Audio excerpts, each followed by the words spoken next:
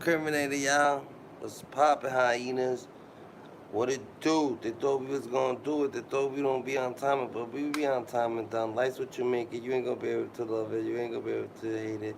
It's simply what you make it. Done dada. We're really living on our time and done dada.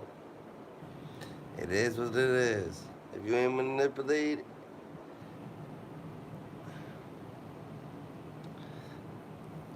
we gotta follow the most righteous path that you got. Done dada. You know what I'm saying? Don't try to fucking look out the window and look in other people's yard. Have your own yard. Da da. Do what you ever the fuck you doing. Da da. And stay down to whatever the fuck you doing. Da da. And it's gonna be life in general. Da da.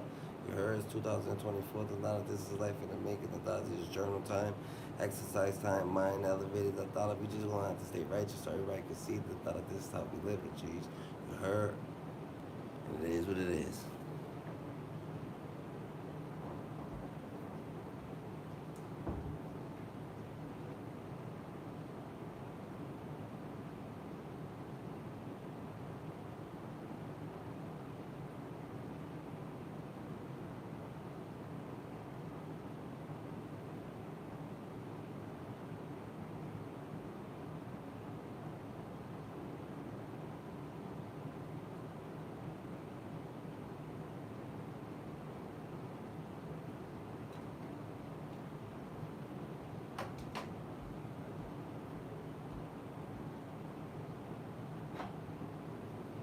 Aina. Au.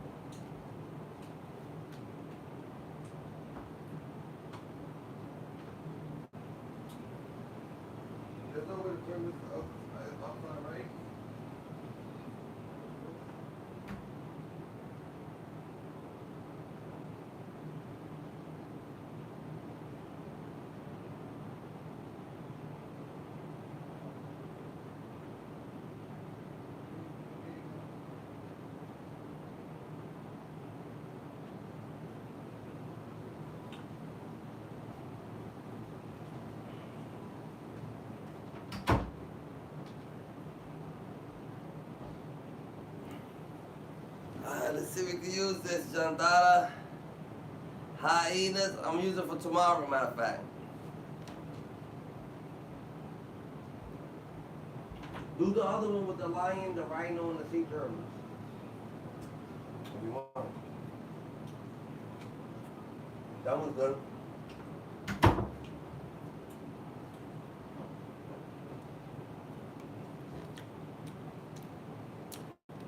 Yo, this shit tastes crazy whack.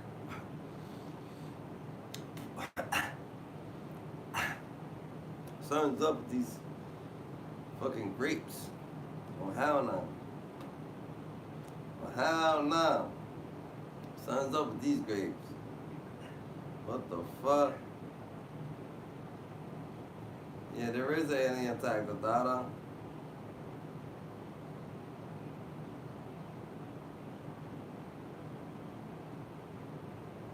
There's an alien attack on the world, GG. And that's a fact. So you better get your alien, you know what I'm saying? Get your alien shit going, da da da. You know what I'm saying?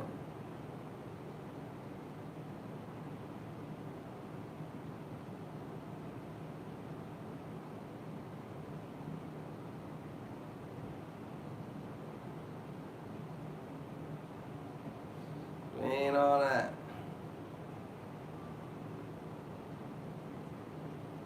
How? Chichi, Tadadas, Aidas, How?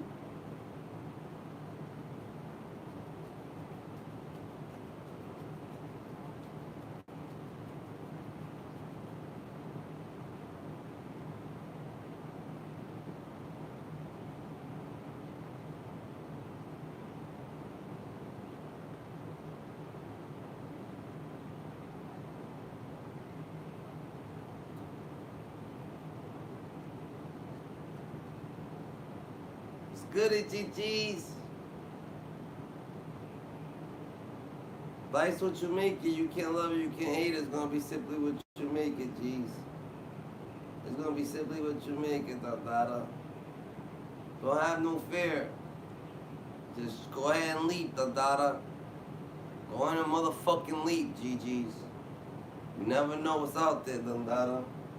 Never know what the fuck you might find. You never know who might find you. Dada. You never fucking know. Might be that blessing. Might be that curse. Might be that learning experience. But it's gonna be living. That's a motherfucking fact. It's gonna be living. A lot of niggas ain't living right, bro.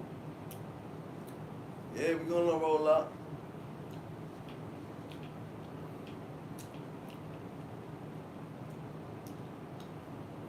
Here we go, King Yella. King Yella, King Yella, King Yella.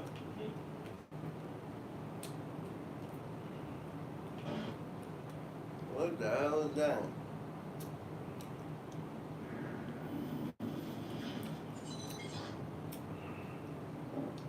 What is that?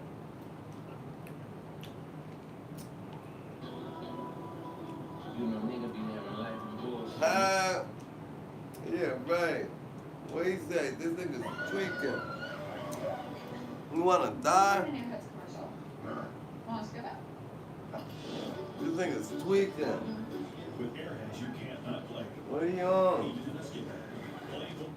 Y'all think I'm gonna just sit right here and watch me but try to get strikes out, kill my brother like me clowning these bad guys. Facts.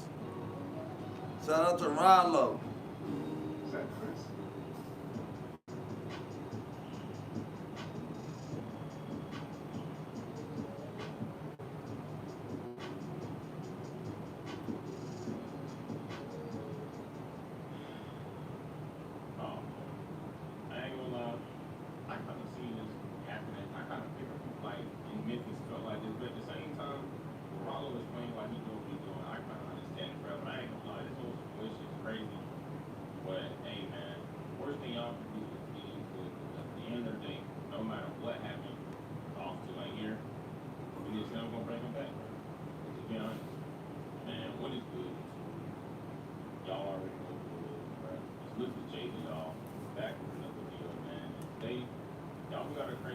I'll be able to talk about it. Now, it seems like in today's classroom, y'all, we got maybe dropping 8:30 on the rock.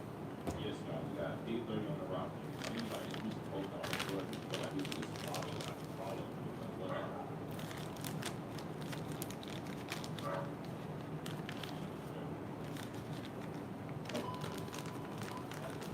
All of them going up on the story yesterday, like, finding out that this allegedly, what actually allegedly took everything from all day that he wants to do. It's just, and he was saying, man, a lot of people feel this way. I'm gonna talk about it. He do real good, but I don't know who he is. Hit that like button, you feel me? And also, when you got me, got in down below, that is Who this nigga think he is? But I like it. y'all put up my video. But as we all are aware, turned off on like one close friend off was Rollo. Yesterday, starting the trial, they done a lot of news came on, a lot of real violent things came on. They showed video of dog lying, they showed, how many bullet wounds he had, or they showed, pretty much everybody that has to do with it. And one of the main guys was the guy that was in the trip that couldn't be used, told everything. Now, one thing he told was that Big Duke put a honey cake on dog head. I come to find out he didn't get his split, they only gave him $800 in that, and everything going crazy. Now, one guy that had a lot to say was, Rollo. I told y'all, Rollo was the close friend of the dog. He went on to say that he was making, or he was selling chook at trying to be funny because your guy, because the Big Chook was the one that put a bag on dog head. He lost his life also. So all this roads, the next distro pack that I promote need to be a juke pack. Yeah, man. Since a ass wanna put somebody on my boy head, if you want a juke pack, we gonna make money off of it. Now, if you want a juke pack, all that passport right now, keep this one. Juke pack. Come on, y'all put $100,000 on my boy, I just made $20,000 off your stupid. If you want a jump pack, please check in. It's not bad, I'll make money on it. Jump pack, son. Get it fast, bro. Look, you got the best house, bro. Now, since then, people were having a lot of mixed feelings. Me, myself, I felt like, I understand this emotion, but him being a grown man doing that kind of shot, I feel like him coming fresh out of jail is a good way to do that because you doing that, people watching the influence you got, they just corny. That was just my opinion. Now, he went on to his story, he went on to his Twitter and also said those dog killers and said he hated him and a whole bunch of stuff. Now, one person that said something on his Twitter felt like he was sneaking around over and he put up this B30 put up on the story and said Igga needs to stay out of mental business for real, right? Now, this is the same guy that in the midst of everything going on, he pretty much put a proposal in Facebook and said main issue make a main cry. You know what I'm saying? Pretty much said that seeing that dude telling him like that will make him cry. Now, people were saying that, he was just Rollo. You know, like Rollo was doing motions. People started calling Rollo corny. Now, Rollo went on to the story to dumb down on what he said and really told why he doing what he doing and why he feeling what he feels. If y'all think I'm gonna just sit right here and watch these books try to describe some key my brother like you clowning these bad actors. Y'all got beef. It just ain't going on. I'm emotionally wrecked right now. And anytime I see I used to speak on it, I don't be doing all I gotta say. Y'all telling me my brother got killed for $800. We all know him. Kids gotta see this shit for the rest of their life.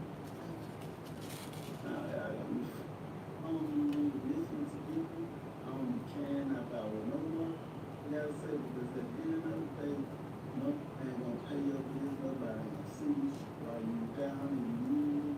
And then don't look out for them when they need you. They cross you and cut you out nowadays. So, that's not really new much to me.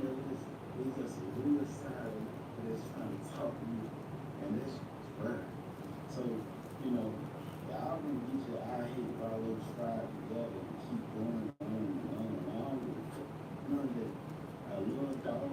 He one of the niggas that look out for my family while other niggas going on. I don't like seeing that against me.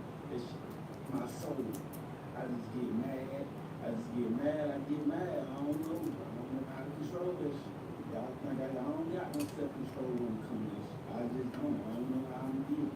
So y'all just gotta understand this. You just live this. This is what it is.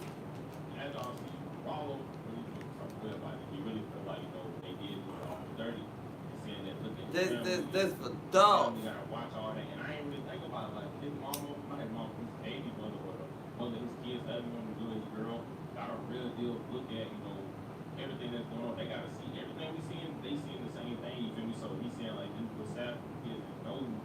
There's no telling how that may affect, his son, knowing how, like, his son obviously put us with that, and see his dad go out there with the internet showing everything.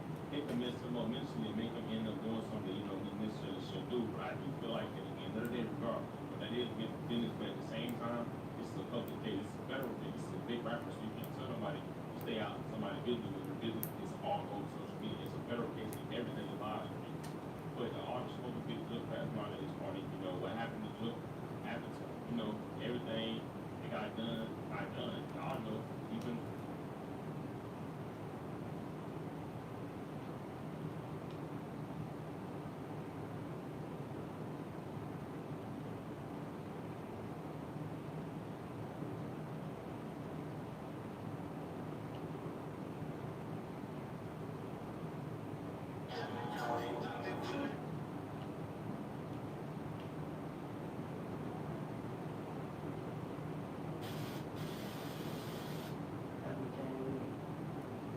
Now, are you a founder of it?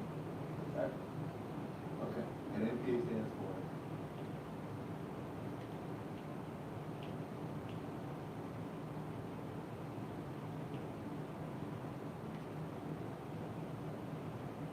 What?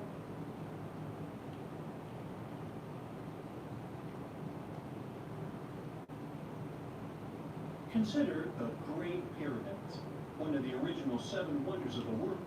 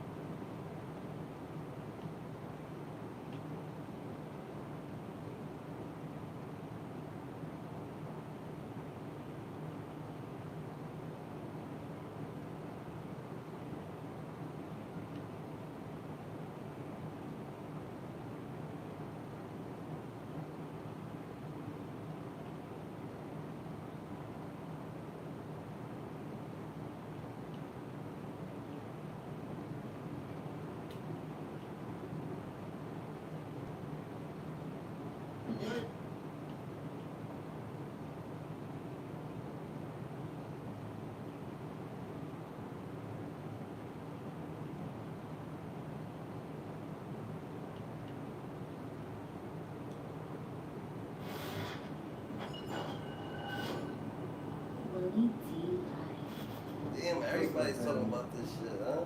One of the gunmen allegedly responsible for Young Dolph's murder claims that rival rapper Yo Gotti's record label paid for his legal fees in return for carrying out the alleged hit on the late rap star. Cornelius Smith, one of the men charged in Young Dolph's murder, took the stand on Wednesday and alleged that someone from Yo Gotti's record label, Collective Music Group, otherwise known as CMG, retained an attorney to represent him following his arrest. Now check this out. Cornelius could not identify who paid for the lawyer, and he was adamant that it was someone affiliated with CMG. So, how much does a defense lawyer pay to get for these days? 50 racks. $50,000.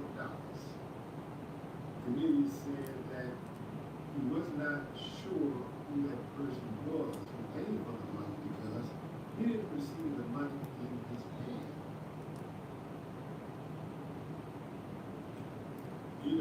This convenience dude, he's just not the sharpest knife in the drawer. This is the same guy who was promised $40,000 out of a $100,000 hit fee. And he only received $800. So who put the bag on Young Dolph's head? According to prosecutors. That's crazy. $800. Duke is the brother of Yo Gotti and an executive at CMG. Let me tell you something, man. they come. They're just laying out the case. They just put it out there in the open right now. It's kind of like getting everybody braced. The hit was carried out in November 2021 at a cookie shop. That's gonna be crazy, Dundada. Let me tell you something, man. If fucking Yo Gotti going for a Rico, that's gonna be what the fuck? The upcoming CMG is owner and all executives, anybody who might have some information. This ain't got nothing to do with no dry stitching. I know some of y'all ain't thinking, hell, this ain't dry stitching. It's all a matter of public record and common sense. The people are name dropping the man company in a federal RICO case. They're name dropping him in the courtroom for a murder case. You think that they're not investigating that? You think that they're not turning over every rock? Big Juke was murdered in January. So, Yo Gotti is the last man standing. You think that they're not focused? But they would have did that shit. They would have did that shit with the O Block situation. So they ain't do that. Nah, they ain't gonna do it. They was saying the same shit about fucking When thing. you're from the streets and you ascend to the top in this music, Jesus, goody. especially the music industry, hip hop, it's very difficult to just turn off that switch. It's very difficult. When you have an issue, if you're really from the streets, if you have an issue, and not result to your own ways. I'm not telling you what, I'm telling you right now. I'm talking about it takes years to have absolutely right. So if you have a certain way you can issue to settle conflict, it's guns and insults, like I was, then that's how you're gonna be. No amount of money is gonna change that overnight. It's crazy that all these major people are getting murdered and went to prison. The FBI feels to be methodically just taking down one brother after the next. And I'm not saying that everybody is innocent, but I will tell you this. If you are not innocent and you are doing anything about it, especially if you have profile, it's just a matter of time. These guys, these dogs, they were just gonna hop out of their feet and spray a prominent rapper at a cookie shop in broad daylight. And they were gonna hop back into their car and ride off into the sunset unscathed. Look at all that carnage left behind. Everybody involved. That's something. And the ones who ain't got popped yet, you better believe they will. Haven't said all day. You got to be completely innocent in Young Dog's death. Yeah, I mean, there have been times when business partners, even family, have done things to so-called companies that the other business partners didn't know about. It's possible. The problem is, the prosecutor is going to do everything in their power to convince the jury that there is no way possible that Bill Guy's brother put up 100 racks in his defense to have somebody knocked off and he did not know about it.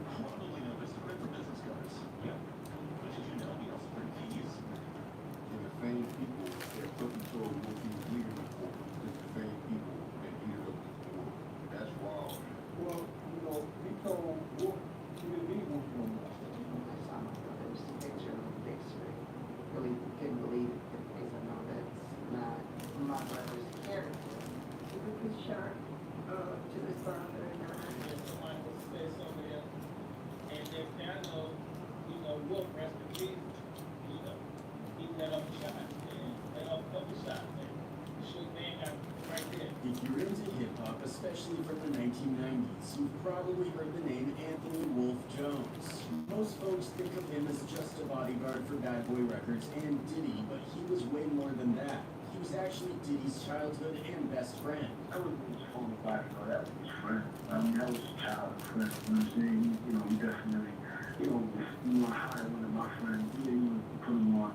Okay, you do security. That was his friend. Wolf was there even before Bad Boy Records was a thing. He was even one of the early investors who helped Diddy build Bad Boy Records from the ground up. But then tragedy struck in November 2003 when Wolf was...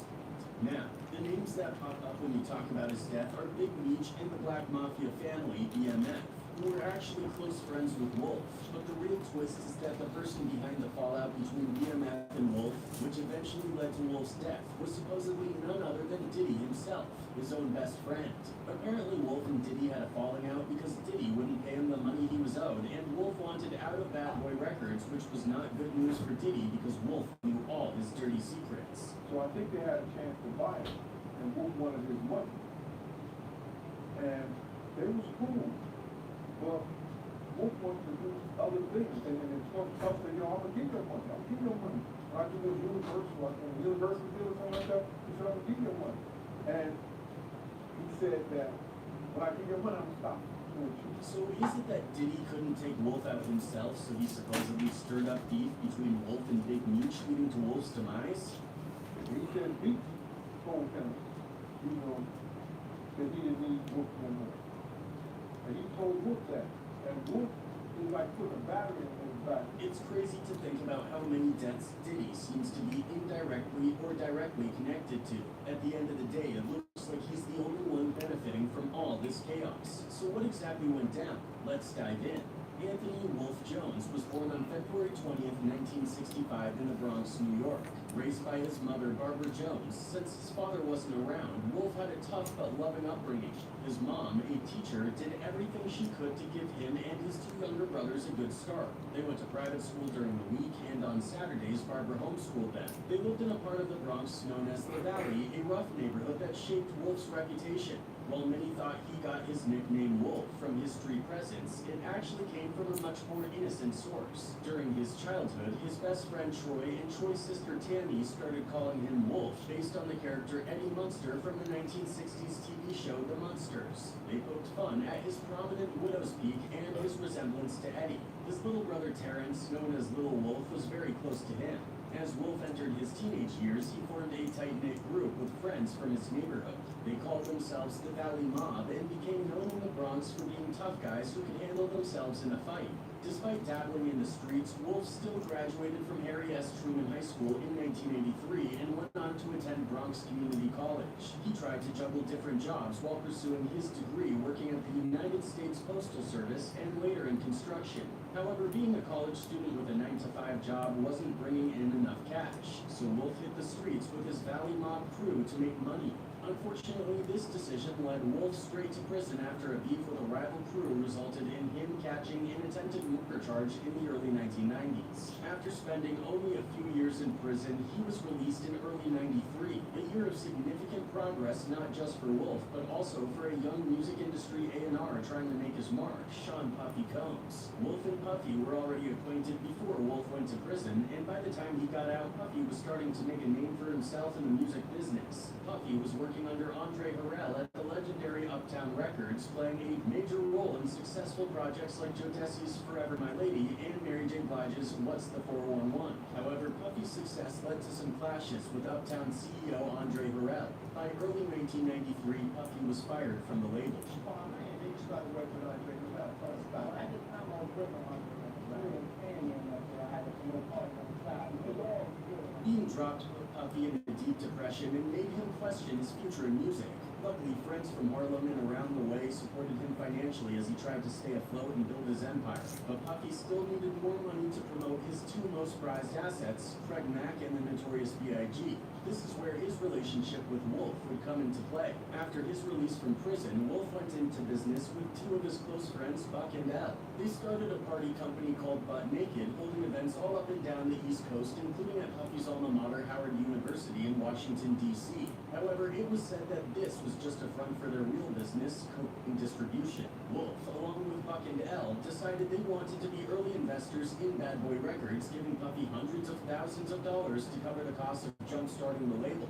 Another friend, D. Ferg, the father to A$AP Ferg, helped design the iconic Bad Boy Records logo. A$AP Ferg's father, That's crazy. D. Ferg. He They had designed the killed logo A$AP for Ferg. Uptown Records and the logo That's for crazy. Bad Boy. And their investment paid off big time. Once Biggie was featured on the hit Supercast song That's Dolly My crazy. Baby, along with his own solo single Party in Bull S from the 1993 film Who's the Man soundtrack, things started looking up.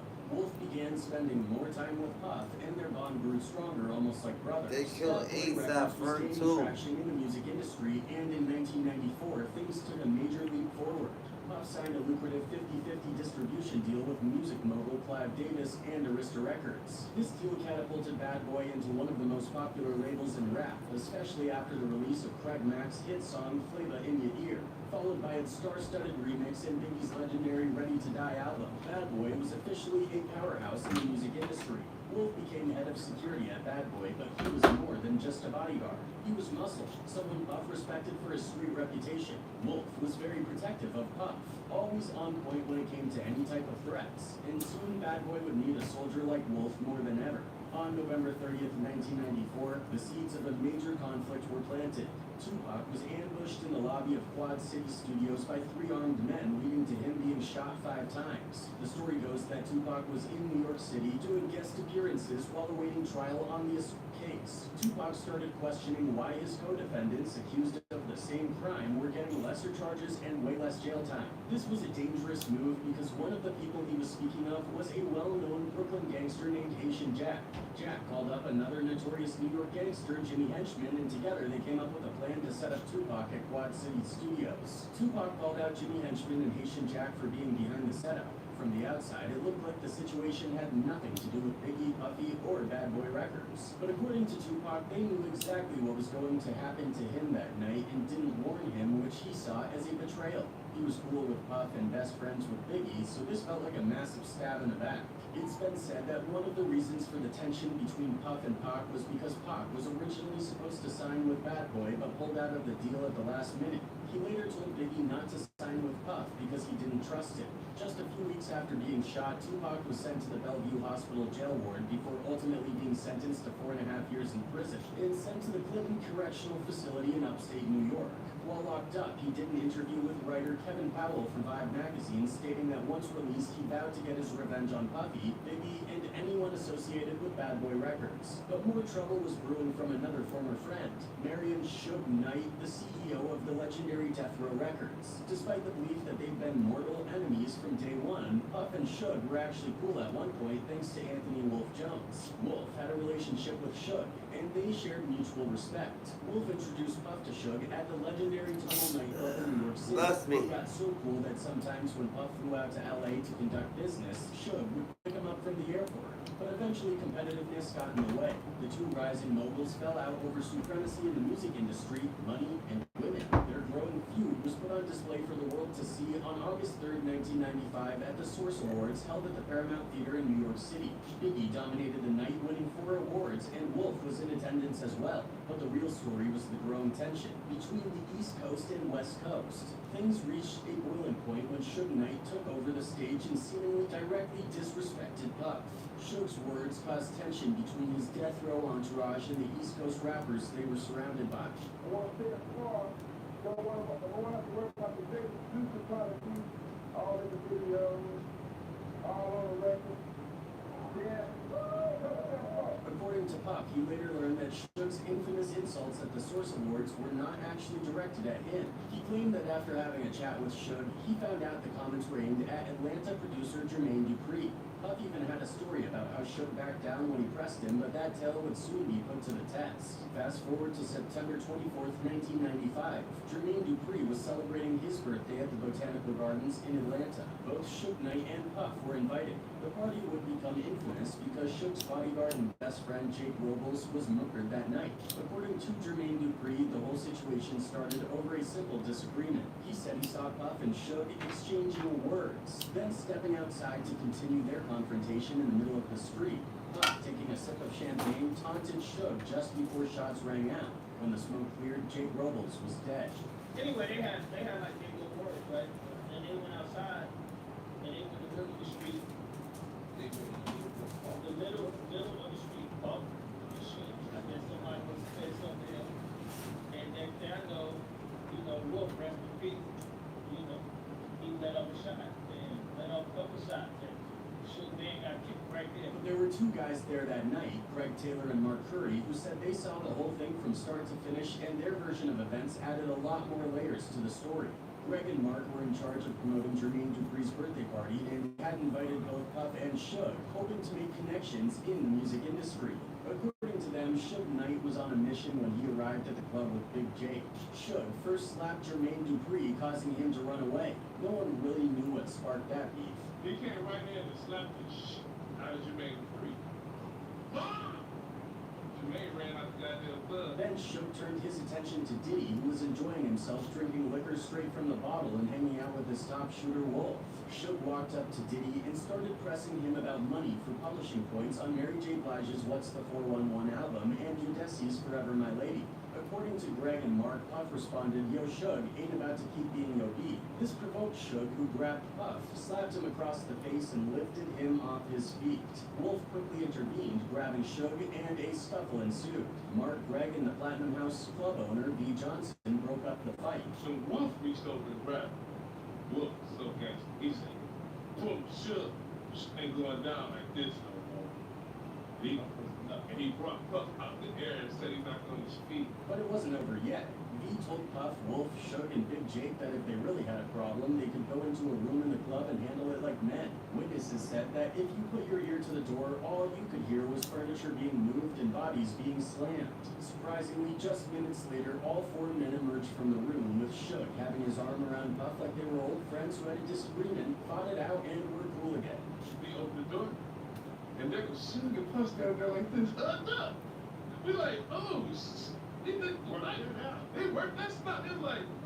As the club was shutting down and everyone was walking outside, Wolf and Big Jake were having a conversation of their own. But everything was interrupted by gunshots from across the street, causing panic and confusion. In the middle of all the commotion, with everyone's attention elsewhere, someone from the bad boy entourage walked up to Big Jake, put a pistol to his body, and started shooting. Jake was hit multiple times in the chest. The gunman then turned his weapon on Suge, but Suge snatched up Puff, who was standing right next to him, and used him as a human shield. Suge backed away toward his waiting vehicles, holding Puff in an aggressive full Nelson before tossing him aside and making his escape. The popular theory is that it was Anthony Wolf Jones who fired the fatal shots that Suge Knight's best friend, escalating the beef between Bad Boy and Death Row to deadly levels. But according to Mark and Greg, they looked directly at the shooter and it wasn't Wolf.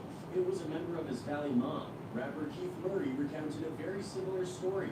In an interview with the Art of Dialogue YouTube channel, he said he was there that fateful night, saw everything go down between Puff and Suge, and knew Big Jake, and it wasn't Wolf. And Puffy was there. Go listen to Suge Suge. Para! Smack the dog out of Puffy. Take shit like man got killed. And I ain't gonna say no names, but I was around the environment, and God bless the dead. He's dead now. The events of that night served as the catalyst for the intense beef between Death Row and Bad Boy Records, pushing the rivalry into dangerous territory. So after the tragic death of his friend Jake, Suge Knight was out for blood and wanted war with Bad Boy Records. He found his general, his version of Hannibal, in none other than Tupac Shakur. With Tupac at the helm, the East Coast-West Coast feud kicked into high gear, eventually leading to the heartbreaking deaths of both Tupac and Biggie. Following Tupac's death, Wolf, who was Puffy's right-hand man, warned him that they needed to move differently. Biggie was getting death threats and mysterious calls, but in February '97, Puff ignored Wolf's advice and took Biggie to Los Angeles for his Life After Death promotional tour. Wolf had a bad feeling about this and told Puff he was putting Biggie in danger. And unfortunately, Wolf's premonition came true. After attending a Soul Train Music Awards after party hosted by Vibe magazine and Quincy Jones, Biggie was shot 4 times and K-worded. Wolf and Puff nearly fell out over Biggie's death.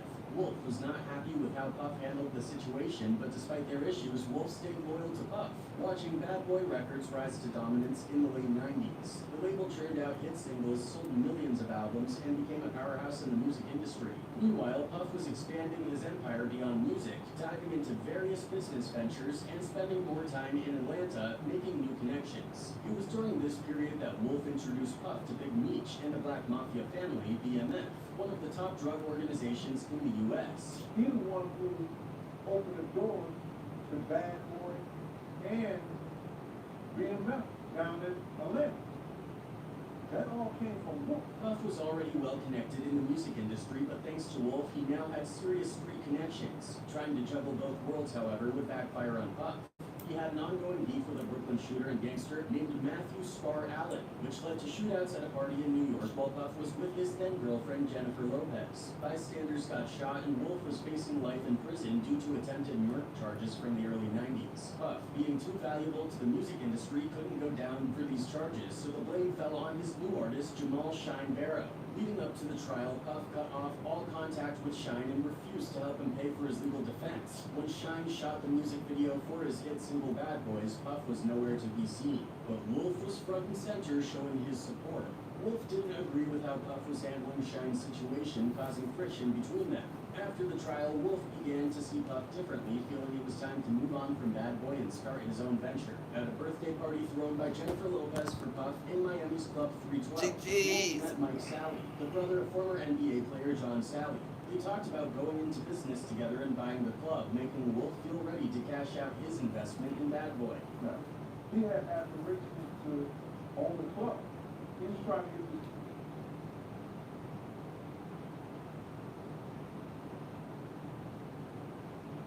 I've seen Diddy have to hire extra security, almost the military, to stop people from wanting to scale the wall to get in his house, because on the other side of that wall is Beyonce, Jay-Z, and every big star you want to know.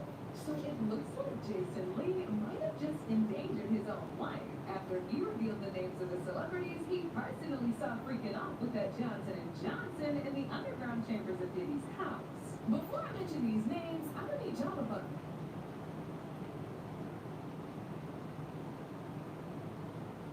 Got a lot of garbage rappers out here running around like ain't supposed to be rappers, son, you know what I mean? This game is meant for a select few, man. Everybody's not for everybody, man. It's gonna think you just start rapping, man. Like, stop it, man. I'm tired of it, man. Let me be clear. Jay-Z makes excellent music. I really liked a lot of his stuff. But this was not about his music. And it had nothing to do with jealousy or envy.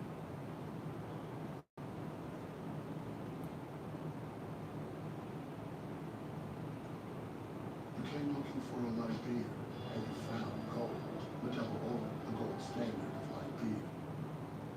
AKA Bozo the Clown. The beef between Jay-Z and Prodigy from Mobb Deep is one for the history books. And if you haven't heard of it, here's what you need to know. It kicked off in the late 90s when Prodigy took shots at Jay-Z in interviews, accusing him of not being real enough for the streets. Jay-Z, not one to back down, fired back, and like you guessed, it got wild pretty fast. And Kanye at one time was, one of the best rappers in the game. I don't know ever, but I mean in the game, at one point he was definitely, he was close to being the best rapper. For a period of time, he was close to being the best rapper in the game. Yeah. In the mid-to-late 90s. Those appearances were crazy. I shot your appearance and all that did was retarded. I shot you first? Listen, I shot By you the first. time that happened, I really think a lot of people would be tired or started getting right. Yeah. There's songs on the album, like, we go fuck alone, you know, Mars and stuff. with plastic with football jerseys like us and shook ones.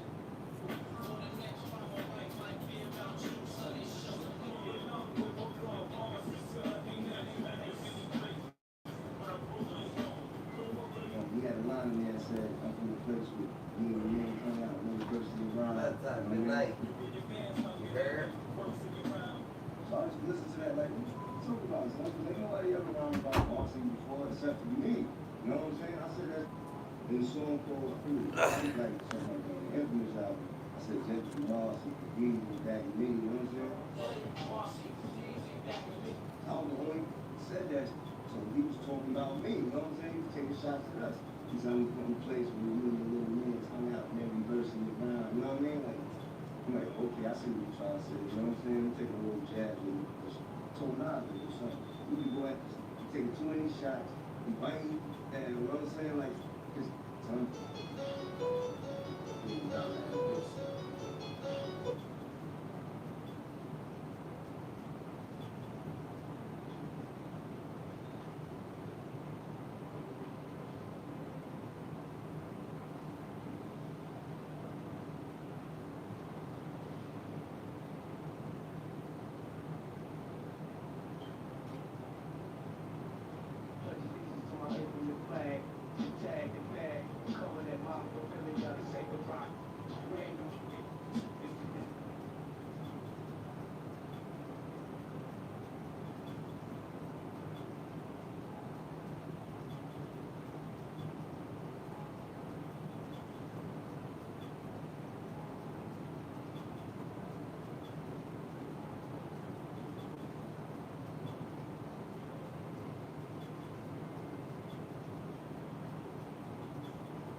To me, if you follow me, if you copy me, then you got to keep up. I mean, I'm ahead of you, you know what I'm saying? You got to keep up with me, you know what I'm saying? So that's all good.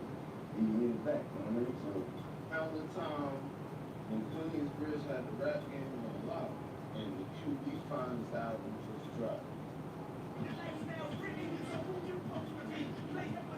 we did a song when that Jay-Z was biting our staff, son, and he got his little man rapping about you, you know what I mean? That's when Lynn Bleak was saying, like, the life of Britney, so a bunch of books trying to go at Nas, you know what I mean? So I was like, yo, yeah, he was directly, I'm trying to go at you, anybody in our staff, shooting this video in the hood with plastic cups, football jerseys, trying to look like us, and anybody in our staff, son, you know what I'm saying? So, I was like, nah, it ain't really that, son. Like, I ain't going that. He ain't nobody black like that.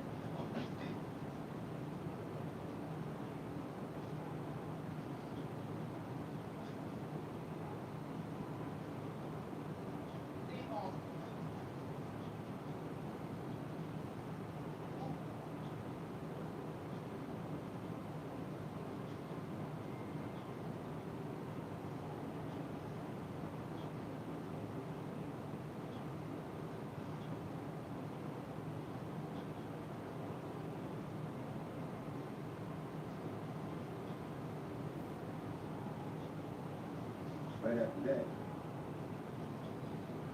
is when I said a little I did a little article in Source Magazine about Jay-Z, and I said this, you said, the little Snoop line, and New York been soft ever since Snoop came to crush the buildings, you know.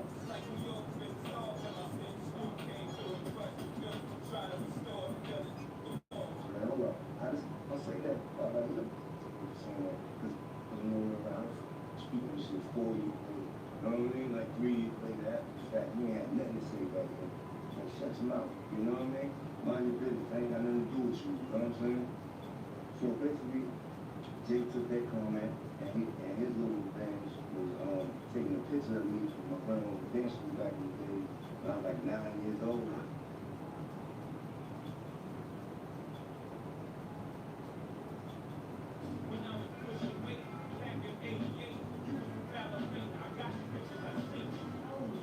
I was 9 years old, it was 1983.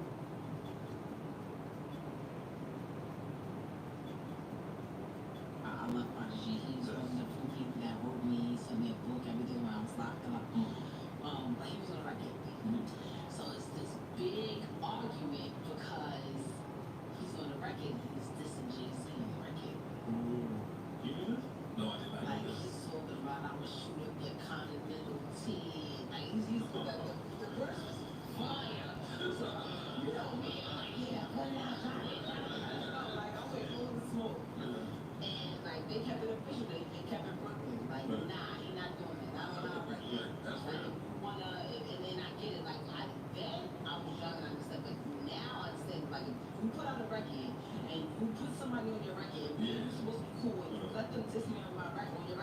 Prodigy later sat down in an interview and really broke down his thoughts on what led him to call out Jay-Z in that infamous magazine interview.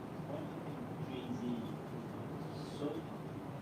And what do you think he said about who could be possibly the greatest hip-hop artist of all time? What makes Jay-Z popular?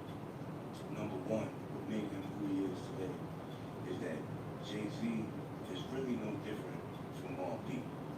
Jay-Z talks about what's going on in his projects, what goes on in his whole borough of Brooklyn, on the street level, from drug dealing to shootings to everything that basically what we talk about. But the difference is with Jay is that he's more along the lines of the drugs, of the drug dealers. And the drug dealers, you know, they're about their money, they're about making money, staying away from trouble. It's bad for business for a drug dealer to have shootouts. You know what I mean? That's bad for business. You're not gonna make any money. You're making it hot, not police. You know what I mean? So that's his whole mentality. You know, he's all about the business, making money, and not making it hot with the police. You know what I mean? So you can see his progression from that as he emerged into the whole business world, the corporate world. It's the same mentality as the drug dealer. You know what I mean? He try to stay away from the negativity and the nonsense so he can make his money, you know, and his lyrics is still the same. He just carries this up more with class, and he you know, he knows how to attract that audience with, you know, that's where the money's at, you know, that's what he does. And that's good, that's a good thing, that's what he chooses to do, that's his flavor, that's his style, that's what's up.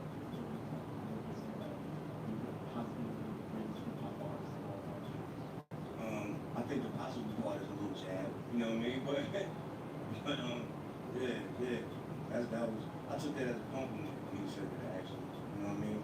I agree with the little jab, because you know, I would did the same thing with the customers' ribs. And gave him a hug at the same time also, you know what I'm saying? Basically, that's what that was, he punched him in my ribs and hugged him, you know what I mean?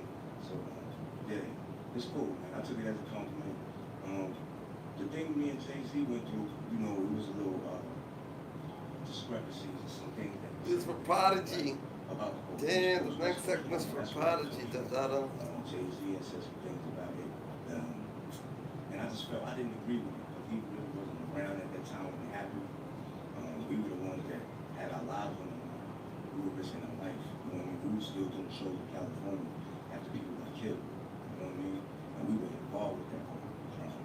Like we damn near started that. You know what I mean? So we were still doing concerts, still doing shows, still dealing with California, still dealing with some things. Because we didn't look at it as a coastal beat. We looked at it as a beat between two crews.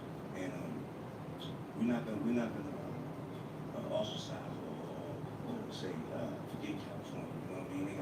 They run it with pop. Nah, it's not like that. You know, that's not the reality of the situation. Everybody in Cali didn't agree with that. You know, we had a lot of R&B fans in California still. So we were still going out there doing shows. And I just felt like our life was on the line. You know, and we risked our life for what we believed in. You know what I mean? And for him to come out later on after everything died down, after everything was over, and for him to say, you know, New York been soft ever since, you know, came through and crushed the buildings, which is a line from one of his records. I just felt, I took offense to that. You know, I took like, what are you talking about? Where was you? You know what I mean? Like, so that's how it started. You know what I mean? And really, it's nothing. You know, it was really nothing. But I felt like I had to say something about it. The Source put me on the cover. My first magazine cover as a solo artist. In the interview, the writer, Shaheed Reed, asked about my problem with Jay-Z, referencing an online interview in which they asked if I like Jay-Z. No, he's a boy. He told me no living. I said, I elaborated for the Source. Jay-Z has a quote in his song, Money Cash Hoes, where he claims, New York been soft ever since Snoop came through and crushed the buildings. I'm trying to restore the feeling. But Jay was nowhere to be found when that drama popped off between Mobb Deep, Dog Pound, Tupac, and Biggie. That was our little personal beef, not a coastal war. Jay-Z ain't had to say when he was on, and he was getting this. Him and now. Deep and Biggie were the only ones from New York active in that situation. So Jay-Z is making that quote in his lyrics. Yeah, it was on there. All of these stem back to the famous Summer Jam incident in 2001. This was when Jay-Z revealed his song The Takeover to the world, and it would also be the first time he would perform with this song. Everyone knows The Takeover as Jay's diss track against Nas, but the other rappers who were mentioned on the song was Mobb Deep, especially Prodigy. In fact, Jay also put a picture of Prodigy as a kid on the screen, where he was dressed as Michael Jackson. These pictures were from when P used to dance in his grandmother's dance school and we used to mock him in front of the entire audience. I don't kid you, Mobb Deep. I was drinking the truth. You know, I got money saying, you was the ballerina, I got the picture and sing you.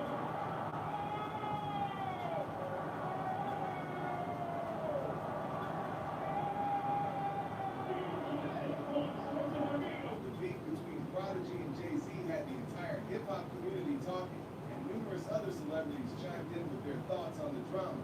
The great people, I always looked at them as, there was,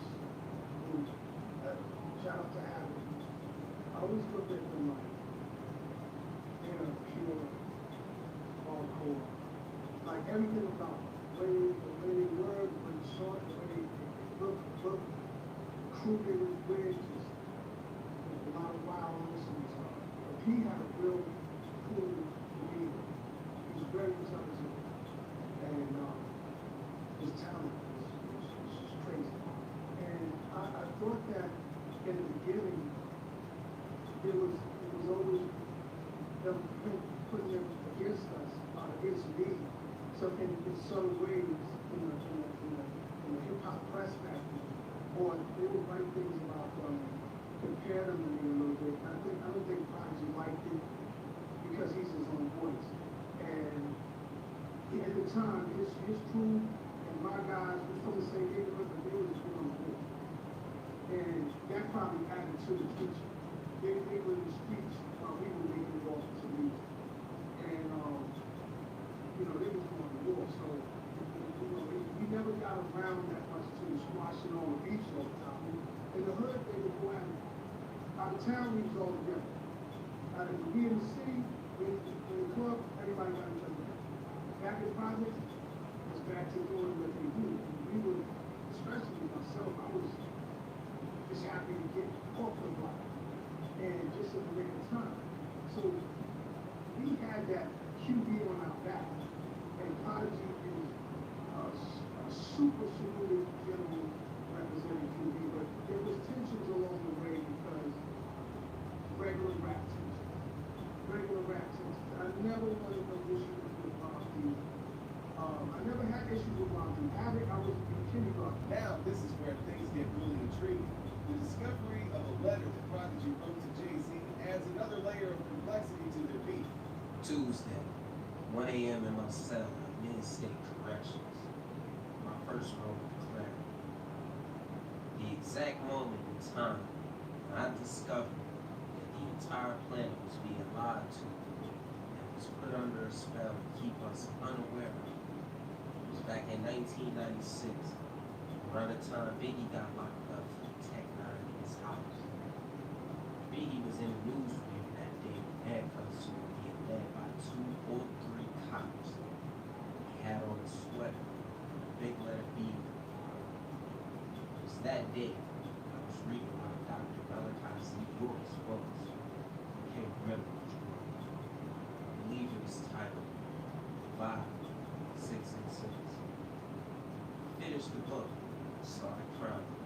I was crying for all the humanity, mostly for my black people. Because I then realized it was all a sham.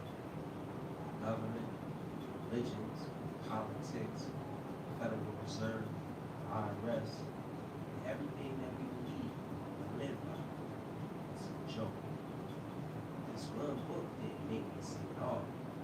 No. It was the combination of other things I read, studied, seen, and experienced. Leviathan 666 just helped me connect all of the dots to make me see it so real. Dr. York is sent and set up by FBI, Illuminati players, has now served 135 years in a federal prison. His own son, Jacob York, was deep into the rap business back in '96, orchestrated the entire setup. Africa Bambaataa and Prodigy are the only two famous rappers who speak for Dr. York and know he's innocent. Jay-Z and Jaz-O were both raised in their teenage years, and Dr. York's New Wobbling community in Bushwick, Brooklyn.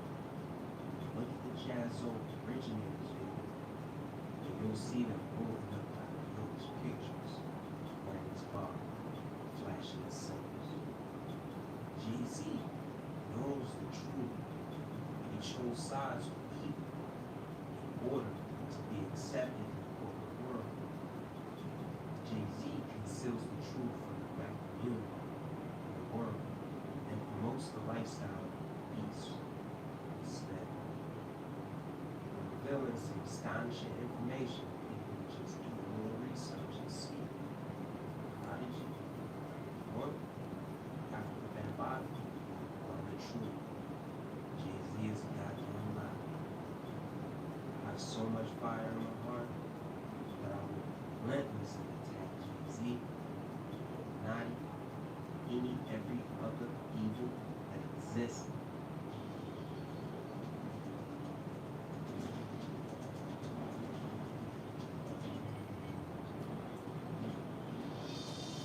That's some real shit.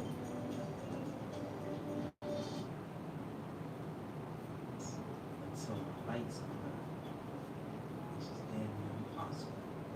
So my power in the streets is in the light. Fear nothing. There ain't no one. Fear, because the truth is set me free from the Illuminati, mental enslavement, and I've been empowered by God and the universe. In a later interview, Prodigy opened up about how he eventually met Jay-Z in person, and the two actually called a truce. After all the years of tension and public beef, they both recognized that it was time to put it behind them. So G's in the crowd, son, and he called me. He's like, yo, son, remember that picture that you showed me? He was like, yeah, I told you that we're gonna come to hunt you one day. So we just be cracking up on the phone. Me and G just dying laughing like, oh, this is so funny. We put the picture up, you know. It was just funny. It was funny to me. You know what I'm saying? Like, I don't know, people thought I was hurt. Like, your average person that's in the crowd or don't know me or, you know what I'm saying, don't know about our lifestyle, like oh, Jay got him, all that, he destroyed me, like these people, they listening to what Jay said on the song. He was a ballerina, I had not seen it, you know what I'm saying, like, in the picture that he put up, it's not even a ballerina picture, you know what I'm saying? What was that picture from? It was a picture from my grandmother's catalog program. It's a show program. You know, I go out to the circus and play there, Broadway play. So my grandmother would do concerts every year, and she would have a program at every concert of all the students. And you know, students are paid to be in the program. Sure, they pay like $50 around things or something like that. So you know, parents would pay for their kids to have a few pages in the program. So you know, me, that's my grandmother. So I'm in the program, you know what I mean? I was in the program maybe like twice or 3 times, you know what I mean?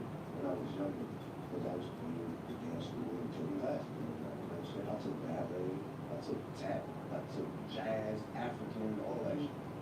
That's what my family does. My grandmother was very famous. And your mother was part of what group was she? She was in Crystals. Yeah, and from too many classic people, and your grandfather founded Morehouse. Great-grandfather. Like, you got a lot. Yeah, it's like his family tree got a lot of fruit on it. It's good. They got like all types of things. Matter of fact, if you really happening. if you make that album, those songs will be in that with you. You say they got 2 children? Yeah, I got 2 kids. What? How do you know? Yeah, what? Ask one. Now, You know, really. Right, right,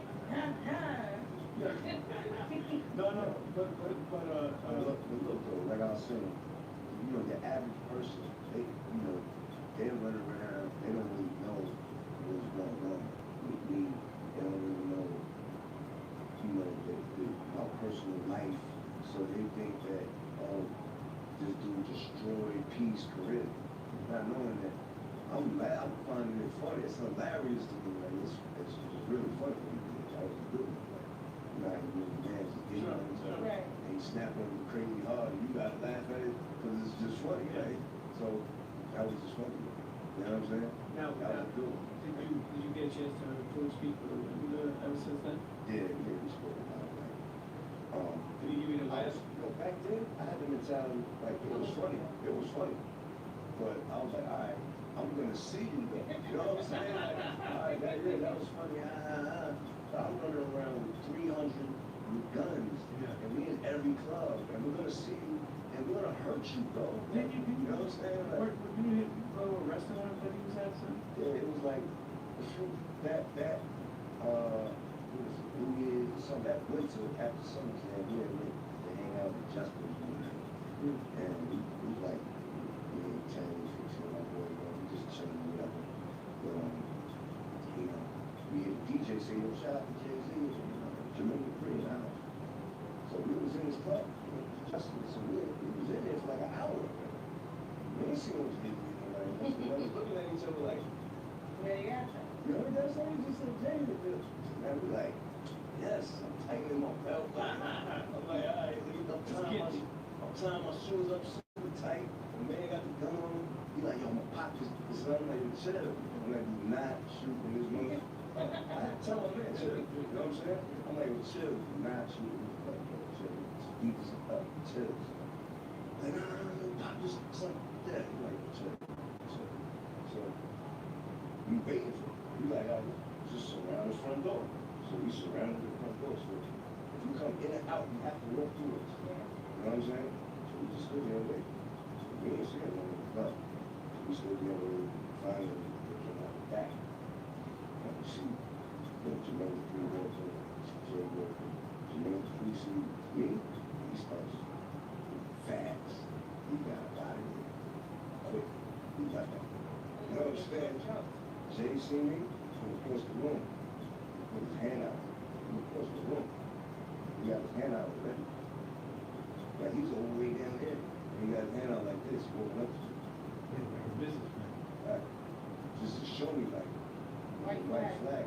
Yeah. You know what I'm saying? Like, wow. So I see him do that. So I'm like, what's up? He's like, yo, just rap with us.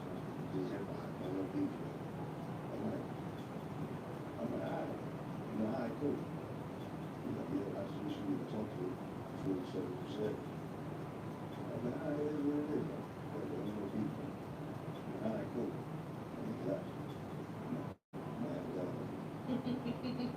Because when Jay said that to me, he made everything change in my brain. I'm like, you're right. You know what I'm saying? Like, you're right. This is like, it's just right. I was like, you're right. All right, cool. You were part of one of the most well-known rap beats ever, right? It's certainly one of the biggest battle tracks, right? Takeover. How did you You gotta be able to take it like a G this shit. I'm gonna do that to him. Like, yo. This fucking thing. You get back. Cool. And it's dope. It came hard too. Now, it's Summer Jam Screams. Michael Jackson picked another battle. No, but I'm saying the Battle of the Lines. You know, I was laughing when I first heard it. I was like, oh, this is probably come back. I was going out for a minute. Yeah, I was waiting for it to respond. So then I was sitting in the car and I was yeah. And then that's it. You know what I'm talking about? Yeah, we spoke about it like right after. Like, so what's the after summer jam? I asked you then, we were on the show, brief conversation. You know, we heard of it, the industry, big beat, right? One jam, I thought about it. You said that, you're like, that's cool, man.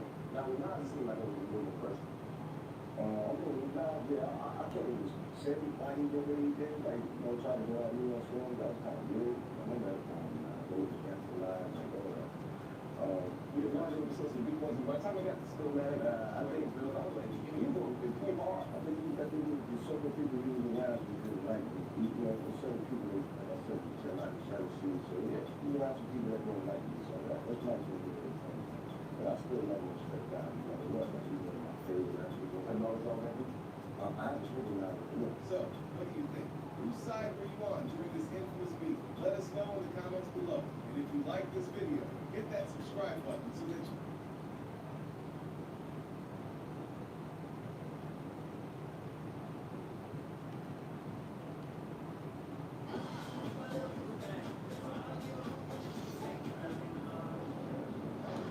Wasn't Big out at California 3-4 weeks and Snoop never saw him?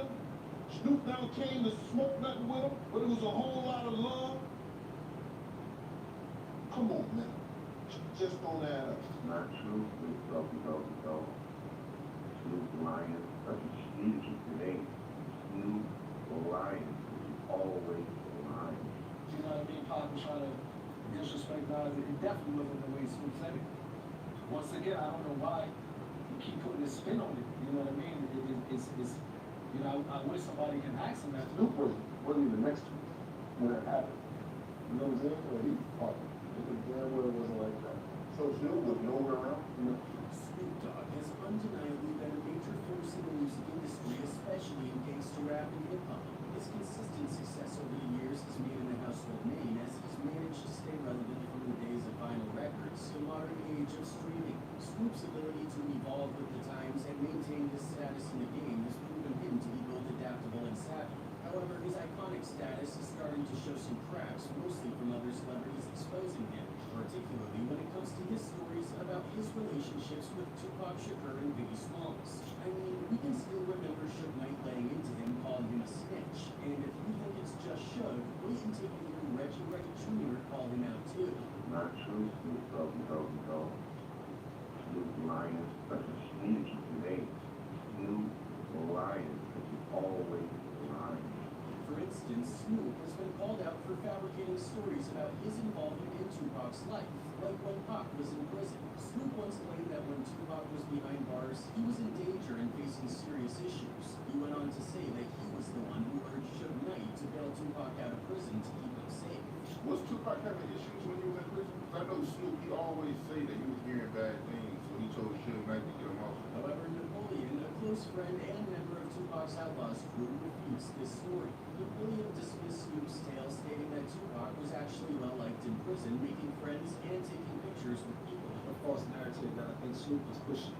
You know what I mean? Pac, for a fact, he wasn't really. He had a lot of, like, he used to send us pictures, and this pictures on the internet, and he was taking pictures of New York news up in Clip. They like to send that so then they can vouch for some other rumors that's being spread about Pac. They're trying to put dirt on his name. You know what I mean? So it wasn't the fact that he was disliked, he was holding it down. He mentioned that during their visits to Tupac, Pac never once mentioned feeling threatened or unsafe. According to Napoleon, although Tupac was eager to get out of prison because, let's be real, who wants to be locked up, it wasn't because Snoop asked Suge Knight to pull some strings. Snoop Dogg's tendency to embellish stories doesn't stop there. Another time he got caught in a lie was about the infamous MTV Video Music Awards incident involving Tupac and Nas. The mid-90s in New York was a wild time for hip-hop, with Nas and Biggie fighting for the title of King of New York, Jay-Z rising up, and Wu-Tang Clan making big moves. It was a competitive and intense scene. When Tupac got involved, it was like adding fuel to an already raging fire. On Nas' second album, The Message, he claimed the King of New York crown and threw shots at Biggie and Jay-Z. And he was in New York, and nobody from New York was really, they talk really, but all couples don't really hold it back. But somehow Pac thought the opening line, "Fake thug, no love, you get the slugs," CD4 Gusto, was aimed at him. Suddenly, Nas was caught in the crossfire of Tupac's growing list of enemies alongside Biggie, Puff Daddy, and Bad Boy Records. Things were made even worse by the fact that Nas was rolling with Mobb Deep, who had their own beef with Pac. The tension between Tupac and Nas came to a head at the '96 MTV Video Music Awards, where the two bumped into each other. Now here's the deal, first of all, can you tell us what you actually thought about the actual rap category in terms of, I mean, I saw Coolio win and I was like Sorry. Snoop Dogg later told a story about this encounter, claiming that Nas had rolled in with about 100 shooters from Queens who started to surround the Death Row crew. According to Snoop, Nas didn't want any trouble, not because he couldn't handle it, but because he chose to keep the peace. Snoop described how Pac was going off on Nas, throwing insults, completely unaware that Nas's crew had them surrounded and could have easily taken them out. But Nas had 100 niggas with guns. Right. So listen to what I'm telling you. While he said he didn't want nothing, he swung out. Snoop's version painted Pac as a reckless hothead and Nas as a cool, collected leader. But here's the kicker. Snoop wasn't even there when this went down. According to Napoleon, who was actually there as one of Tupac's crew, Snoop's version of the story is completely off. Instead of the tense showdown Snoop described, Napoleon says Tupac and Nas were pretty respectful toward each other when they crossed paths. Pac never disrespected Nas like Snoop claimed. In fact, it was more of a mutual respect thing. They talked it out and cleared up the misunderstanding between them right there. Pac wasn't disrespecting Nas at all. You know, I know Snoop said Pac pumped Nas and then went to Snoop and said, you see how I got these New York people? None of that happened, bro. It was a respect, it was a mutual respect thing. When Pac and Nas met each other, it was nobody talking disrespect from both sides. Maybe the people behind Nas and the people behind Pac was being mugging and saying certain things, but Pac and Nas handled it like real gentlemen. Pac even went on as far as to promise that once he got back to LA, he would remove Nas's name from any diss tracks where it was mentioned. Sadly, Tupac was killed shortly after and never got the chance to follow through. To top it off, Napoleon also doesn't remember Snoop being there at all during this incident. And then Pac literally told him, he said, look, I got songs dissing you. When I go back to LA, I'm going to remove every verse that I mentioned your name in. But Pac couldn't do it because he passed away. I don't remember Snoop being in it, definitely. I don't remember Snoop being in it at all. Unless he was like in the cut somewhere, like, you know what I mean? When nobody saw him but him. But I don't remember him being there. Nas himself even confirmed that Snoop got the story wrong. I heard Snoop told the story. We had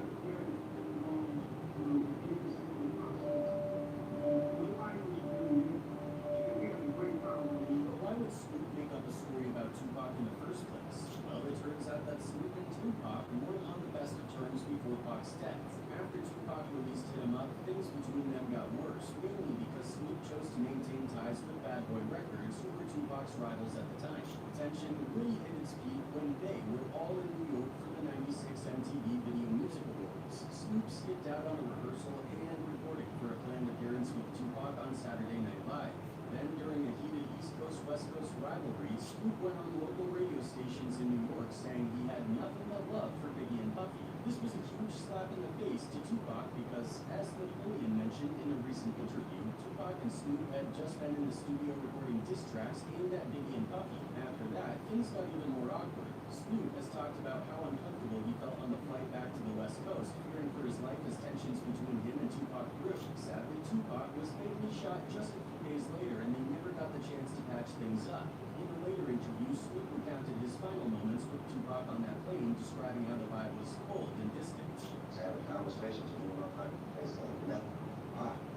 One of the Vegas to the fight. According to Suge Knight, another issue was adding fuel to the fire between Tupac and Snoop, making their relationship deteriorate further. Like, Pac and Snoop are little babies.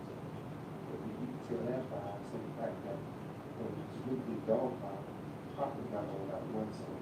Pac did like Jack. That would change the death culture because of the jealousy of the two. Because Tupac was all set down. He's as major strong, he didn't all the light, he didn't all the attention. What's interesting is that not too long ago, Snoop admitted in an interview on Big Boy TV that he wasn't really a fan of Tupac's diss tracks, adding another layer to their complicated dynamic. Even when he played him off the song, I didn't like the song. I didn't like it. You're buying more problems, man. Napoleon and Reggie Ray Jr. were absolutely blown away by Snoop's words because apparently it was just another one of Snoop's lies. He was expressing his love for him while he was in the studio, bopping his head, he was on the stage, the Pac was performing, and singing the lyrics with him at the House of Blues. Snoop's a love for the line. Look at him on the stage at the House of Blues. Look at him. Now, when it comes to Snoop's relationship with Biggie, things are just as messy. Snoop has always maintained that he and Biggie Smalls were cool and had a good relationship. But according to Diggie's former bodyguard Jim Deal, who spoke out in an interview on the Art of Dialogue podcast, that's not the whole story. Deal revealed that in reality, Biggie didn't like Snoop at all and had no respect for him. Big got in that studio and said, I don't know why they're calling. I'm not telling this from where I'm at. He even questioned why Snoop's supposedly tight relationships with both Biggie and Tupac weren't more evident before they passed away. Deal suggested that Snoop's stories about being close to both Biggie and Pac are just convenient narratives for the media. You know, I'm the peacemaker, I'm the one showing love. I'm the one out here trying to bring everyone together, Deal said, implying that Snoop's tales might be more about creating a certain image than reflecting the truth. Deal went on to point out that it wasn't all love between Snoop and Biggie until after Pac was dead. He questioned, wasn't Big out in California 3-4 weeks and Snoop never saw him? Snoop never came and smoked anything with him, never came and ate with him, but there was a lot of love? Come on, man. When you be seeing these interviews with Snoop speaking on Biggie, how does that make you feel? That's propaganda for the media, bro. That's something that sounds good for the media. Pac actually you was going to Welcome to your 20th minute Latin pop walk. Straight for runner's class. Let's really work here, right? I'll make your mind drift off. There we go.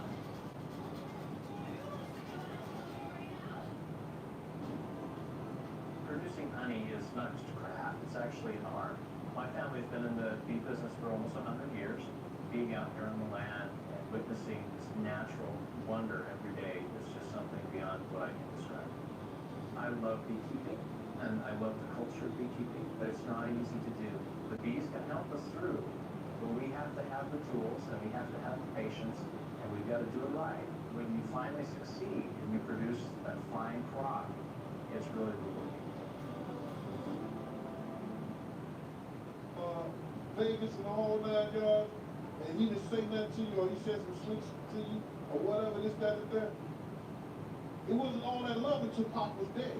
Since the Notorious B.I.G.'s death in '97, Snoop Dogg has often talked about how much he respected the Brooklyn legend. In the 2018 interview on the Rap Radar podcast, Snoop shared a story about a heartfelt conversation he had with Biggie after Tupac's death. The chat happened after a shooting incident during the filming of the Dog Pound's New York video in Brooklyn. Snoop explained that at the time, he and his crew believed Biggie had something to do with the shooting. However, due to the intense East Coast versus West Coast beef, they decided not to retaliate. But things took a different turn after Tupac died. Snoop later ran into Biggie in Atlanta, and that's when they had a real talk. Snoop recalled, "It's just me and him, one-on-one. And he's telling me how much he loved Tupac and that he never wanted him to die." Biggie admitted he was wrong for some of the things he said and did. He was straight up apologizing to me like a man. Snoop went on to explain that he never really blamed Biggie for the shooting incidents, stating that was a Dog Pound video, not a Tupac video. And yeah, we got shot at, and it felt like it was coming from Biggie's side, but no one got hit, so we let it slide. After Biggie apologized, we squashed the beef and became friends again. However, when asked to verify if that meeting in Atlanta really happened, Gene Deal, T's former bodyguard, said he couldn't confirm it because he wasn't there. Gene did raise an eyebrow over Snoop's story, though. He found it odd that Snoop would claim he spent time with Biggie in Atlanta, but never saw him when Biggie was out in Los Angeles. I can see you in Atlanta, but I can't see you in California, in my own hometown. So you're saying you're so gangsta, you can roll up to Biggie's hotel room solo in Atlanta, but in California you can't see him? Alright then, Gene said, clearly casting doubt on Snoop's version of events. I'm there, brother. I don't know how accurate it is. That's a little C story. That's a Snoop Dogg story. But I can see you in Atlanta, but I can't see you in California at my own hometown.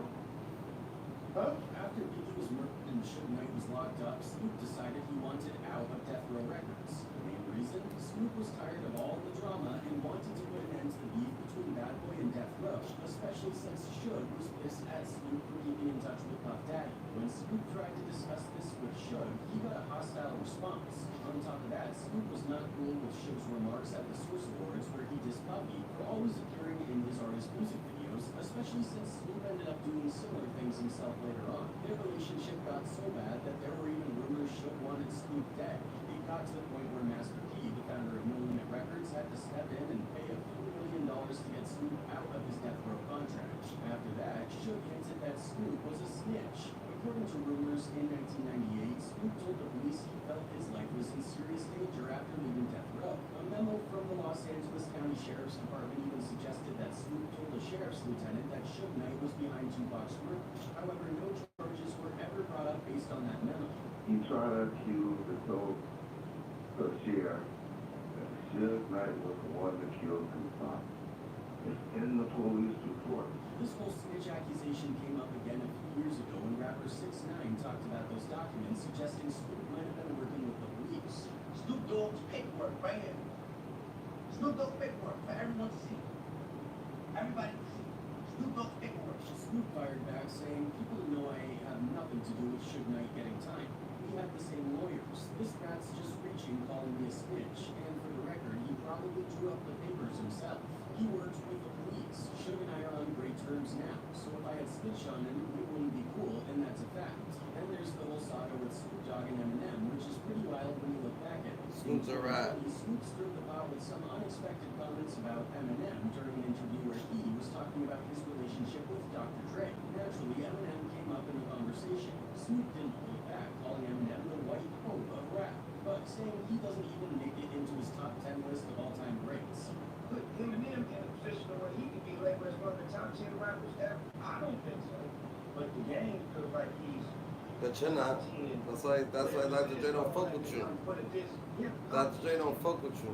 I can't live without him. I can live without that. This comment didn't sit well with them, and he fired back in his track Zeus. In the song, Eminem admitted he's used to people dissing him, but he wasn't expecting it from someone in his own circle, someone he thought was on his side. After the diss track dropped, Snoop took to Instagram and posted something cryptic. People who can't communicate think everything is an argument. Back in the day, if someone hated you, it meant you did something wrong. Nowadays, it means you did something right. It seemed like he was trying to say that people were blowing things out of proportion, but Eminem wasn't ready to let it go just yet. He went on Shade 45 and explained how he felt about the whole thing. Eminem said he could take a whole lot of what Snoop said in that interview, but when Snoop mentioned he could live without Eminem's music, that crossed the line. For Marshall, it wasn't just a critique, it felt like a slap in the face, especially coming from someone he respected. And I have never, in my career, said a disrespectful word about Snoop Dogg. To give you more context, nothing ever really disappears on the internet. People quickly dug up an old interview where Snoop had dissed Eminem before, saying he didn't listen to M's music and even called the iconic song Stan nonsense. So there was definitely some history there that maybe not everyone knew about. Fast forward to 2021, and Snoop gave a sneak peek of a new song called Talk That Ish to Me. In the second verse, he makes some references that people thought might be aimed at Eminem. He mentioned the word kamikaze, which, if you remember, is the name of one of Eminem's albums. There was also a nod to M's song Superman. People started thinking this beef was only getting deeper and might even escalate further. But then things took a turn when Dr. Dre was hospitalized with a brain aneurysm. Fans were worried about Dre, and at the same time urged Snoop and M to squash their beef. In an Instagram post showing Dre, Snoop and Eminem together, Snoop left a comment saying everything was good between them, which was a huge relief for everyone who didn't want to see these legends fighting. By 2021, Snoop was saying he had apologized to Eminem, and in 2022, the two even collaborated on a track. And I felt like I was not fighting. You know what I'm saying? I apologize to him, I already know. And I'm just better than myself. You know what I'm saying? I know mistakes. They also recorded an interview together where they reminisced about their time on the iconic Still DRE music video shoot.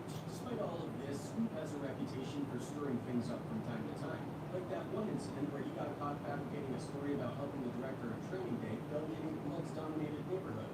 According to Snoop, he had ordered a blue tracksuit from the wardrobe for the movie. When he arrived on set, he realized it was a Blood neighborhood. So he claimed he asked to speak to the local OG, who coincidentally rolled up in a wheelchair like the one Snoop was using in the film. Snoop said he ended up buying $300 worth of weed from the guy as a peace offering, which supposedly allowed them to continue shooting. But the real story, it was later found out that Snoop Dogg didn't do any of that.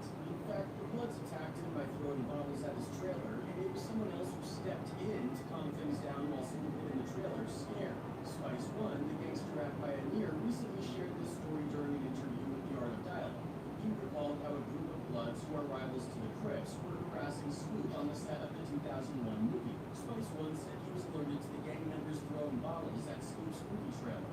After making his way over to the set, he managed to defuse the situation. I'm out in LA and my OG Crip homie hit me up. He was like, Spice, they're at Snoop's trailer. There are some Blood guys over there throwing bottles at his trailer, he recalled. He didn't say Blood guys because, you know, he's not going to say that, but that's what he meant. I was like, oh.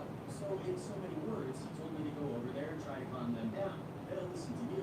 And I'm thinking in the back of my head, man, they don't know me. Why would they listen to me? But since the OG told me to go, I went. But it's been trained. You know, he say blood, because you know, he didn't say that, but, you know, just what he tell me. And I barely understand it, but I got it. I understood. Sister O, she would tell go over there and holler at me, trying to, you know, calm him down, because I think there was more bottles at the trailer, at the Snoop's trailer.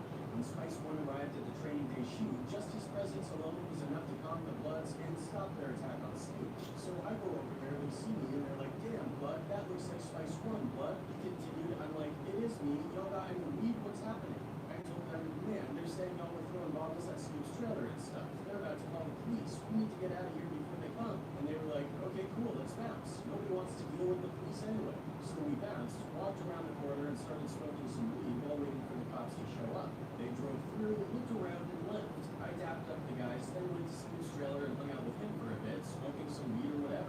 I don't think he even knew what I was there for. I see him and he look at me and he like, damn, Blood. He like, you look like Spice One, Blood. And I was like, it is me. They saying y'all was throwing bottles at Snoop trailer and shit, man, about to call the police. We need to get this guy to you know, it was like, okay, cool, let's get bounced. You know, they're trying to see the old policy anyway. And then there was this commercial Snoop Dogg did about the Crips and the Bloods that really didn't sit well with either gang. They saw it as a major sign of disrespect considering the deep, complicated history and meaning behind their rivalry. Snoop's intentions might have been somewhat good. He wanted to stop the violence and stop black people from king-herding each other like Tupac used to say. The way he went about it was completely off. And the worst part was that he used the commercial to sell a beer brand, which kind of defeated the whole purpose of his message. Instead of focusing on the serious issue of gang violence, it came off like he was using the gang's struggles to make money.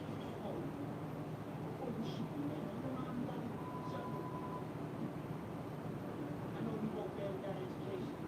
But you ain't even started already.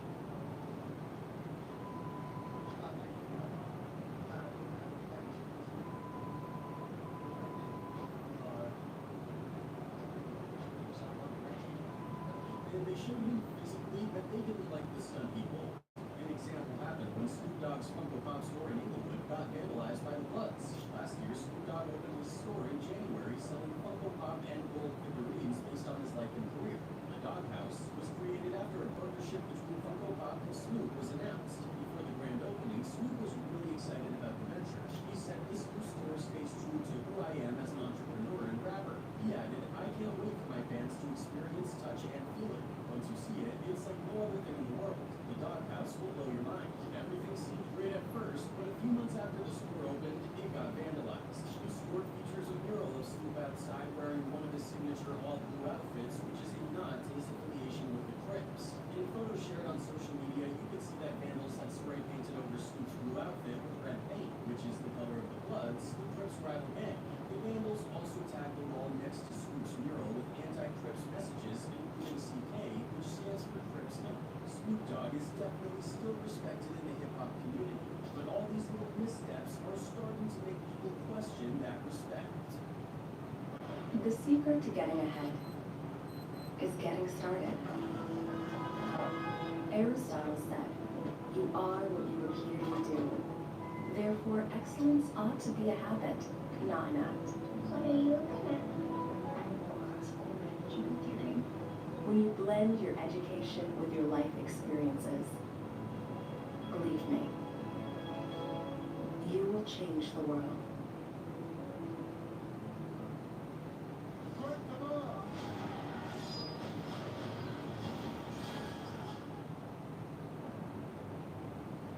It is an art. You gladiator. Prisoners of war.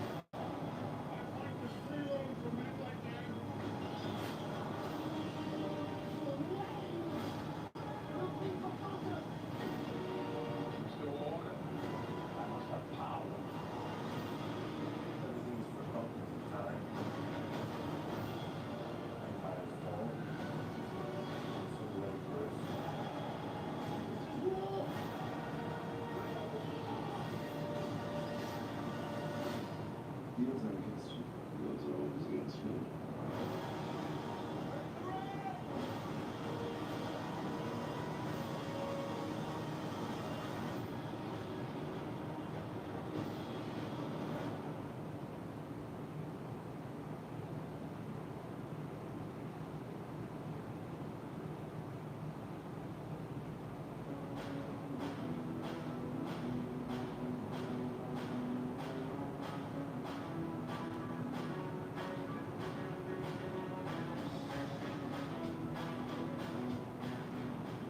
Don't wait for accessible requests to come through.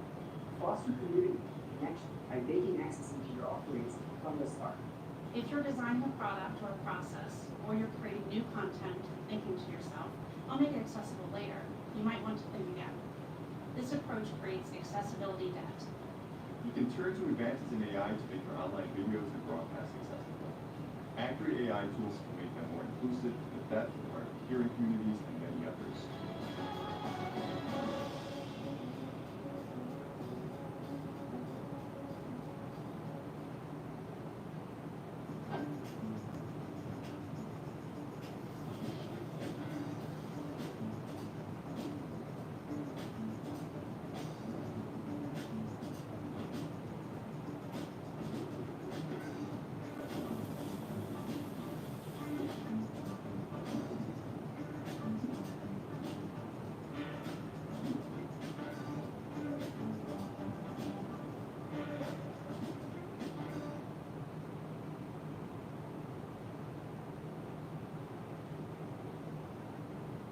One word that comes to mind when describing hip-hop legend Tupac Shakur is prolific. Once that man's rap career got started, he never stopped. Tupac gave us 44 singles, 50 music videos, 9 compilation projects, 4 studio albums while he was alive, and 7 more after he died. Let's not forget that his acting performance as the troubled teenager Bishop in the 1992 movie Juice opened him up to getting film roles too, all of which were starring roles. Pop co-starred with Janet Jackson in Poetic Justice, Marlon Wayans in Above the Rim, Mickey Rourke in Bullet, Tim Roth in Gridlock, and he even started with Gang Related. Tupac popped up in a bunch of TV shows in the 90s, like A Different World, In Living Color, and even showed up on Saturday Night Live. But after selling over 36 million albums in the United States alone, over 75 million worldwide, and earning 5 #1 albums on the Billboard 200, we have to remember one crazy detail. Tupac put in all of that work in about 5 short years. Between the March to August 1991 recording of his debut album, Tupacalypse Now, which dropped on Interscope on November 12, 1991, and his fatal shooting on September 7, 1996, that brought him to his fatal demise 6 days later, on September 13, 1996, Tupac created a lifetime of rap history in just half a decade. Even 26 years later, in 2022, Tupac still lands on all kinds of greatest rapper of all time lists and top 5s as well. In fact, Kendrick Lamar was only 9 years old the year Tupac was killed, but he was clearly inspired by the elder icon who also worked with super producer Dr. Dre. Kendrick Lamar told the story of how Tupac and Dr. Dre were in Kendrick's Compton neighborhood, shooting the music video for California Love back in 1995. Kendrick told the story to the Recording Academy, stating, "I was about 8 years old," Kendrick later recalled to the Recording Academy. "They were shooting a video in my neighborhood in Compton. My father sees them, went 2 blocks down and got me. By the time he got me, everybody was out there. It was pandemonium. He put me on his shoulders, and there they was, Dr. Dre and Tupac right there. I think it was right then. That moment right there, whether I knew it or not, branched me off to what I'm doing now. It was already designed and destined. 15 years later, I meet Dr. Dre, and I explain that story to him. And he remembered that same exact moment. And he remembers the kids that were out there. And I said, Dre, I was one of the kids that were there. It's a crazy feeling. But how exactly did 5 years of Tupac's heavy output and success end with his still unsolved murder, legally speaking? Let's backtrack to the final 24 hours of Tupac Shakur's shooting, the situations that led up to it, and the people that were around Pac that day. If you rewind one day before Tupac got shot, it would be roughly 11:30 p.m. on September 6, 1996, when he was leaving Lacey Street Production Studios in downtown Los Angeles. This is where he finished shooting a music video for the song Toss It Up, featuring the R&B singers Casey and JoJo from Jodeci, Aaron Hall, and Daniel. Toss It Up would end up being the lead single from the Don Illuminati, The 7-Day Theory, Tupac's first posthumous album after his death under his stage name Machiavelli. After putting in work in the music video, Tupac drives back to his mansion in the LA suburb of Calabasas and sleeps for a few hours. On the morning of September 7, 1996, Pac's cousin, Jamal El-Hussein, reminds him that they have to leave LA for a trip to Las Vegas to celebrate the birthday of one of Pac's business partners, music video producer Tracy Danielle Robinson, who started with Pac as a production assistant on his Pour Out a Little Liquor video. Tracy Danielle Robinson and her producing partner, Gobi M. Rahimi, had developed a resume of West Coast hip-hop music videos for artists like Snoop Dogg, Ice Cube, Pharcyde.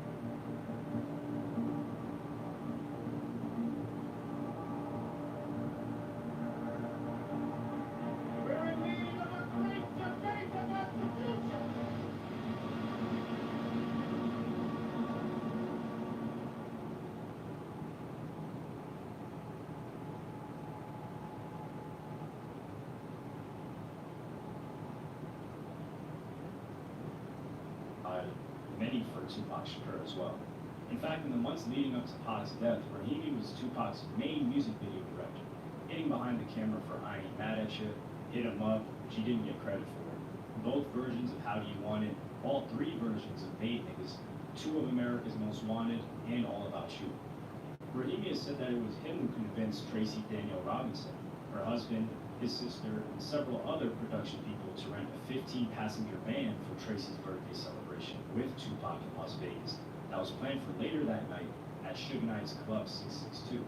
But after Tupac was shot hours later and confined to a hospital bed, Rahimi proved that it wasn't just all business with Tupac. He was also a loyal friend to the superstar. Along for the ride to Vegas that wild day was Tupac's living girlfriend and fiancée, Kidada Jones, daughter of Quincy Jones, the music icon responsible for producing Michael Jackson's album Thriller, and many other projects. But apparently this trip to Vegas wasn't something that Tupac was excited about making. But at the alleged urging of his manager, Suge Knight, Pac goes along with the planned trip anyway. Kidada noticed right away that Pac seemed stressed the morning of September 7th before they traveled to Las Vegas. She assumed it was because it was due to a recent conflict that Tupac was involved in after the MTV Awards. Pac told her that he had promised Suge Knight weeks before that he would attend the Mike Tyson versus Bruce Shelton heavyweight fight in Las Vegas scheduled for later that evening at the MGM Grand. Even though he would rather not go, he didn't want to break his promise to Suge. He said she should come along, but he didn't want her at the fight around the rowdy guys that he'd be hanging around. Instead, she should come to the party that Suge was having afterwards at a club he owned in downtown Las Vegas, Club 662. While Kidada was helping Tupac pack his clothes for Vegas, she reached over for his bulletproof vest that he would normally wear, but Pac told her to leave it behind because it would be too hot to wear. During the drive, they apparently stopped at a gas station where Tupac bought 5 magazines that were all about guns, and they spent much of the drive in silence, with his focusing on the magazines, until they pulled up to their hotel, the Luxor on the Strip. Kidada's reaction to seeing the black pyramid shape of the hotel was, God, it's so evil. Pac's friend and music video producer Rahimi gave his opinion as to why Pac may not have been too excited to spend time with Death Row on the night of the shooting. He didn't want to. I'm not sure why, but I know that he didn't want to. The last few weeks were very confusing. He was pulling away from Death Row and was done with his contract. He also had sent a letter to David Kenner firing him and letting the Row know that he was done with them. He wasn't wearing his Death Row medallion. It was all euthanasia, Tupac's new company. I think he was just cut loose. He had started a production company with me and Tracy and started his own record label. I think it was just him wanting independence. After Tupac had already gone platinum in just around 3 weeks with his first Death Row release, All Eyes on Me, from earlier that year in 1996, it became clear to people close to Tupac that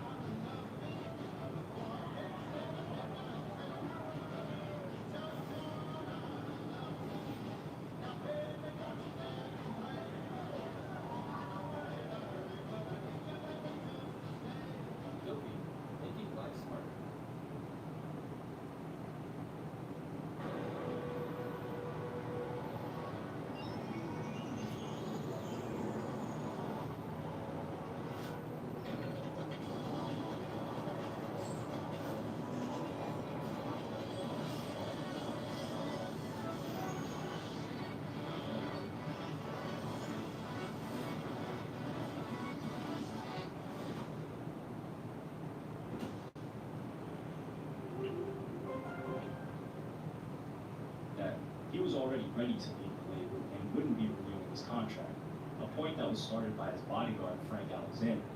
Tupac was very legal record, and there's a reason for it. So, you know, that reason only his mom and immediate people within his camp would know what that reason was.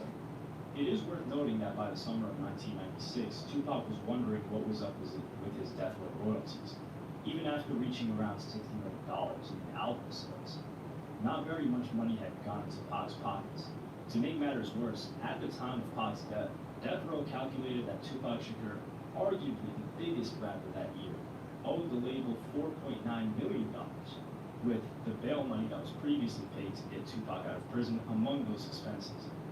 With Tupac reportedly wanting to sign a new record deal somewhere else once he completed his required 3-album contract, it isn't hard to see how this would rub Suge Knight the wrong way if he was away from Pac's plans. On August 27, 1996, less than 2 weeks before Tupac was killed, he had already fired David Kenner, Tupac's lawyer, who also happened to be a lawyer for Suge Knight and for Death Row. This isn't something new where we've seen artists on record labels have the same lawyer as the record labels. The fact that Kenner was representing Tupac, his record label, and his manager Suge makes it easy to see how this was a conflict of interest for Tupac. Alex Roberts, former head of business affairs at Death Row Records, clarified what he knew about Tupac wanting to leave Death Row and start his own label in an interview with LA Magazine. The rumors of Pac leaving Death Row were true. He wanted to marry Quincy Jones' daughter. Quincy said to Pac, "Are you going to be able to get out clean without any trouble? You think you'll be okay?" I told Pac, "I know Suge's been good to you, but by the same token, do you have anything in your name? Do you know how much money you have made?" Pac started thinking about it. He had all the watches, the gold jewelry, drove wherever he wanted, but nothing was in his name. I was really close to Suge, and I brought it up before.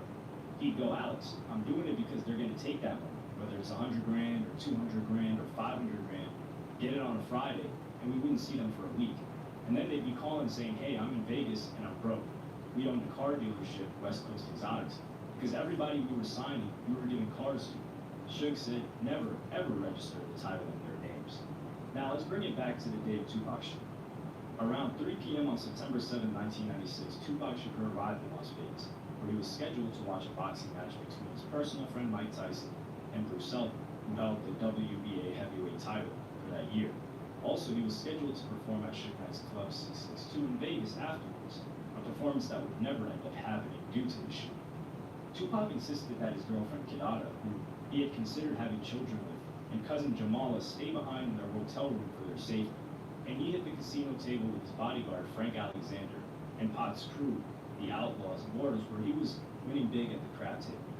Fast forward to 6:15 p.m., and Tupac and his entourage headed out to the Tyson vs. Sheldon fight at the MGM Grand, where Pac was attracting a lot of attention from fans. Boxer Bruce Sheldon would definitely not last very long in the ring with Tyson, who defeated him by a first-round knockout that happened in just 1 minute and 49 seconds.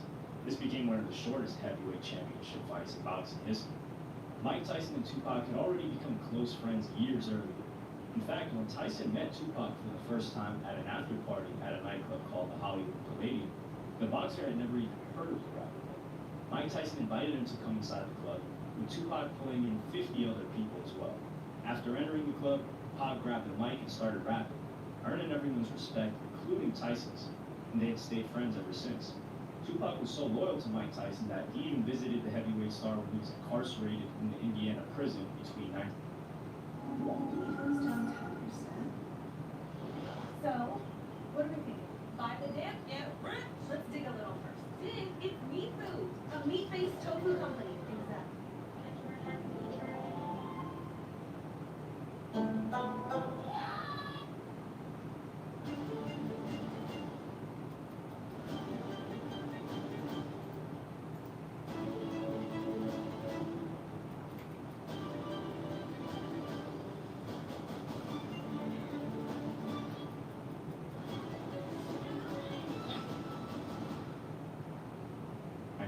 To 1995, and Tyson told this story to the Drink Champs podcast, stating, "I had everybody, B.B. King, James Brown, Whitney Houston, Lawrence Henderson, everybody came. I can't even name them all. Just so many people came to visit me. I get a call from somebody. It's Tupac's mother. She explains how she knows me from her son. Explains that I met him at a club one night and that he wants to come and visit me. I said, great, okay. Once he came into the visiting room, and there was all these hillbilly hicks, mean, mother effing Aryan guys. As soon as he came up, everybody started clapping. They respected him. As soon as he came in the room, they started applauding. After Mike Tyson took down Bruce Sheldon, Tupac was hyped off the fight and celebrated the victory with his crew of friends, entering the lobby of the MGM Grand around 8:35 p.m. that night on September 7, 1996. Suddenly, one of Death Row's associates started whispering in Tupac's ear that he had spotted a man that he claimed had robbed him several weeks earlier. This identified man would be Orlando Anderson, member of the Southside Crips, rivals of the Pyro Bloods gang that Suge Knight was affiliated with. Tupac allegedly runs up on Orlando Anderson on site and starts swinging on him, with Pac's entourage jumping in and stomping Orlando out. By 9 p.m., the beatdown had already ended, and Tupac and his crew were heading back to their hotel rooms to change their clothes and get ready to roll out to Suge's club, where Tupac was planning to perform and connect with his music video friends Tracy Robinson and Goldie Reddy. Tupac goes up to his room to change into a basketball jersey and baggy sweats, retelling the story of his own Tyson blows that had just taken place during the Orlando Anderson beating to his cousin Jamala and fiance. Pac and his crew were off to the club, but first they made a pit stop at Suge Knight's mansion, which was located up the street from Mike Tyson's mansion, for some pre-game partying where Tupac makes a request of his bodyguard, Frank Alexander, who states, I was walking to the car with Suge and with Tupac, and I was actually opening up the back door to get in the back seat. And Pac stopped and said, no, take the keys and go drive the Lexus to the alcohol zone because we're going to be drinking and you're going to be the designated driver to drive us back after we've finished partying on the 662. It has been said that Pac was telling his bodyguard not to be in the same car with him, and encouraged by Pac's manager, Suge Knight himself, who apparently wanted to speak privately with Tupac on the drive over to the club. Interestingly enough, the permits for Tupac's security to carry firearms were allegedly never filed. Suge was waiting for him in the lobby. Suge slid into the driver's seat of his brand new black 1996 BMW 750 sedan, and Tupac was in the passenger's side next to Suge with the windows rolled down. Shortly before getting shot, a photographer took their picture at a red light on the Vegas Strip. Then, shortly after, the moment that would end Tupac's career and his young 25-year-old life took place. A white Cadillac was riding down, and Keefe D says that he saw Tupac hanging outside the window. They rolled up to the right side of Suge's BMW, and they said it looked like Tupac was reaching for a firearm. Shots started flying. Keefe D's statement is that his window was rolled down in the backseat, and the arm of the shooter blasts 13 bullets from a .40 caliber Smith & Wesson Glock 22. He says he first saw Suge get shot in the head and thought he was for sure dead. He said that Orlando Anderson was the shooter instead of him because they were on his side of the back passenger seats. Otherwise, he would have been the shooter. The time was 11:15 p.m., and he debunked the claims that Suge used Tupac as a shield because Suge took the first bullet wound and was severely injured with that graze to the head. Tupac's bodyguard, Frank Alexander, was driving the Lexus behind Suge and Pac and detailed the violent event that unfolded. Once we got to the Flamingo, we made a right-hand turn. We came to a stoplight. which was Cobalt. At Jiffy Lube, we carve our cars. In fact, we're kind of obsessed. Are you saying car? And with things like our car for vehicle review. We'll know we'll car for your car, like a car for our own. You mean hair? Exactly. Jiffy Lube, car more. We can hear your stomach growling. Snacks are just $1.50. Only at Five Below.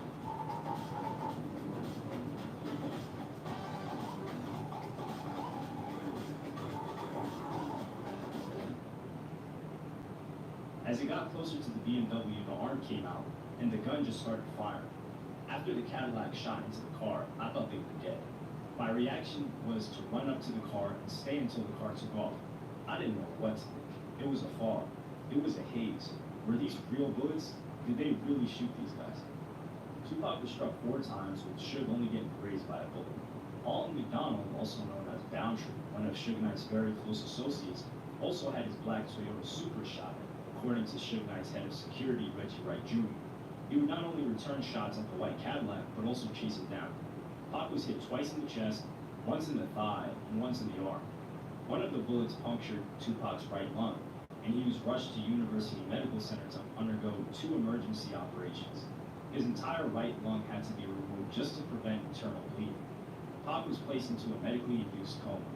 Unfortunately, after 6 days in the hospital bed, this would be a coma that Tupac would never wake up from again. Over at Club 662, the word was starting to spread around about Pac getting shot and being taken to the medical center. Tracy Robinson and Bobby Rahimi would be told about Pac's bloody fate by death row artist Nate Dogg in the club. Rahimi detailed just how dangerous the hospital felt when he was standing by Tupac's side from 12 a.m. to 8 a.m. during the 6 days during Pac's failed recovery. It was the scariest 6 nights of my life. There were undercover FBI agents.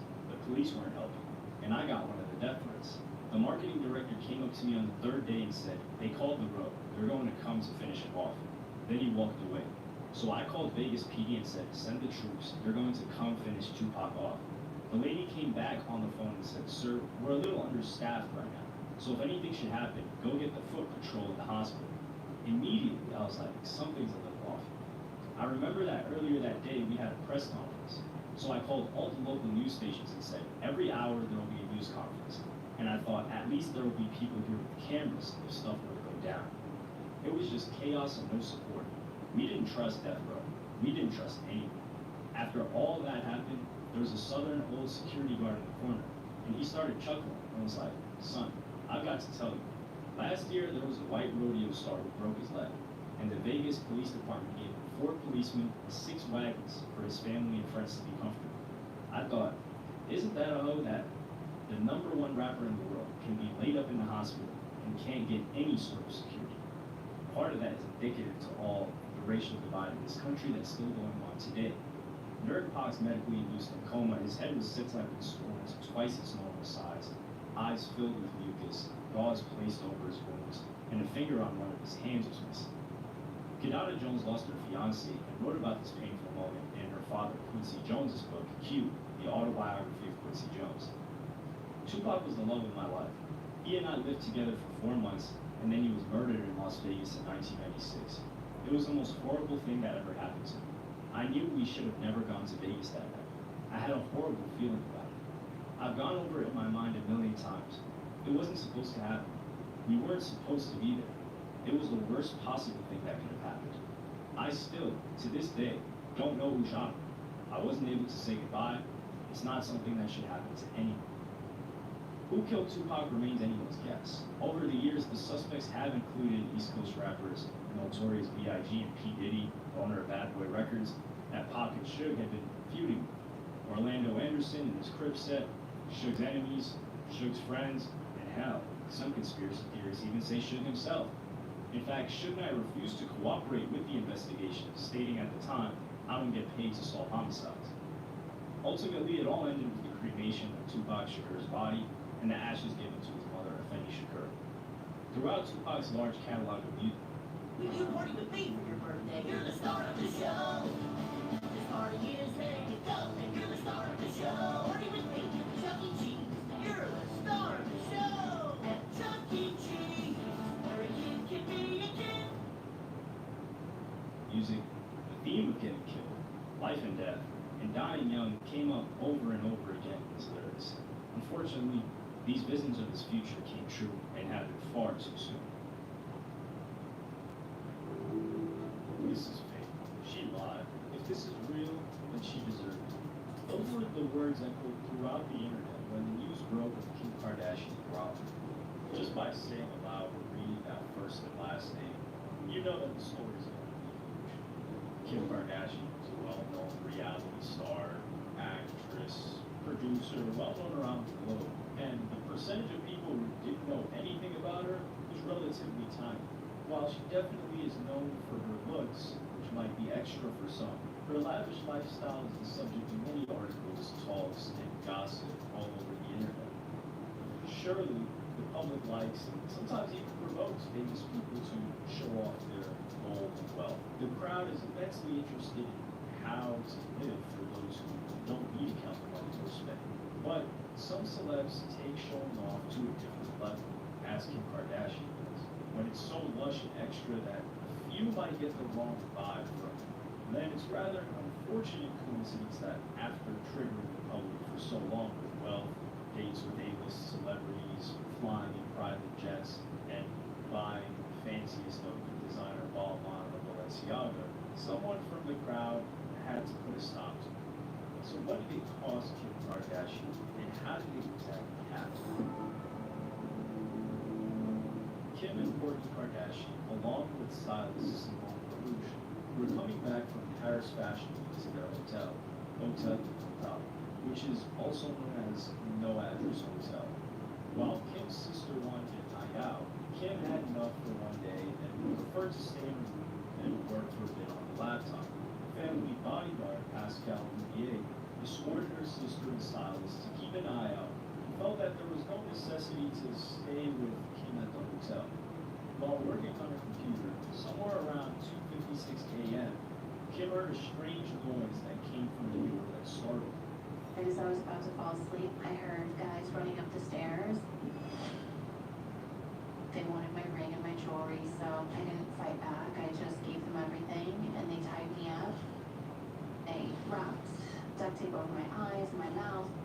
It was the scariest thing I've ever been through in my entire life, just thinking that, you're about to die. She immediately called out for her bodyguard, but instead, she noticed that 3 strangers were near her door, one of them being tied up. The men looked like they were from the police, despite the fact that they had their faces covered like robbers always do, wearing balaclavas and ski masks. The tied man was recognized later as a porter from the lobby of the hotel, who was forced to give up the location of Kim's room. As soon as the door was opened by the concierge, the robbers marched into the apartment, pulled Kim from the bed, and waved a gun right into her face, demanding to give everything that she's got. They were asking for cash.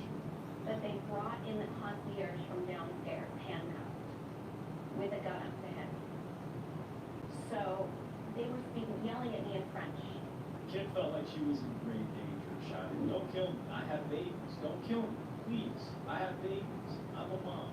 Take whatever you want." As the concierge was in the same circumstances as Kim, and believed that today might as well be his last day, he didn't have another option but to be a translator and negotiate.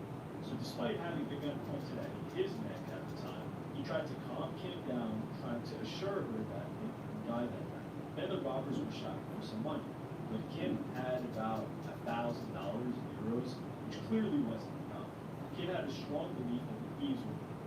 At Centerville Bank, we're rooting for your progress, because your progress is our purpose. So we're looking for the ring that she had flashed on her Instagram page, a 20-karat diamond ring. But when she passed the ring to one of the thieves, they didn't go out of her apartment, to her disappointment, but placed the ring in one of the thieves' pockets. As Kim was panicking, she was screaming continuously and couldn't keep her cool. So the robbers tied her up with plastic cables, gagged her with duct tape, also put some duct tape on her eyes, and placed her in the bathroom on the floor. They grabbed me and took me into the hallway. I was wearing a bathroom, naked underneath. Then we went in the room again, and they pushed me on the bed. And it was this time they tied me up with plastic cables and taped my hands. Then they put tape over my mouth and my legs. Luckily for Kim, her phone lit up, and the name of Pascal Bouvier was visible on the screen. When the concierge noticed that, he informed the robbers that if Kim didn't answered this call right away, in no time, the police would probably be there. The heist was stopped, and the robbers were on their way. Not only with a set ring, but a jewelry box that had 12 more items inside. An overall estimate of $10 million, possibly more. 2 diamond Cartier bracelets, a golden diamond Jacob necklace, Lorraine Schwartz diamond earrings, a gold Rolex, and other items. I think they robbed me of $5 million. As soon as the robbers got out of the apartment, Kim found some strength to get rid of the restraints, and she found the apartment of her stylist Simone, who wasn't asleep from the moment she heard the first signs of commotion and had locked herself in the bathroom and called Pascal. Just a few minutes after the robbers left the building, the police arrived and canvassed the scene. The following morning, after giving all the necessary statements, Kim was finally able to leave the country and have peaceful surroundings to live her rumors. First and foremost, this robbery required detailed work. Despite there being many speculations on the internet about whether the robbers were masked as paparazzi or in the crowd as regular observers, all that they needed was a modern phone and social networking apps. Kim Kardashian was known for thoroughly documenting her every move via social networks, which gave a solid ground for the thieves to plan their heist. I saw one of her shows where she threw her diamond in the pool. In that episode of Keeping Up with the Kardashians, I thought, she's got a lot of money. This lady doesn't care at all. I went on the internet and I saw her jewelry, I saw her ring, I saw that she showed it everywhere. We knew this information through social media. We knew that she was coming for fashion. So we went there to do some reconnaissance. So we were sure. The thieves were all from Paris with the knowledge of how to move through the city without being caught by security cameras. And they used bikes as a means of transportation. Some of them got to the hotel on foot. The hotel is in the center of Paris, where there are a lot of CCTV cameras. But on a bike, you can ride the small streets where there are no cameras. Also, bikes are almost impossible to trace. The majority of them look alike. But by using basic means of masking, one can easily become undetected. From 2:18 a.m. to 2:33 a.m., 6 men approached the entrance of the hotel. 3 of them were riding bikes, and 3 more were on foot. All of them had distinctive shirts as police officers wear, balaclavas and gloves, which were not a part of the police uniform.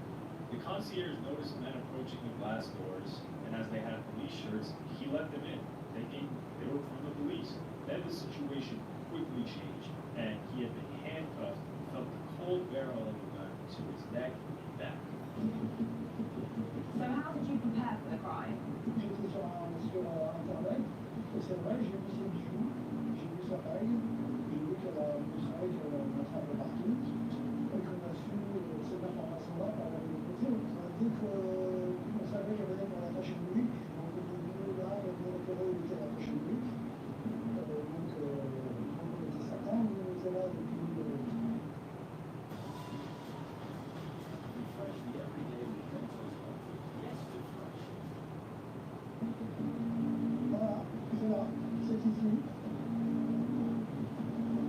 Is his family and are these girls sharing too much? And people now are wondering if that's to blame and how these guys knew that she was in their apartment, probably alone.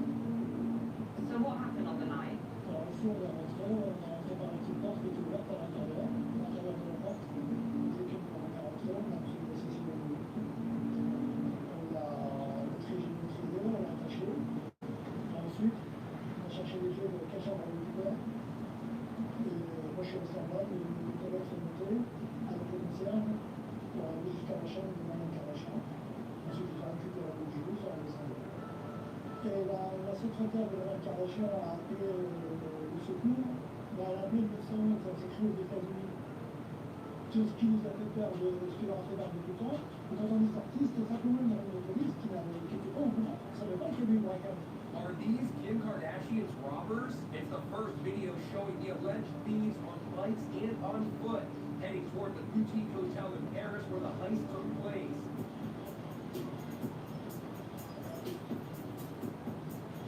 How did you get caught? Ah, parce que j'ai laissé mon ADN. Quand j'ai reçu le truc de Berlin, je l'ai pris les mains, et je l'ai attaché, et en attachant, j'ai laissé mon ADN. As the concierge recalled, the men didn't seem like professionals at all. They seemed to be between 40 and 50, and there was some confusion and improvisation happening during the heist. Because of who Kim Kardashian was and the fact that the jewelry was very pricey, this robbery was handled by the lead Paris crime unit, DRB, which has a specialty in dealing with organized crime and armed robberies. The chief of that division was Madame Commissioner Agnes Senardo, who was experienced in dealing with jewelry robberies, especially smash and grab ones. After some time had passed, French police arrested about 17 suspects, from whom only 10 were indicted and were facing charges.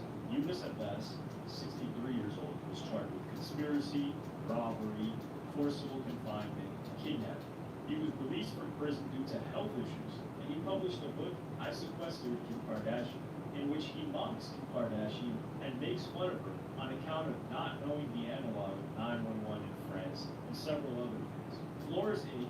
had the same charges as Yunus Abbas. Another robber, a 64-year-old man, had been charged with conspiracy, helping to resell stolen jewels. The fourth one, 27-year-old Gary M., is known to be the brother of the chauffeur that was with Kim in Paris and was charged with assisting in armed robbery and kidnapping. 6 more suspects were much older, ages from 44 to 72 years old, and it happened to be 5 men and 1 woman. One of them was Omar Aitladesh, who was thought to be the genius mastermind behind the whole heist. He was the person who tied and restrained Kim, and he left his DNA on the duct tape and plastic cables. While in prison, he wrote a letter to Kim Kardashian in 2017.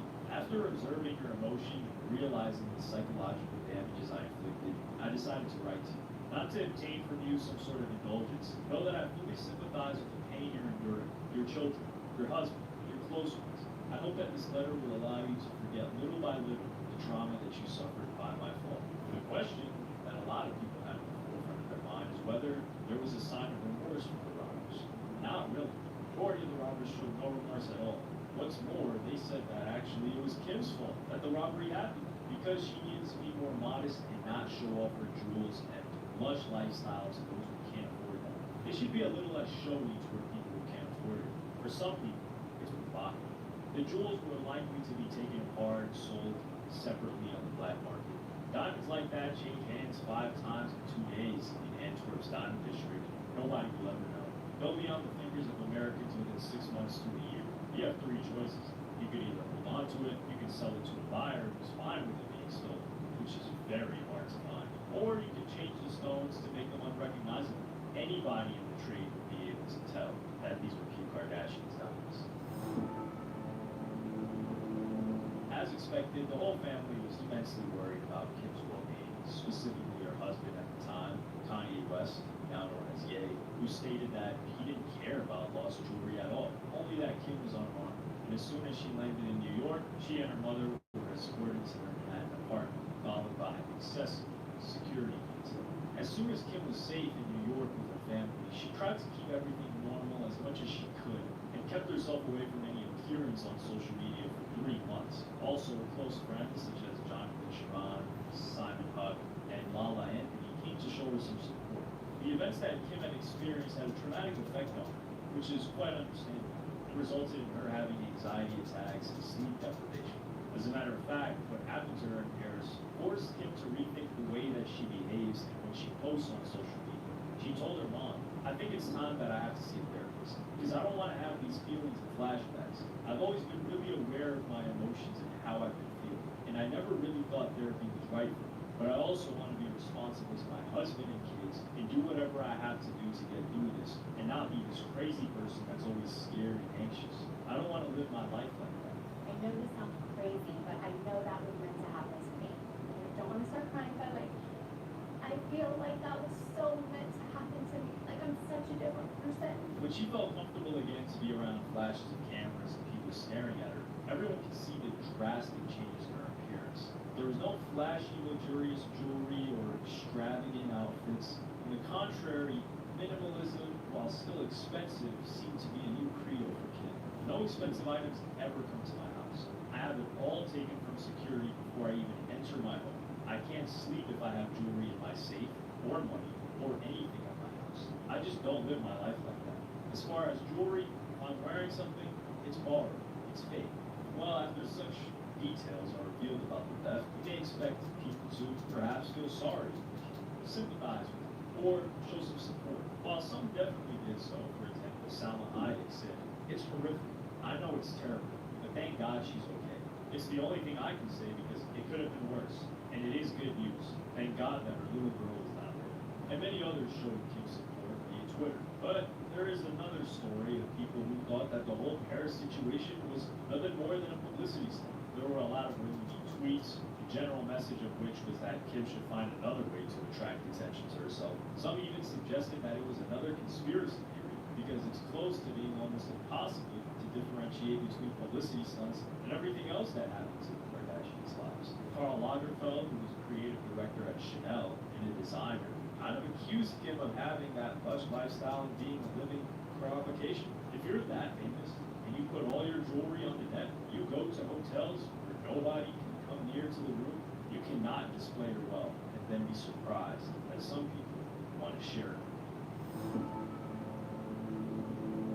Some people interpreted this as Kim Kardashian, even herself, getting a special sign from above that she should change her ways around this flashy, luxurious lifestyle she was living and showing off via social media, which, in fact, she did. I try to share my life. I definitely love doing that, but I think I'm a little bit more cautious these days about what I do share. I think it's so important to monitor social media usage. It's about boundaries. At home, I don't have my phone. Dinner time, breakfast time, there's no phone. I might take a photo, save it, post it when I leave the place or when I'm in a different location, because I don't think that worked out for me so well when I was posting every last detail. I've learned from experience. Shakira, the superstar singer of Hips Don't Lie, is facing 8 years of jail time for a tax evasion scandal issued by Spain's treasury. It all started in 2012 when Shakira bought a home in Barcelona that later was her and her partner's Gerard Piqué, residents alongside their 2 kids. Gerard is a Spanish citizen, and it's quite possible that people from the Spanish treasury laid their eyes on the celebrity pair from that time.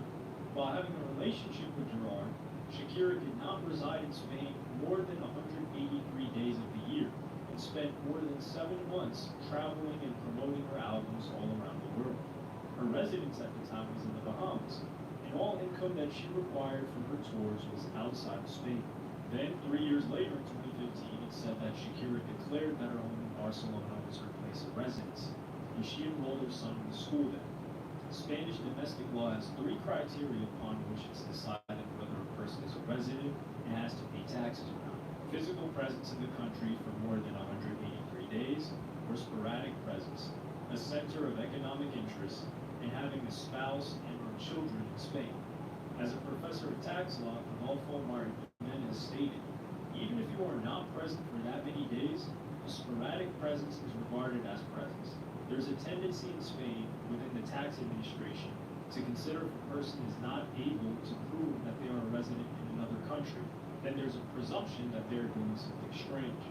As Shakira is known to be very transparent and abide by the law, specifically in terms of tax paying, she paid 17.2 million euros as a resident. In 2018, though, the Spanish government blamed Shakira for not being able to pay 14.5 million euros in taxes from the income she earned from 2012 to 2014, which is strange because Shakira stated that she was not a resident of Spain at the time. Moreover, her residence, as is stated on the papers, was in the Bahamas.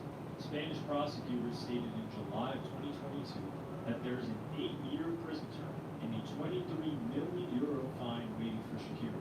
The sum of the fine is based on the artist's estimated income.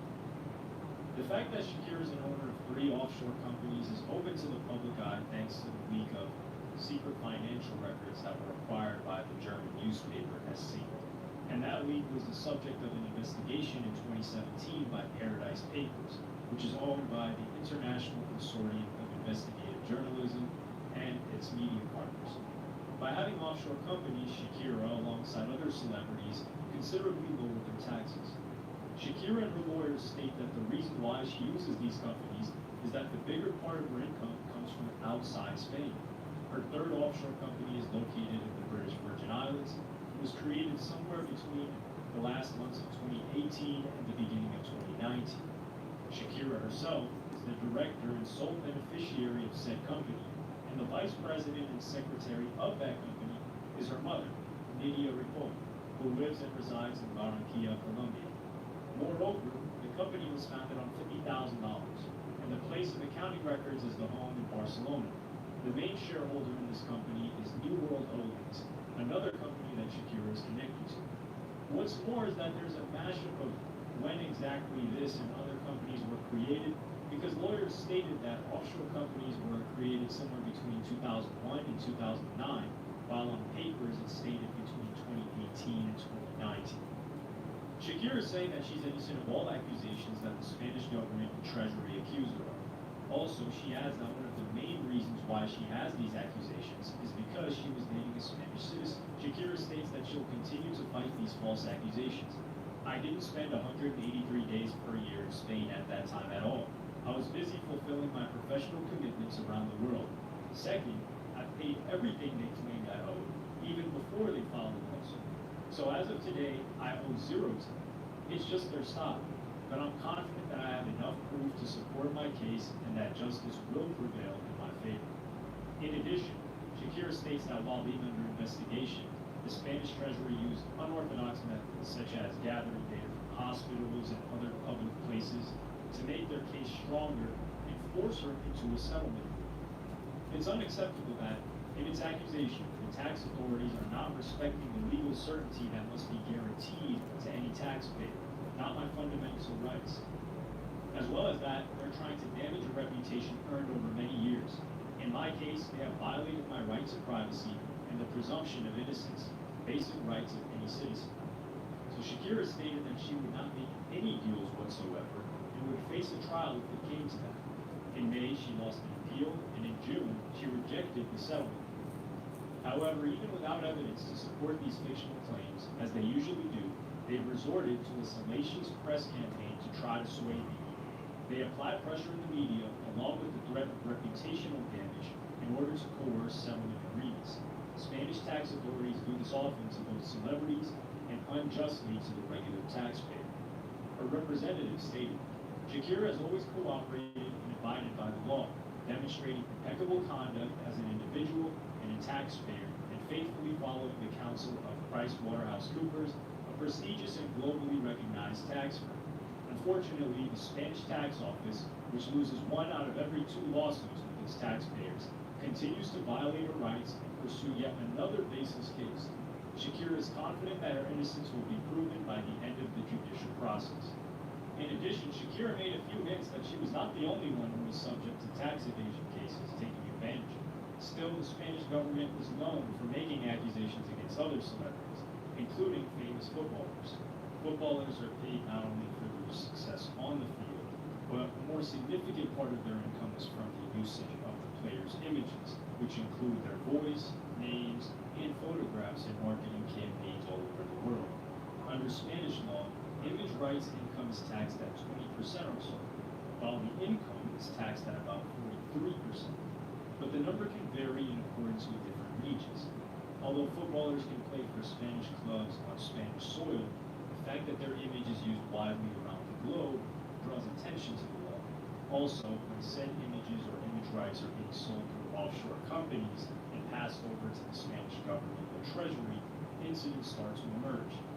On the same matter, Anna Simmons, who is a co-author of the book Sports Agents and Labor Markets, explained, lots of agents are likely to advise their players in the most cost-efficient ways of paying taxes. There's a fine line between tax efficiency and tax avoidance. In many cases, players and agents probably don't know that they're doing anything wrong. Or while ignorance is bliss, incompetence is no defense. Rules in this area have been a bit opaque in the past and can be open to interpretation. There's been debate around what an image right actually is, and concern that it's just a way of avoiding paying taxes. Typically, a club licenses a player's image rights from their company. The company then pays tax where it's registered. If it's in a low-tax area, that makes for a significant saving. Cristiano Ronaldo is another victim of the Spanish treasury for tax evasion. The Spanish government accused him of channeling funds through a few shell companies that are located in the British Virgin Islands and other places while he was playing for Real Madrid between 2010 and 2014. The authorities stated that the total sum that Ronaldo earned through the said period was about 15 million euros. When Ronaldo appeared in court for the first time, he denied doing anything wrong and suggested that he was accused because he was a celebrity. If I weren't called Cristiano Ronaldo, I wouldn't be here. In addition, following the allegations from the Spanish government side, prosecutors stated voluntary and conscious breach of his fiscal obligations to Spain. In contrast, Ronaldo's lawyers stated that the allegations were nothing more than a mix-up of the requirements of Spanish law, and that there was no way it was an attempt to evade paying taxes.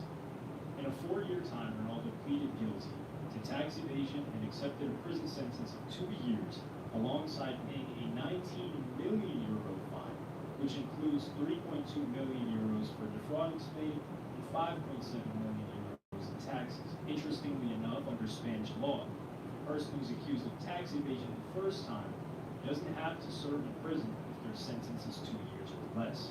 Messi and his father were accused of channeling money through shell companies based in Belize and Uruguay to hide the income that was obtained through selling its image rights between 2007 and 2009. The said income includes endorsement deals with Banco Sabadell, Danone, Adidas, Pepsi Cola, Procter & Gamble, and the Kuwait Food Company. While the said companies have been assigned full image rights, in return, Messi received no more than $500,000. But the Spanish court concluded that the received sum was way bigger and was actually in the realm of 10.1 million euros. It stated that Messi had no idea how his father was managing his finances. All I knew is that we signed agreements with certain sponsors for X amount of money and that I had to do adverts, photos, and those things. But about the money and where it went, I knew nothing. I was playing football. I had no idea about anything. I trusted my dad and my lawyers. Messi and his father had been charged with 3 counts of tax fraud and were looking at 22.5 months of jail time if they were found guilty, in additional fines that were equal to the sum that the Spanish government was supposedly ripped off.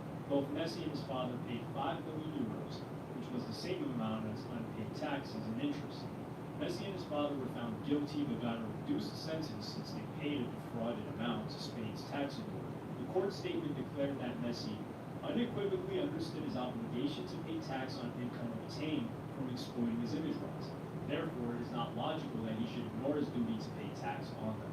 Other football players were accused by the Spanish government of tax evasion, such as Jose Mourinho, Marcelo, Luka Modric, and Alexis Sanchez. Not only football players, but tons of famous people had precedents and were accused of tax evasion for several decades by the Spanish government. The first ever tax evasion case against a high-profile person was Lola Flores, or Lola de España, who was a famous flamenco singer and dancer. She failed to pay taxes between 1982 and 85, and the prosecutor stated that she had to serve 2.5 years in prison and pay the fine of 312,000 euros. There was an opera singer, Montserrat Caballé, who earned and supposedly hit 2 million euros in the 2009 to 2010 tax year through a shell company in Andorra and had to pay back more than 500,000 euros in tax. The list continues with tennis player Rafael Nadal, opera singer Alfredo Kraus, celebrity chef Sergi Arola, model Judith Moscow, and many, many others. It's a recurring thing for the Spanish authorities to target these individuals to try and make an example out of them, which amounts to nothing more than what seems like a shakedown in order to get a sum of money out of them. And that's what Shakira's team is alleging. Tax authorities target footballers as high-profile subjects for a prosecution to show that no one is above their reach and that they're serious about cracking down on tax schemes, states Tessa Lorna, a tax disputes lawyer at Withers Worldwide.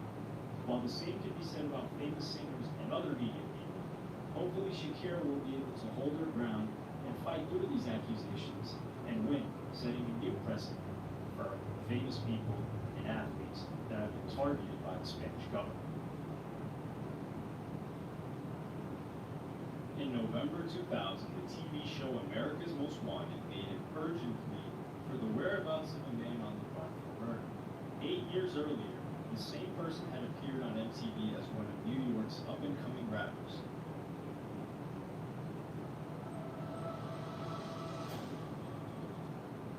Tailgates are better with Sam Adams on Oktoberfest. Maybe I am a morning person. It's Sam season!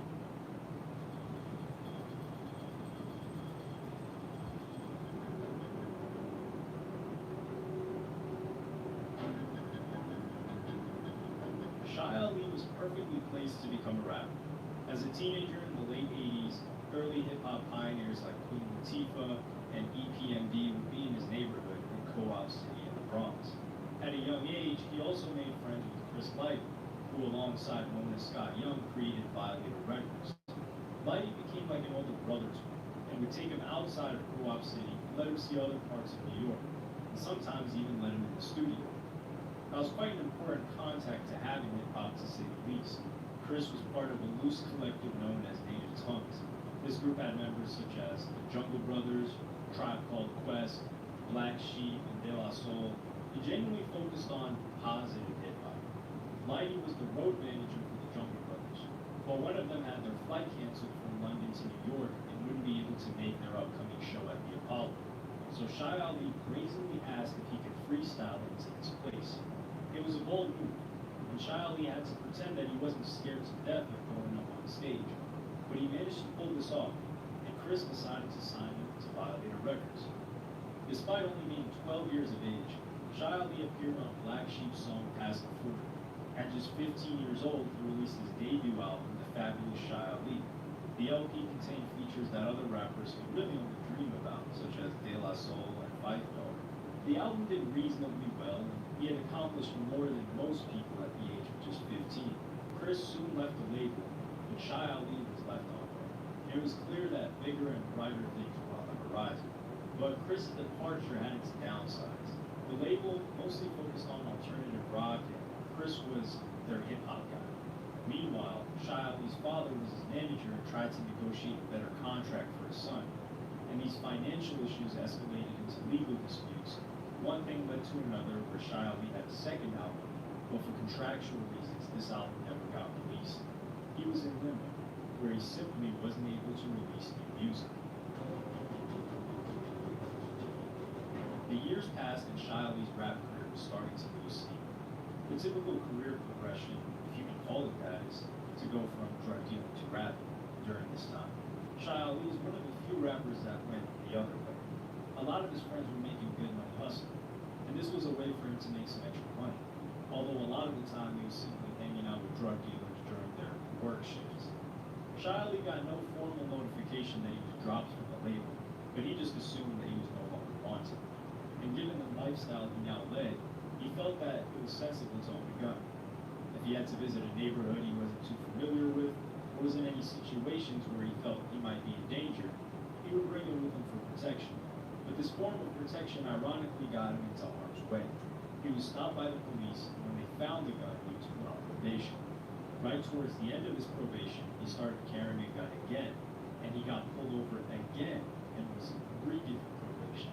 During this time, he had a young daughter with his girlfriend, Vicky. He was now under house arrest, so it seemed sensible to live with his daughter and girlfriend. And during this time, stuck at home, Vicky got pregnant again. With 4 people in the family, they needed a bigger place to live. And as luck would have it, Vicky's mother had an apartment she was no longer using. It was previously occupied by Vicky's brother, Sean, who was currently in jail. And for a while, it was a nice and happy home. A year later, Sean was freed from prison. He came back to find his previous home was now occupied by a family of 4. He lived with them, but was now sleeping on the couch. There was unspoken tension in the air between Sean and Shy Ali. Firstly, Shy Ali was now living in his home, and naturally, living in a cramped house often causes arguments. Shy Ali would regularly provide him with some weed or coke, and Sean would often never pay it back for it. To keep the place a happy home, Shy Ali would often bite his tongue and not confront him about it. But there was tension bubbling up to the surface, and rather than straightening this out, Shy Ali moved to Harlem. While living there, Shy Ali would get a phone call that would change his life forever. Shy Ali received a call from Vicky and she was crying. Ali recalls that the issue was about buying milk and groceries for the kids. With Vicky crying, Ali asked to speak to Sean, but when he got on the phone, Sean was rather dismissive. He said something along the lines of, "What do you care? You don't even live here." Ali didn't want to travel over from Harlem to pay for the milk and groceries, so just told Sean to give Vicky the money that he owes him. Sean replied and said that he doesn't owe him anything. They had a little back and forth on the phone, and the tension which was stirring between them was finally unleashed. They threw some words back and forth until eventually Sean tells Shai Ali the infamous words of "Go SMP." Shai Ali drives out to the apartment full of rage with his homie next to him. And of course, he was in an unpredictable situation, so he brought his gun with him. He reaches their home, but Sean is nowhere to be seen. To his disgust, the apartment his children are living in is pretty much in shambles. This got the rage he was feeling up another few notches. He drives over to a spot where Sean would normally hang out. He sees Sean and calls him. Ali pulls a gun upon him to scare Sean, but this has no effect on him whatsoever. Sean acts like he doesn't even care that he has a gun on him, perhaps even taunts him, so Shai proves that he isn't bluffing and pulls the trigger. He shoots the brother of his girlfriend and uncle of his children several times. After unleashing his rage, Shai Ali only had one thing on his mind. He needed to get the hell out of there, and fast. Shai Ali drove away from the scene and got rid of the gun. Later that night, he got a call on his cell phone explaining to him that Sean had died. The one thought in his head when he heard this was, I gotta go. He had a trusted friend in Atlanta, so he took a long journey out from New York. Thankfully for him, Vicky lied to the police and didn't mention that Shai Ali and Sean were arguing. Shai Ali stepped foot inside a house in Atlanta and wouldn't leave this house for another 6 months. During this time, he would also allow his hair to grow and stop shaving. He eventually grew braids and gave himself more of a Rastafarian look, which was far removed from what he looked like before.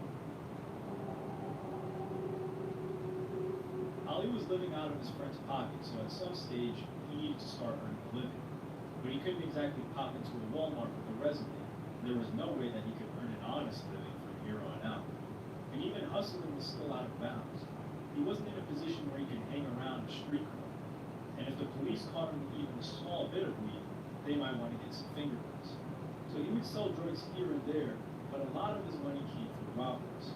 He was already wanted for homicide, so he felt that 1 or 2 robberies wouldn't leave him in any worse of a situation. After a while, he felt like it was time for him to move out of his hideout in Atlanta.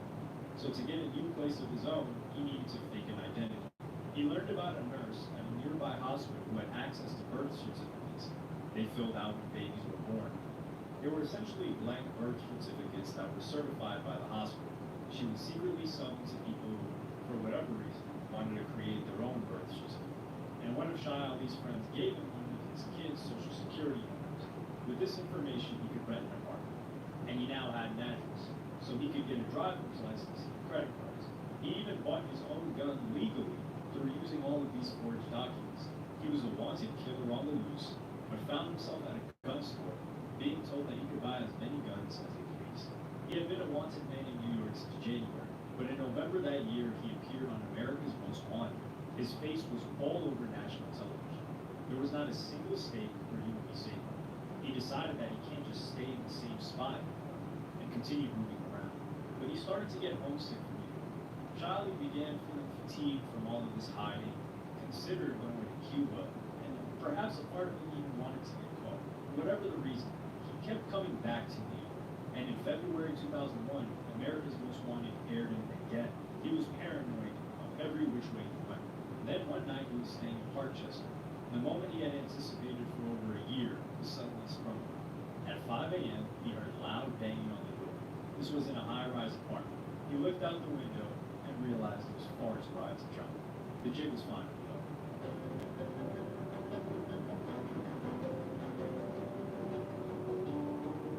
Shai Ali served an 11-year sentence at Sing Sing Correctional Facility in New York. His sentence, as you can imagine, gave him time to think. He simply got on with his life while living in prison. He got married to another woman while behind bars, and she actually gave birth while he was behind bars due to the conjugal visits he was allowed to have while inside. In 2012, he was a free man once again. And while his run from the law makes a good story, there are real people whose lives have been ruined and altered forever from this ordeal. Sean had a son who was only 11 or 12 when the killing happened, and has had to grow up without a father. Shai Ali has a restraining order where he's not allowed to be in contact with him, but says he's incredibly apologetic and wants to pay him back in whatever way he can. And there's a wider issue at hand that he wants to address. Shai Ali wanted to get the word out that he's ashamed of what happened and wanted to be more of a positive role model going forward. He made a stupid lapse in judgment and doesn't want young men making the same mistakes. In an interview with Vlad TV, he talks about how young black men have anger issues and this needs to be addressed to stop history from repeating itself. He says, we got issues. We have anger issues. We got pride issues. We got patience issues. And if it's not addressed, we take it out on each other. I don't understand why. I don't know why we take it out on each other all the time. Like it's sickening and sad. This seems to be more of a problem that's getting increasingly dangerous for young men in general as a whole, considering how many killings and shootings we've seen, at least in the United States, for people that are underage.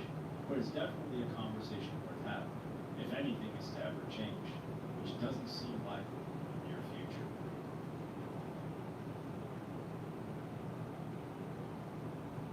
The topic of snitching, telling, whatever you want to call it, is at the forefront of hip-hop right now. But it reminded me of an event 2 decades ago.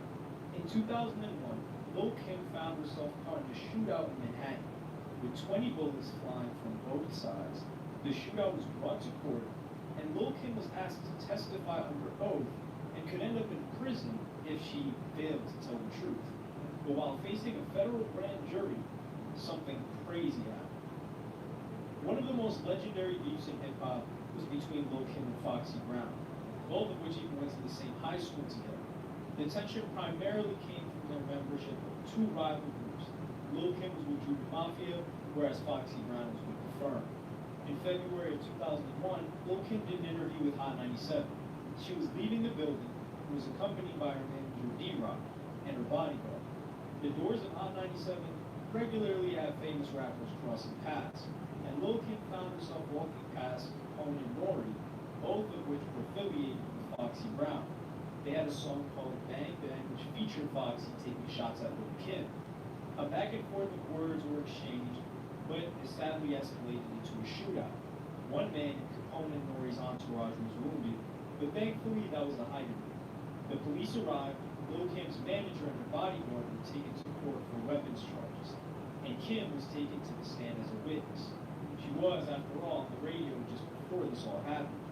However, in front of a federal grand jury, she told the courtroom that her bodyguard and manager were not there that night. She had covered for her friends and refused to snitch. This was clearly a risk she was willing to take and suffer the consequences. And hopefully, so long as everyone didn't tell the police anything, she assumed she was safe. But unfortunately for Kim, there was video footage from that night of Lil Kim's manager opening the door for her, people that she said she didn't know. Standing beside them was also her bodyguard, who she claimed wasn't with her either. There was indisputable evidence that Kim had committed perjury or lied in court under oath. She was charged with conspiracy to commit perjury, making false statements, and obstructing justice. The worst case scenario for her now was 20 years behind bars. This behavior was far from the norm, and for Lil Kim, especially as a woman, it was particularly unbelievable, even today. Snitching is something that's traditionally viewed as gang activity, usually the most common being men that are involved in it. So it's a real upfront thing for Lil Kim to, what some people may consider dumb, but very attuned to her value system, for her to really take one on the chin and not tell on anyone. It's incredibly ironic, too, that the most manly person around this whole event is a woman. I mean, what is snitching exactly? Not to go into it too much, but usually it refers to someone going to the police to report or tell something on someone that was accompanying them during a crime, and then they sell them out so they don't serve any time or get a reduced sentence. It's more become colloquially known as, hey, this person shouldn't be talking to police because they're involved in gang or street life, and giving them any type of statements that could lead any investigation forward would also be telling. Lil C's, though, was Biggie's hype man and a respected member of Junior Mafia. But when he was testifying in Kim's perjury trial, he had a falling out with Kim. Lil C's told MTV at the time, me and Kim wasn't on good terms for the moment, and she made it clear to the world that she didn't want to have anything to do with me and my peoples. So she wasn't trying to call us to her defense. Being that we was witnesses there, the U.S. government subpoenaed us, and there's nothing you can do about that. When you're subpoenaed, you either come or they take your ass to jail. It's just that simple. simply told the court what happened and proved that Lil Kim had committed perjury. And Lil C's argued that the same thing could have happened to him if he didn't tell the truth. He said, these federal people do everything. They had phone taps. They had the video cameras from the shooting at I-97. They had that all on tape. 2 weeks after Lil C's testified and 2 months before Lil Kim was scheduled for a prison sentence, she decided to hit back. She filed a $6 million civil lawsuit against Lil C's for using her image without her permission in an upcoming DVD, The Chronicles of Junior Mafia, Part 2, Reloaded. Without getting Kim's permission, this constituted false advertising and false endorsement. C's had also allegedly tried to stage interviews with other Junior Mafia members about Kim's trial. It was Lil Kim's way of getting back at him and letting him know what she thought. Lil C's maintained his position that he's not a snitch and said that Kim should have gone for a plea bargain. This is when, instead of doing a trial in front of the jury, you plead guilty up front and receive a much more lenient sentence. The fact that Lil Kim brought this to a trial, too, shows that she must have had confidence or delusion in her case and her lawyer. She probably did have a good lawyer because she only ended up getting 1 year in prison. But perhaps more importantly, she came out of prison with her integrity completely intact. There was nothing anyone could say to throw dirt on her name. Snitching is something that could, or at one point, ruin your rap career, possibly put you in harm's way. But it doesn't seem to be the case anymore with a couple of other people who have been exposed for telling as of late. When we think of a rapper telling, the first person who comes into mind now is Tekashi 6ix9ine. He admitted to the federal government that he was a member of the 9 Trey gang, who robbed people at gunpoint, and cooperating with the law, taking the stand. He could basically buy back his entire life. He was initially expecting up to 47 years behind bars, and had managed to cut that down to 2. Yes, it was supposed to affect his safety outside, to which people thought he would go into witness protection, but that wasn't the case. Did it affect his music career? Yes, but he obviously preferred it over 5 decades behind bars. But some people are even bringing up the argument now that perhaps it wasn't the fact that he told that ruined his music career, but the fact that people didn't like him and he told.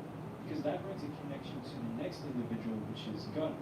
In the eyes of the people, a more debatable example of talent comes from him. Unlike Lil Kim, he went down the plea deal route and has had mixed results. As you probably know, most of the artists on the YSL label have been arrested for RICO charges or racketeering. But Gunna seems to have been given preferential treatment. Being the first one to take the plea, a bunch of people have put 2 and 2 together and believe that he cooperated with law enforcement. Even the video footage is out there. He got 500 hours of community service where he'll talk to kids about the dangers of gang violence, which is clearly way better than being locked up. The video that released of Gunna was him answering questions and telling the judge that he knew that YSL was more than just a music group and a gang that needed to end. Most people consider any form of cooperation with law enforcement as snitching, but Gunna claims that this was not the case. He's saying that through his plea deal route, or the team around him, is that everything Gunna told the court was not testimony, and his statements in this court can't be used as evidence for anything else. So, supposedly, Gunna's response to these questions doesn't affect the trials of other members of YSL, but he is a state's witness, and if they do go to court, he has to get on the stand and tell the truth. Otherwise, he'll face the same fate as Lil Kim. But to put Lil Kim's refusal to tell in a better perspective, let's take an example of another female rapper who was being accused of telling, Megan Thee Stallion. She was driving home from a party with Tory Lanez. At some point, Tory is found guilty of allegedly shooting her in both feet. The police arrived and she said she lied to the police that it wasn't Tory to protect her. However, she was changing her mind through social media, eventually telling people that he did shoot her. And then when she ended up showing to the court case to testify, Megan Thee Stallion seems to draw the line at the same spot that Lil C does. She was happy to lie to the police on the scene, but on social media and later on in front of a packed courtroom where her word could be held against her, she decided to tell the truth. And this has received mixed responses. A lot of the report from Megan Thee Stallion argues that she's a citizen, which Lil Kim was in the same way. If you're not a part of a criminal gang or not a part of a crime, then the laws of snitching don't apply. This very argument came from Mike100, posted a picture on Instagram which read, Megan Thee Stallion is a civilian. She can't be classified as a snitch. Civilians tell the truth. He captioned the picture with "My daughter is raised the same way," hashtag not guilty, "Stop trying to enforce ice hockey rules on a kickball field," which is a fair take from someone who's actually involved in that lifestyle. But perhaps things are just different.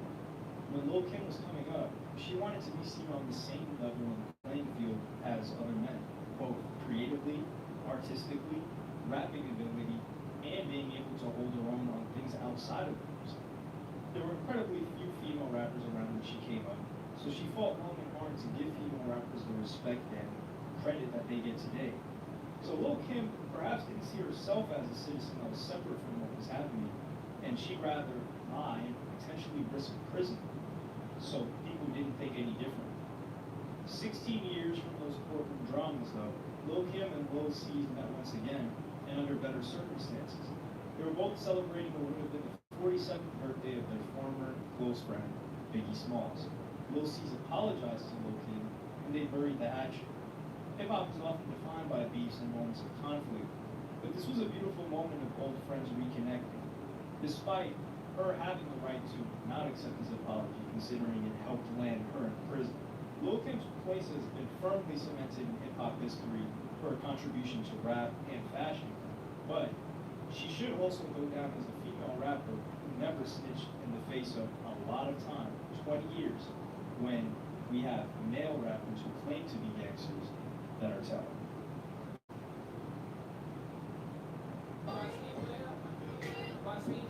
From the children's song and dance of a generation, topping the charts, TV deals, to facing life in prison. Silence, or Ricky Hawk, as his classmates knew this 16-year-old, became famous overnight, specifically after one song, Watch Me with Nene. The track is an infectious dance song that was created so people can enjoy some easy dance moves and have fun. People will be dancing and smiling all around the world for the next 30 years whenever my song gets played. In 2015, the track quickly became viral and appeared on major listening platforms like iTunes, YouTube, Vine, and SoundCloud. Soon after, the track reached number 3 on the Billboard Hot 100 and stayed there for 6 weeks straight. The single for a while is topping iTunes in 15 countries and on the UK Shazam charts. In fact, Silent Hill got the plaque at a renowned LA Troubadour Club as part of Capitol Records' 3rd annual Capitol Congress event. Moreover, Silent Hill was nominated for the Choice R&B Hip Hop Song category at the Teen Choice Awards, and he made a few appearances on different live TV shows like Good Morning America and Live with Kelly. It wasn't just the dance moves that brought Silent Hill to fame and popularity, though. A lot of the thanks goes to the entertainment brand Dance On and the music distribution company, too, which are responsible for the initial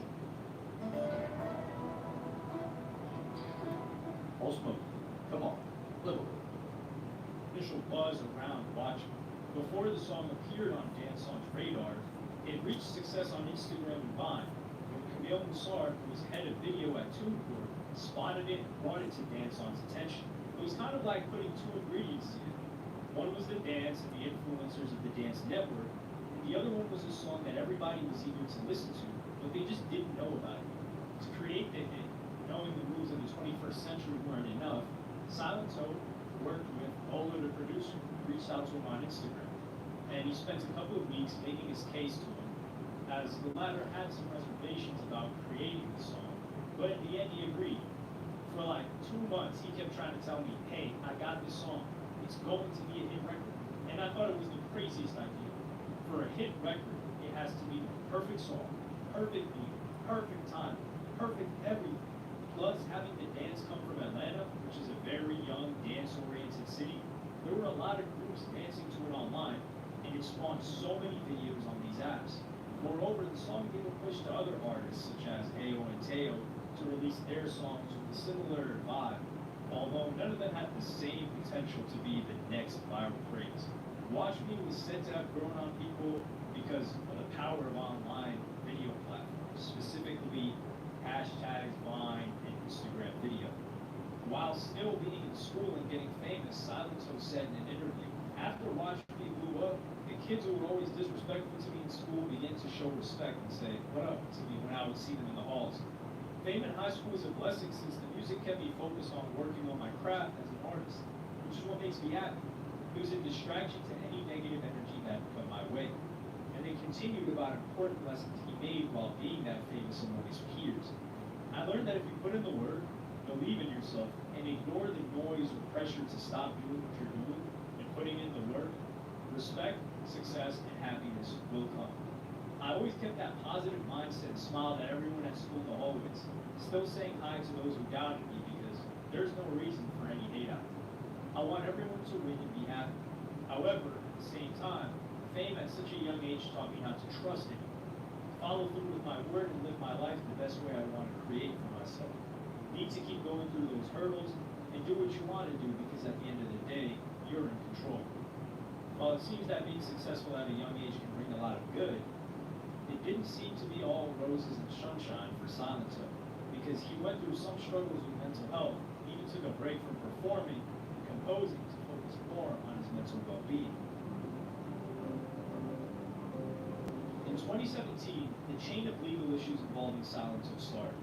The very first episode was when Silento would not leave the UAE or the United Arab Emirates due to a business dispute. The grounds of the dispute were that Silento did not show up for the two shows that he had to perform at Al Ain and Abu Dhabi on the 18th of February. As the owner of the event organizer Mackie Entertainment, Mackie Taj El Sir Abdul Halim said, "He didn't show up. I just wanted to get my own money back. I don't want to ruin his reputation." Abdul Halim wanted to recover performance fees, travel, and marketing costs, which were estimated at 300,000 dirhams or $81,500. The court ruling ordered Silento to pay the said amount of money. On the 20th of February, a travel ban was placed on Silento, and he was commanded to surrender his passport to the court until the money was paid off. A representative of Silento in the Middle East, Jenna Kadum, stated that the allegations were in question, and in fact the promoter himself was guilty of not living up to his end of it. Silento did not cancel any shows at all. The rapper only learned of the travel ban against him on Wednesday. There was no comment from Jenna on whether Silento handed in his passport or not. The U.S. Embassy in Abu Dhabi did not comment on the matter either. Silento became aware of the legal issues early Thursday when he finished the show in the Dubai nightclub. "I can't even leave the UAE, but I'm still in the club." In the late hours of Wednesday, Silento posted a link to his Twitter page encouraging fans to donate to his fundraiser, Free Silento, so that he could return to America. After that, in 2020, two arrests followed each other. The first one was on August 28th when Silento was booked in Santa Ana for inflicting corporal injury on a spouse or a cohabitant in a domestic violence incident. He was charged with a felony and posted bond, but was released on the same day. After that, things got a bit weird because the internet, specifically Twitter, suggested that Silento's girlfriend allegedly leaked very private photos of Silento's behind that many users found disturbing. Supposedly, after that incident, the very next day, Silento was wandering the streets wielding a hatchet, and he walked into a random home looking for his girlfriend. Homeowners with their children were present the moment Silento walked in and were terrified. But one of the homeowners had a gun and was able to stop Silento. Luckily, nobody was harmed. In a few moments, Silento's friend came to the house and informed the rapper that he was at the wrong place. So together they took off. But LAPD officers chased Silento a block from his home and booked him and charged him with 2 counts of assault with a deadly weapon. He was taken into custody and posted bail of $105,000. In 2 months, Silento was arrested again, but this time it was for speeding in DeKalb County, Georgia. He was pulled over by a police officer at 3 a.m. for driving at 143 miles per hour. For his white BMW, Silento insisted that he didn't break any laws and stated that, firstly, he was driving at such a speed because he didn't want to be chased by fans. And second, if there are like 10 cars following me, I can do 140 because I'm not a regular person. And you could go and look on your computer and it would tell you that. But Silento was arrested again and held at DeKalb County, where he was informed of several charges and was later released on bond. The charges included speeding, reckless driving, failure to maintain the lane, and improper stopping. It was January 21st when police officers responded to the call in the residential area in DeKalb County, Georgia. The witnesses said something about hearing gunshots. When the police arrived at the scene, they found Frederick Roots bleeding on the street from being shot in the face and the leg. In no time, he dead at 3 a.m.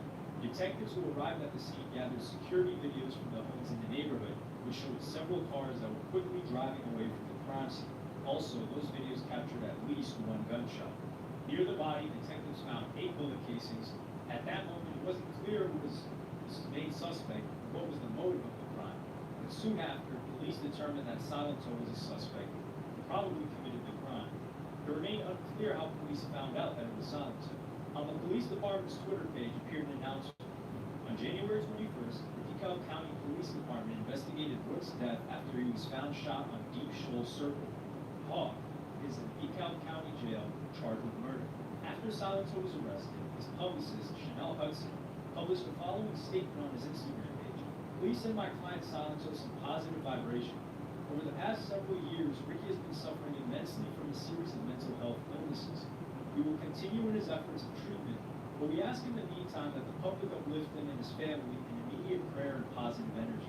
Ricky is a beautiful soul, and we hope that the same people who came up whipping and nay-naying with him continue to support him and be lifted in prayer. God bless. In the post description, she expressed her hopes that the situation would pass, as well as all previous ones. Chanel Hudson asserted that she had a very close relationship with her client, Ricky. She said that she was well aware of his mental health issues, specifically his struggles with anxiety and depression. But to her dissatisfaction, Silento was not consistent about getting better and resolving those problems. Chanel said that she believed that the case against her client was based on some shaky evidence, and she stated that the justice system would decide Silento's fate. No matter what his charges are, he's a human being, and it doesn't cost anything to pray for him and his family or send him positive vibrations. I hope people continue to have a little empathy. Hudson added at the time, former legal guardians and Ricky's attorney were assembling his criminal defense team, and the lawyer was constantly in touch with Silento in jail. Moreover, Chanel Hudson explained that in the last couple of years, presumably from the appearance of the first legal problem, she was trying to humanize Silento.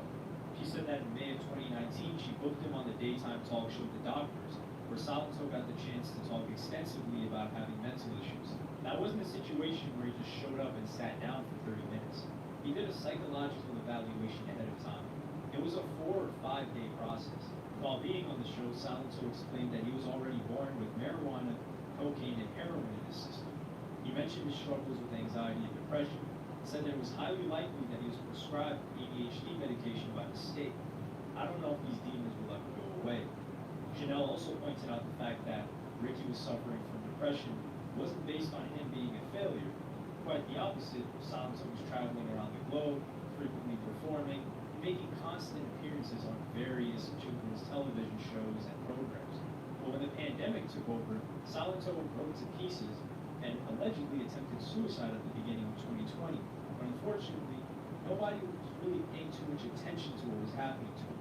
And after that suicide attempt, Silento showed some signs of destructive behavior and was arrested 3 times, each one getting more attention than the last. Despite that, bond on the current case was denied. Chanel Hudson stated that she planned to continue supporting Ricky because he supported her as well. She needed that. I will not turn my back on him. I bet in some way, shape, or form, he's writing about his experience. On February 1st, Silento was charged with malice murder and felony murder. In a few months, Silento was booked into an Illinois jail on 1 count of murder. At the court hearing on June 9th, the judge looked over his mental health history and stated that he was a danger to society. Prosecutors on the cases stated that Ricky's grandparents wished their grandkid would stay in prison to prevent him from being a threat to himself and other people.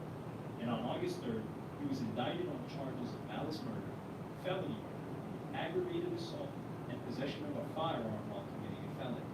His trial is yet to begin, and he has not yet taken any guilty plea. But it's one shocking turn of events that the man who created one of the biggest children's songs of the last decade is now facing life in prison at the young age of 24.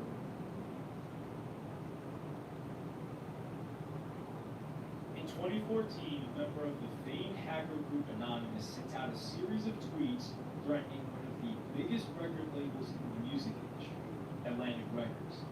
You have 24 hours to present a statement announcing the immediate release of Lupe Fiasco's album. If you do not comply, we'll launch a direct attack against your website, your associates, and your executives. Once again, you have 24 hours starting now. hashtag Operation Atlantic. What followed would make history.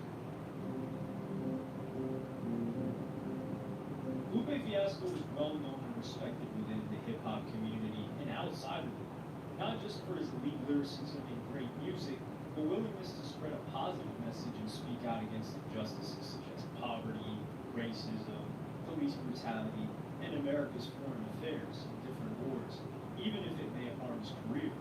This wasn't the first time he had issues with his record label in trying to obtain a release date for his album. Back in 2010, he was gearing up to release his album Lasers, which he announced was finished, but Atlantic Records was not interested in releasing it anytime soon. Fans put together an online petition demanding Atlantic Records release Lasers, which got 5,000 signatures the first day and spread through blog sites. On October 7th, 2010, Lupe Fiasco posted a picture of himself with Atlantic president Julie Greenwald, and the next day they revealed the release date for Lasers would be March 8th, 2011.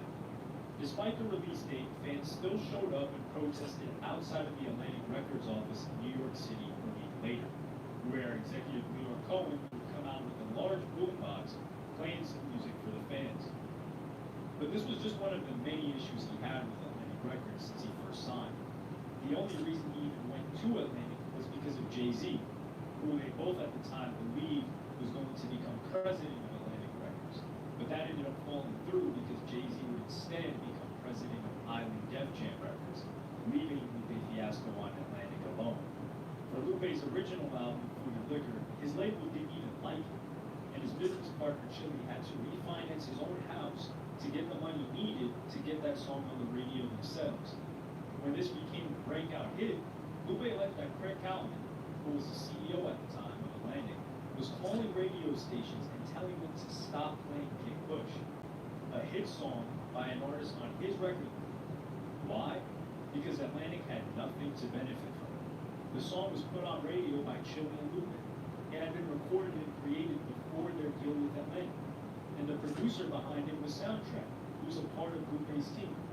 In an IG Live with Joe Budden, Lupe Fiasco tells the story of what Craig Cowman did next. Okay, well that exists in the corporate world, you know. From an equity position, he didn't have any publishing, he didn't have any royalty rights, he didn't bring a producer, he didn't have any writers, he had nothing. You know what they did? What? They flew down to the Philippines to find the woman who sampled the record from her and bought the entire record from her. So they actually owned the song that Kid Push was sampled from. That's what they did. Anonymous origins are difficult to track. Some say they started on the 4chan message boards and began organizing in 2003, with their first high-profile acts happening in 2008. Originally, it was just fun pranks, but would eventually build and take on more political and social causes over time, and they became known as activists or hacktivists, using their hacking abilities to perpetuate their values. Being that they were anonymous, there's really no specific person or group. It became more of an idea and a collective that was adopted by people who participated in their attacks, who believed in what they believed in, which were loosely the following: opposing censorship and government control of the internet, advocates of free speech and making sure that information is free, opposing corruption and abuse of power by governments and corporations, and supporting social and political causes that involve civil and human rights. Lupe Fiasco's situation likely fell under the umbrella of the third one, where they probably believed that Atlantic Records was abusing their power by not letting an artist release his work, and whenever they rallied behind a cause, they were ready to lay down the law. One of the attacks that propelled them to fame was their 2011 cyber attack on the U.S. Department of Justice website. The government had just shut down the file-sharing website Mega Upload. The attack, which was named Operation Payback, was carried out using a distributed denial of service, more commonly known as a DDoS attack, in which a large number of computers flood a website with traffic in order to overload servers and make the site inaccessible to users. The attack was a response to the Department of Justice's decision to shut down Mega Upload and arrest its founder, Kim.com, on charges of copyright infringement. Kim.com's claim was that he wasn't guilty of copyright infringement. What he created was a file-sharing service to allow people to upload and transfer files. He just because people decided to use the service to transfer and upload copyrighted material, that doesn't mean he approved of it or condoned it, nor should he be convicted of that crime. Anonymous saw the move as an attack on internet freedom and an infringement on the rights of mega upload users, many of whom were using the site to store and share legal files. Anonymous announced their intention to launch the attack in a series of tweets and posts on social media, and called on its followers to join the attack by downloading a DDoS tool called LOIC, which would be used to target the DOJ website. The attack was successful, and the DOJ website was temporarily brought down. In addition to the attack on the DOJ website, Anonymous also targeted the websites of the Motion Picture Association of America and the RIAA, which is the Recording Industry Association of America, in protest of their role in the crackdown of internet piracy. They also launched an attack in late 2014, close to the same time they threatened Atlantic Records on Sony Pictures in retaliation for the company's effort to block the release of the film The Interview, which was a comedy about an assassination plot against the North Korean leader Kim Jong-un. The hack of Sony was a major security breach, and massive amounts of sensitive data such as confidential financial documents, social security numbers, email archives, and personal information about celebrities and employees were stolen. The hackers also released several embarrassing emails sent by Sony executives.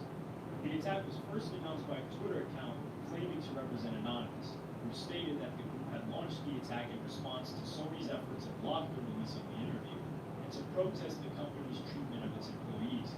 The hack was later claimed by a group calling itself the Guardians of Peace, but many experts believe that they're affiliated with or at least sympathetic to the Anonymous group. In the aftermath of the hack, the U.S. government officially attributed the Sony hack to North Korea, although some experts and Anonymous themselves have questioned this, saying it wasn't clear where the hackers were based or who was behind the attack. It seemed more like a political move by the U.S. government to paint North Korea in a certain light.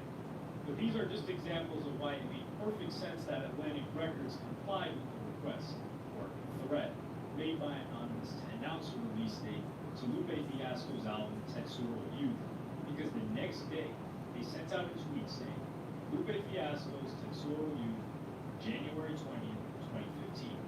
Mission accomplished.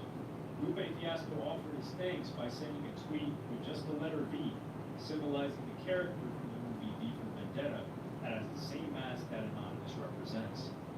They also took credit for it with a statement the next day, saying, 24 hours ago we released a short Twitter ultimatum. We called upon record label Atlantic Records, responsible for releasing conscious rap artist Lupe Fiasco's long-awaited album. We demanded a statement from the label within 24 hours to release a date, or we would unleash the complete and utter fury of our collective on the company and executives. 21 hours later, they released a short tweet citing the album and its release date. At this time, it can be concluded that we have proved our point. We wish music that is educating the masses to keep being released. We will fight for that. Lupe Fiasco, Talib Kweli, Mos Def, Common, and others are the moving force behind conscious rap. This is music we will fight for. Atlantic Records did keep their promise because Lupe Fiasco's album was released on that date to great critical acclaim, one of his greatest albums, and arguably the greatest hip-hop album of that year, despite it getting almost no promotion or support from the record label.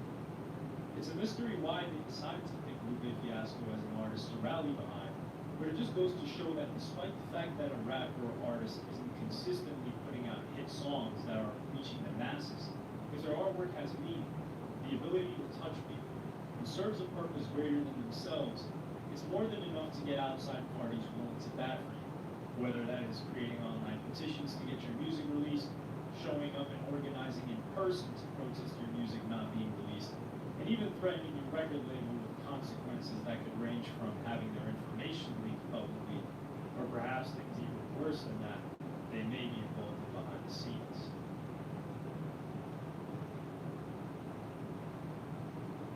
A rapper that was signed and had a song with P. Diddy, who walked into the 25th precinct on December 15, 2010, and confessed to shooting a man 17 years earlier.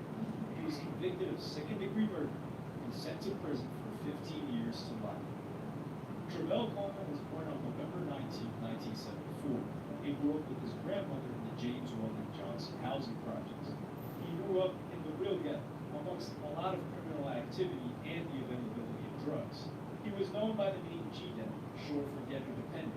He began his rapping career with Tape Kings and released 2 vinyl records in '95 and '96. Soon after, he met Sean Combs, who was already big at the time, and he signed G-Dep with Bad Boy Records for $350,000 on a 5-album deal. The next year, G-Dep appeared in 2 songs of Black Rob's debut album. He released his solo debut album for Bad Boy Records on November 20th, 2001. It was called Child of the Ghetto.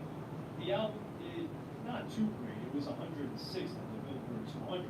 The single from the debut album, Special Delivery, became relatively popular, and it got to number 3 on the Hot Rap Singles charts. G-Dep became one of the renowned names of Bad Boy Records and brought a lot of attention to the label. But the label had to let him go because of excessive dependence on drugs. It needs to be said that Bad Boy Records found G-Dep at a very good time, and Travell did help the label out after Biggie died. G-Dep also helped Diddy to lift his career as well. He was signed by Diddy and featured in his music video Let's Get It too. But after Bad Boys cut ties with G-Dep, he had been looking for a new label that would sign him.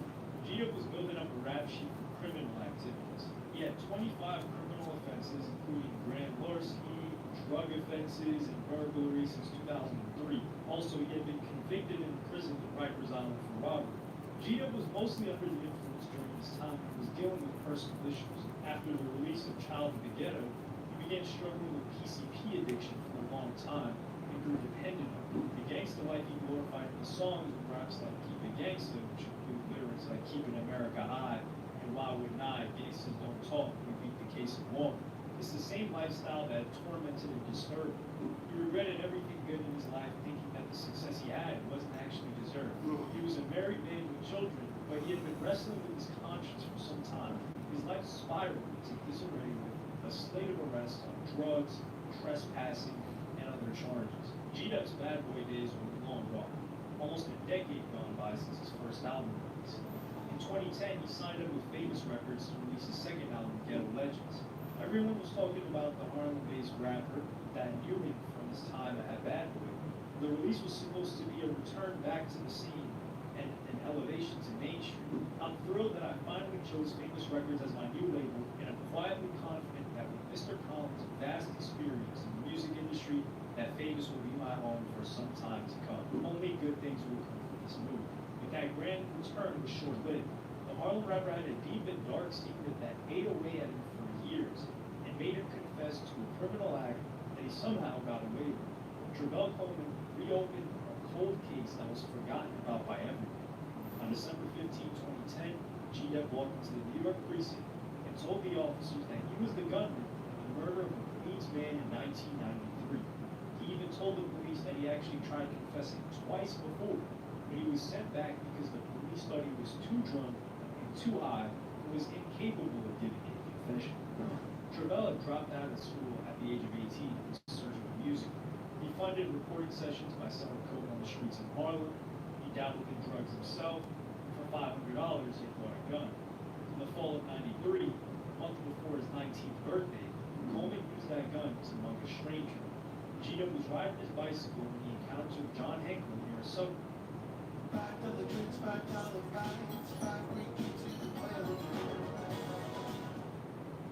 Subway station of James Weldon Johnson housing projects on Park Avenue and East 114th Street, and pulled out his .40 caliber pistol trying to intimidate the victim to hand over his cash. He was standing under the scaffolding on Park Avenue, 114th Street. I was riding my bike. I told him, "Give me the money." He was kind of, unresponsive. The guy grabbed the gun, and I pulled the gun back, and that's when I fired. And the guy winced, and I didn't know what happened. Ankle tried to disarm G-Dep by grabbing the gun, but G-Dep pulled himself away and fired 3 shots. Travell didn't look where the shots hit. He immediately ran back to his bike and fled the scene. He didn't even know if the man was fatally wounded. He went around the block, came back after a while, and looked from afar to see that there was a crowd with police vehicles standing by. He then backed up his bike and left. The next few days, there were police in the neighborhood asking questions. The police even stopped G-Dep and asked about the shooting, and he said that he knew nothing of it. G-Dep thought the man didn't die as the police said the word shooting rather than murder. He threw away his pistol in the East River few days later. For years, GW had no idea whether Henkel had lived or died, though he later realized that he was indeed guilty of murder. What makes the case so baffling is that he initially got away with the crime, but while he might have lived in peace and under the radar, the ex-rapper subsequently revealed that the crime took a toll on him, as he struggled for years with drugs and built up an arrest record, even after a successful music career. The incident simply wouldn't leave his thoughts, as he was plagued by what unfolded. It was after completing a 30-day recovery program in 2010 that Travell said that he recognized he wasn't adequately tackling his past. A lot of people were really cleansing their souls and really getting to the root of their problems. I was not. I would just be embellishing, telling stories about getting high. I wasn't being totally honest. After confessing, he went on trial, was convicted of second-degree murder, and was sentenced on May 8, 2012 to 15 years in prison. I think I was just at a point where enough is enough. It never went away, me thinking about it. So it was like I had to do something. His confession even disturbed the family a little bit, because it brought back a lot of bad memories. The admission reportedly even led family members of Henkel to criticize GW for speaking out, saying that the revelation brought painful memories back to the surface. GW felt that admitting the crime was the right thing to do, with his attorneys acknowledging at the time that many thought the decision was foolish. Conscience drove him to do something. He thinks he did the right thing, his attorney told the Associated Press. There's a lot of people who think he's a fool for doing this. He doesn't think he's a fool. He says this has been like a blessing. It saved his life. I couldn't move on and keep trying to satisfy myself if I didn't deal with that, he told XXL in the jailhouse interview. I didn't know what was going to be the outcome, but that was the only way I knew to deal with it. The victim had grabbed the rapper's .40 caliber gun and he pulled it back and fired at the man 3 times. GW told authorities in a recorded statement played during his trial. After the gunfire, he said he rode off on a bicycle, unsure whether he had been struck. GW didn't testify at his trial. Authorities paired his account with the 1993 death of Henkel, age 32. He was shot 3 times with a .40 caliber gun at the same corner in October of 1993 when GW was nearing his 19th birthday. The more you study the evidence, you'll see it just matches up too greatly for coincidence. However, GW's lawyer questioned whether the police had made the correct match. He pointed out differences between GW's statement and Henkel's shooting, such as the rapper's claim that the shooting occurred in February or March, rather than the fall. His description of the victim as blonde and clean-shaven, although Henkel had brown hair and had facial hair. The rapper claims he has no way of knowing whether Henkel was the man he shot. According to the lawyer, he eventually filled in some of the specifics with the information provided by the police. GW turned down a plea bargain in exchange for a guaranteed 15 years to life term, which is now the bare minimum he faces. Regardless, he remains convinced he did the right thing by coming forward. He has a conscience and a heart, and his conscience and his heart brought him to where he is today, his lawyer said after court. He's probably making the most powerful statement of a rapper that his era can make, which is to be accountable and to do the right thing. After signing up with Bad Boys, Travell had a daughter and a girlfriend, but after that relationship ended, he met Crystal Sutton at a club. The couple was married in 2004 and had twin boys.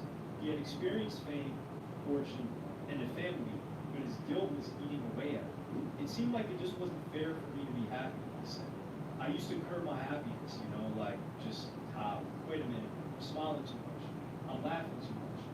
I felt like I couldn't really tell anyone. I didn't want them to be involved. Burdened by what happened, his music suffered, and Diddy dropped him from his bad boy. It probably was the drugs, he said. I was just knee-deep in trying to medicate myself and not feel, and numb myself to whatever I was dealing with. After he confessed his crime, his family was in disbelief. I was like, no, that's not Travell. That's not even in his character to do that. He's a kind, loving person. After the case was made public, Diddy talked about it in December of 2010 on Sirius XM Radio Shade 45. GW was one of the nicest artists I ever worked with. You could always feel like something was troubling his soul because he was real quiet. But he's the type of guy who wouldn't hurt a fly. He did the right thing, he manned up to it. But my prayers go out to him. He had a real bad drug problem that could have caused that situation. The editor-in-chief of GQ served as the jury foreman in the murder trial of John Henkel and has written about the case. You have to concede that the man probably lived in a jail in his house in his head for 18 years. The hard part about this case is that it involves a guy who didn't really need to come forward. He needed to come forward for his conscience, but we were wrestling with this as jurors because kind of thought, why did you come forward? Our mission is very, very specific. Is this guy guilty? And I wrestled with that because I knew he was. I just didn't almost feel worthy of passing judgment on this guy. He did kill. I don't go into this with rose-colored glasses. I completely understand that for the people who knew John Hinckley, it's a different story. We have to keep that in mind. The jury found him guilty of second-degree murder, and on May 8, 2012, he was sentenced. He was 38 years old. The case of Travell Coleman is haunting, Nelson said. I think the guy got a bad shake. I think he did something honorable and society punished him for. Travell separated from his wife in 2008, but Sutton said she's still standing by it. She said she's still in doubt that her husband shot Hinckley, but is now a different man. It's a different Travell to me, not on drugs. He feels freer, and you can tell by talking to him. He sounds a lot better, like the Travell I first met, caring, loving, trying to do what he can. So 12 years after the verdict was given against Gita, the assistant district attorney of the case made a request to pardon him from his imprisonment, saying it was too harsh. He reached out to a clemency attorney at City University, and after that clemency attorney, Steve Zeidman, sent a letter to the judge of the Coleman case, he learned that the judge had already reached out to the current state governor. Currently, Travell is married to Letitia Evans at the moment, and they've been married for 6 years, exchanging vows at Elmira Correction Facilities. Coleman's wife is also a rabbi, known as Hasselbeck. We still haven't seen the outcome of whether he will be pardoned, but he's been serving time for at least 10 years now.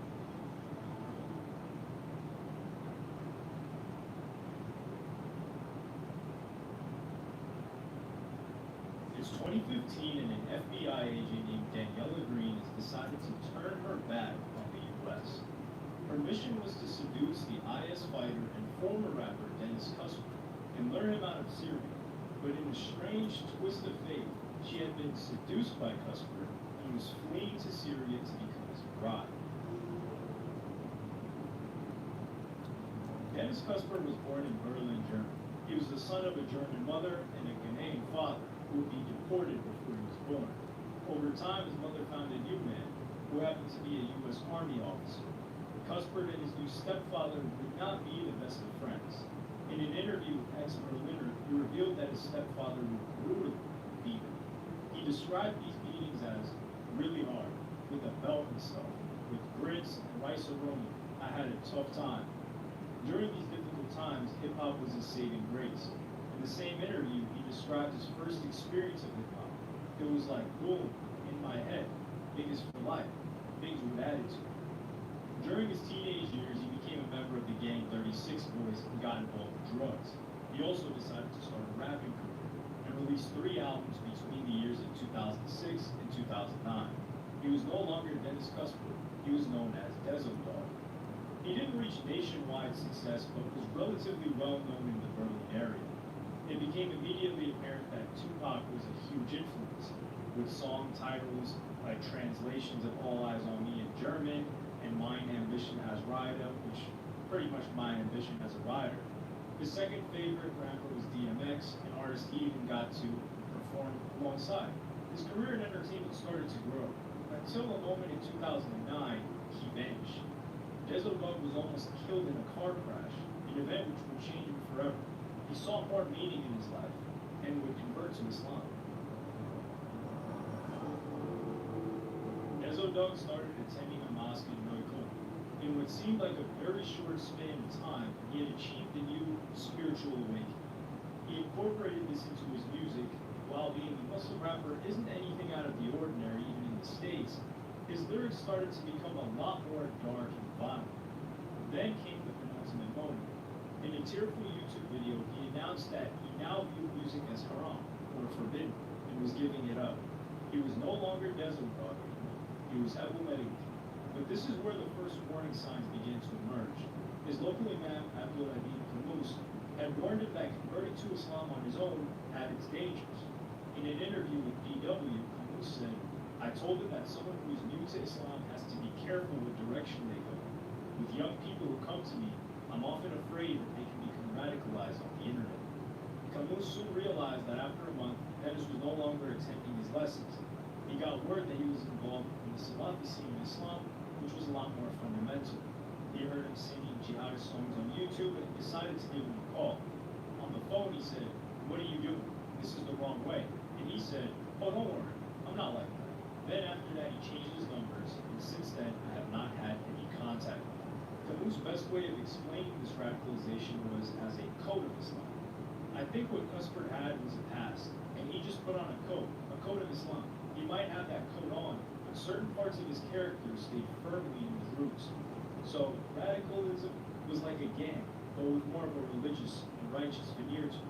Abu Malik's views were completely at odds with the majority of people in Berlin. So in 2011, he took a one-way flight from Berlin to Cairo, Egypt. It was in Egypt that he joined an al-Qaeda-affiliated organization. He traveled to the Egyptian city of Marsa Matruh, where he received military training. He also received further training in Darna and Libya. He was now fully qualified as a soldier for his cause.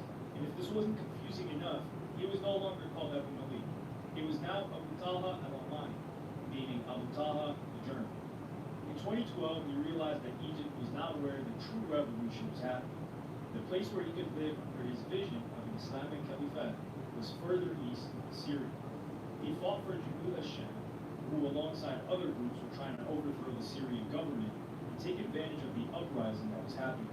There was a vacuum of power during this time, and these groups planned on filling the power vacuum now available in Syria and Iraq.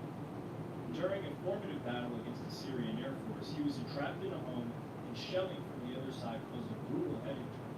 Abu Talha al-Almani was in a coma for an entire week. He posted in an online interview, "My head was open and some parts of my brain were coming out. The brothers cared about me a lot, and through the mercy of Allah, I woke up." And in the summer of 2014, these groups took the whole world by surprise. They conquered huge swaths of territory in northern Iraq and established an Islamic State. Members of Jabul Hashem gradually defected to IS. This stretched from Aleppo to Syria to Diyala in Iraq. At their peak, they had conquered land the size of Great Britain. With IS newfound control, they were forced to be reckoned with. With al-Almani, they had a brilliant spokesperson to appeal to the young men they wanted to recruit. He was a charismatic rapper who came up under DMX music. He could speak English, German, and Arabic. He was their key representative for the German-speaking world of Germany, Austria, and parts of Switzerland. In July 2014, he presented a video of himself alongside a pile of corpses who IS had slain during their conquest. In November 2014, he was holding the head of the victim and said, "They were opponents of IS. That is why they have received death sentence." He was using the same bravado and flexing that he learned making gangster rap videos, as if he was flexing some jewelry or cars. On his newfound platform, he made threats towards Barack Obama and the people of Germany, and he also encouraged people to conduct their own attacks. All of the information I've given you so far was more likely brief to a woman named Daniela Green. She was an American woman who grew up in Germany, so she spoke fluent German. She was given top security clearance from the FBI and was told to communicate with al-Almani over Skype. Her job was to convince al-Almani that she wanted to be his bride. She would then agree to meet him in Turkey so they could move across the border in Syria. The FBI would then ambush him while he was on Turkish soil. They spoke back and forth over Skype.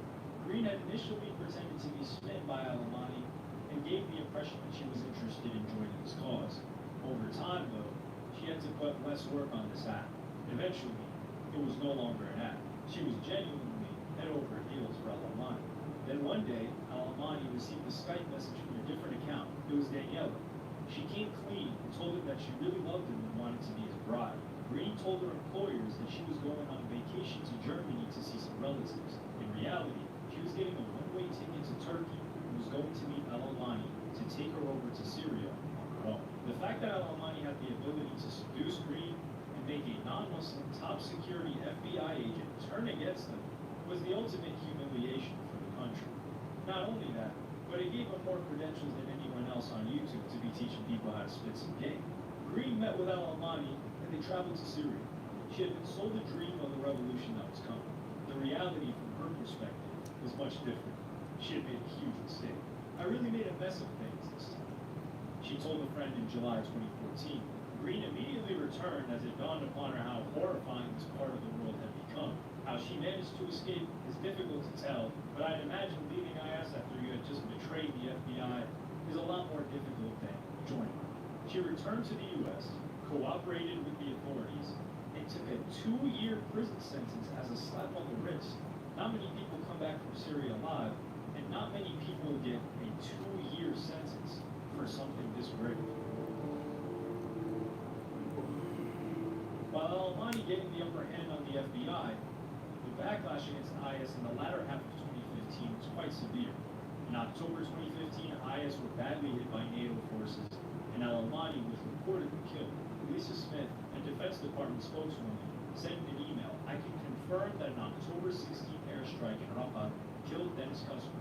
IS continued to release videos of al-Awlani. He made no mention of the airstrikes, so it was presumed that he was dead and they were pretending that he was alive.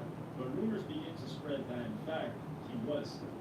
And in 2016, the Pentagon refuted their earlier claims. al-Awlani was still among us. This period would prove devastating for Europe and North America. Attacks occurred in Paris, London, Manchester, Orlando, Florida, Brussels, and Istanbul, all involving young men claiming affiliation to IS. In al-Awlani's native Germany, the truck drove into the Breitscheidplatz Christmas market and killed 12 civilians. Someone had taken his words of advice and made an attack on German soil. And IS were treating its territory like an actual country. Away from the wars and Bible prophecies, they were also willing to do the administration required to set up a country. They were collecting taxes so garbage would be collected. They were printing out birth and marriage certificates. Families were also receiving child benefits. For people living previously without any law or order, to some of them, their new society was an improvement. With al-Awlani's survival, though, he had humiliated the West once again. The mistake couldn't have worked better for IS propaganda, whose fundamental claim was that the West was lying to them all the time. And when they said he was dead, and he came up alive, that didn't help their case. However, IS were simply aggravating too many people. An attack in St. Petersburg now meant that it wasn't just NATO countries who were looking to fight back, but Russia too. Putin and Barack Obama were both united in their hatred of this group. Similarly, Turkey and the Kurds, who were often at odds with one another, both wanted to get rid of IS. Everyone wanted them gone. And one of IS's biggest tactical mistakes was its attacks in the Muslim world, as well as high-profile attacks in London and Paris. It was targeting countries like Turkey, Bangladesh, Indonesia, and Saudi Arabia. Its attack on the holy city of Medina was particularly damning evidence that these people were indiscriminate. The young men they were trying to radicalize would think twice now. The militant group faced attacks from all sides. Separate coalitions led by the US, France, Russia, and the Gulf states were all waging war against it. And by December 2017, IS had lost 95% of the territory it once held. al-Awlani was finding his country shrinking and shrinking, bit by bit. Daniela Green, meanwhile, was now out of prison and living a quiet life as a hotel room. And on January 17, 2018, al-Awlani clashed with anti-IS forces. And the final days of IS would also be his final days. He was killed, and it was for real this time. A year later, in March 2019, IS lost its final territory. It was all over. But it was a new beginning for Daniela Green, who is still among us, with likely a new name and identity.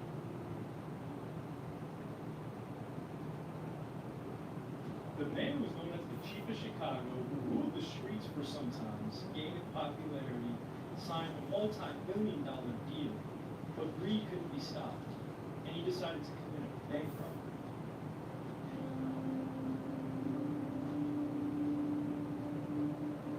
The South Side of Chicago is home to many famous names within hip-hop, Lil Durk being one of the most famous ones in recent time, who also lived up to this individual. But today we're going to focus on one that stands out the most. He was known as the Chief of Chicago, but also known as Bumpy Johnson or Bump J. It's true that Bump J had a crazy amount of respect, not only from his people in Chicago and the Goon Squad, but in music. It seems like every day at least 30 people come up to me and just start rapping. Through the years, more than once, the streets have shown him admiration and love, which he got through releasing plenty of mixtapes and for his activity on those streets. 50 made it clear that you could create a buzz and be successful from the mixtape scene. It's like building a house. You put that first brick down, and after that you just start building, and it gets larger and larger. When he was 14, Bump J moved out of his mom's house and started to care for himself because they were living in extreme poverty. My mom couldn't really pay her own bills, so I left so I could be on my own. He didn't get far and rented a place just around the corner from his home, and he started to push weight on the block so that he would have some income. I always seemed more advanced than the people around me, so private school was a good idea. It was either go to the public school and not get anything done, or go to private school and learn something and be productive. Bump J spent a lot of his free time on the streets and got involved in gang activity. He became a member of Four Corner Hustlers, which provided him with a sense of family and some sort of stability. When I joined, they told me they weren't a gang. They were an organization that was all about business and making money. Even though it was one of the smallest groups around, they seemed to resemble who I was. Chicago is very segregated, but at the same time, gangs here seem more organized and real strict on laws. Chicagoans are very slick and fast talkers. No matter where you go, you get respect if you're from Chicago. You can even look at Bishop Magic Don Juan and the life he led. Right now, he's in LA, a superstar. It was November 18, 2001, when one event gave a push for Bump J to start his rapping career. It was the day that his brother got murdered. It was gang related. His brother had always encouraged Bump to try and become a rapper, to get some studio time and record his tracks, as Bump knew how to rhyme, and it came natural to him. So from that day, Bump decided that he couldn't waste any more time and started rapping. After some time, Bump got hooked on the Boot Squad, which consisted of Bump J, Sly Polaroid, Ryan Hustler, Chinaman, and G-Man. But soon enough, they lost G-Man to an unfortunate incident with the police. Members of the Boot Squad were connected, very close, which resulted in a lot of music and punchlines in their tracks. Among 7 mixtapes that they released, the most popular and favorite was Welcome to Grimeyville, Dinner Time, and Chicago Rhythm. Hip-hop is more structured today than when it began years ago. There used to be a time when you could just rap and write how you felt and have feel-good music. Today you have to make a club song, a for-your-ride song, and a song for the females. But since there's a lot more money involved now, hip-hop has become more of a business. In 2003, Extreme Beats, who was a producer from Chicago, discovered Bump J. Later on, through that individual, Phil Edwards, who was the head of Free For All Records, was looking forward to getting Bump J to the next level. He remembered that the first time I met him, he had a show in the park. Children, mothers, fathers, grandmothers, everyone was out there. If you walked through the neighborhoods, they knew he was already a star on the streets. Bump and his Boot Squad were signed to Free For All, the production company, and instantly began more regular appearances on various mixtapes. Pretty soon, stations such as WGCI, WPWX, and B96 in Chicago started supporting Bump J and his music. Not only was he invited to be a participant in a few mixtapes from his region, he was also welcomed by DJ Cool Kid from New York. Later on, some labels were trying to win Bump over. He got some serious thinking and decided to stay with Atlantic Records. He was signed to a record deal for $1 million and a publishing deal for $2 million. Signed the deal for less than a fee, for more than $1 million, and then I went and got a publishing deal. Bump J was working with Kanye West and Track Boys on the material for his album Nothing to Lose. Kanye was also a producer of the song Move Around, and that it was featured on Madden NFL 2006. And McDonald's acquired a license for it to be put on a television ad and shown around the whole summer of 2005. Despite releasing a hit song, there was still some beef going on between Free For All and Atlantic Records. Specifically, Freemate was not particularly happy with what Bump J was doing and the direction that everyone was moving. So Bump J got out from under the label in 2006, which resulted in decreasing the amount of cash that he got while he was on the label.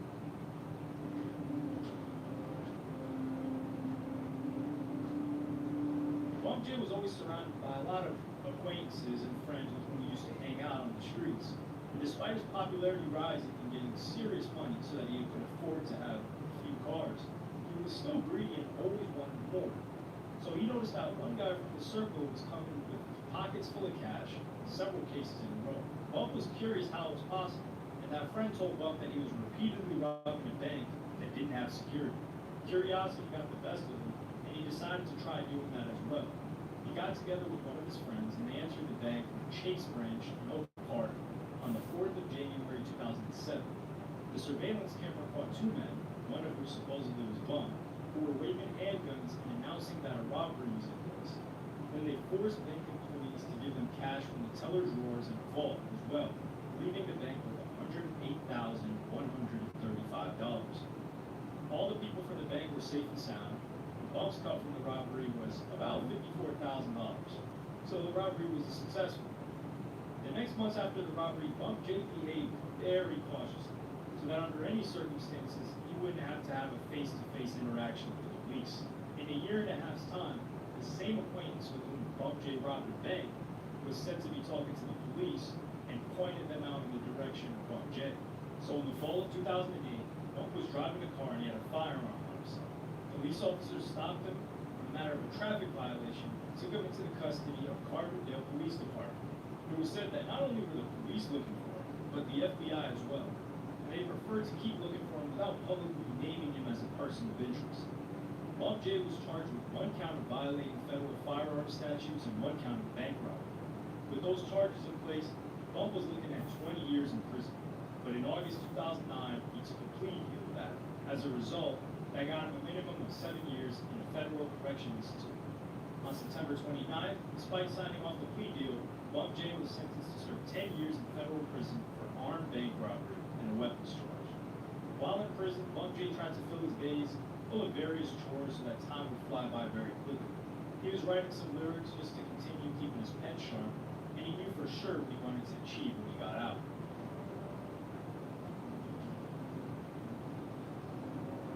Bump J was released from prison in April 2017, and he got straight to work. He was in the studio with Pusha T and Yo Gotti, and teased they had been working on the new single, F Up the Summer. At the same time, Bump J was working with Jeremiah, Rocky Fresh, and Cardo in studio sessions with whom he recorded 4 songs, but there were no indications that an album was going to come out. There were many acquaintances of people who knew Bump. They were saying that it was great to see him working and integrating into hip-hop from the moment that he got out of prison.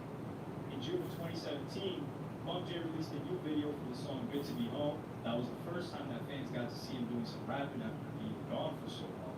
The video was directed by Chicago videographer AZ Production. And it's just a basic rap video, Bump J in a Rolls wearing Just Don's Air Jordan 2s, and a lot of cityscapes and landscapes in the Chicago city. Then in August of 2017, Bump J dropped another video for the song I Want It All. The producer of the video was Chase Davis. In the video, you can see Bump J and a lot of his homies having a good time in the club and celebrating life. The inspiration came from my guys. This video was shot mostly at my jeweler's birthday party, the Wholesale Jewelry King. I wanted the feel to be real, so I didn't tell anyone I was doing it. We just started shooting. J Visuals directed it, got my concept, and brought it to life. From the moment of his release in April of that year, Bump J stated that he recorded over 60 songs. Right now, I'm stacking songs. I'm still on house arrest till September 21st. Then I'm able to move around. When I'm able to travel, I'm going to flood the streets. Mark my words. In a year, June 2018, Bump J finally released his first album, I Don't Feel Rehabilitated, which was a 9-track LP and a collection of street stories of Chicago and classic Chicago street rap. The tracks from the album were produced by a bunch of different people, from Cardo, Money Motivated Music, and several other producers. And it captured a nature of Bump that had a little bit more pain to him than when he was recording years ago, as he had just served a lot of time. The incarceration did turn me into a different person. I was gone almost 10 years, so naturally I'm getting older, and maturity comes with age. But I'm still Bump, just more calculated. At the beginning of fall 2018, there were some hints that Kanye West was working with Bump J and Sly Polaroid on a 7-song EP, but it wasn't clear whether this EP was going to be released, and it still hasn't been since then. I think it won't be much different than when I was out. I've gotten better musically because I'm just a better man mentally. So I think hip-hop will love me just the same, if not more. People respect struggle and stand-up. I took my lick and never told it, so I'll always be respected as a man, and that's what's important. Music has always been the easy part. It's unfortunate that a story of someone who was signed for $3 million, already had money prior to getting signed, would still have the feel, the urge to commit a bank robbery that could derail the momentum that he had built up over that time.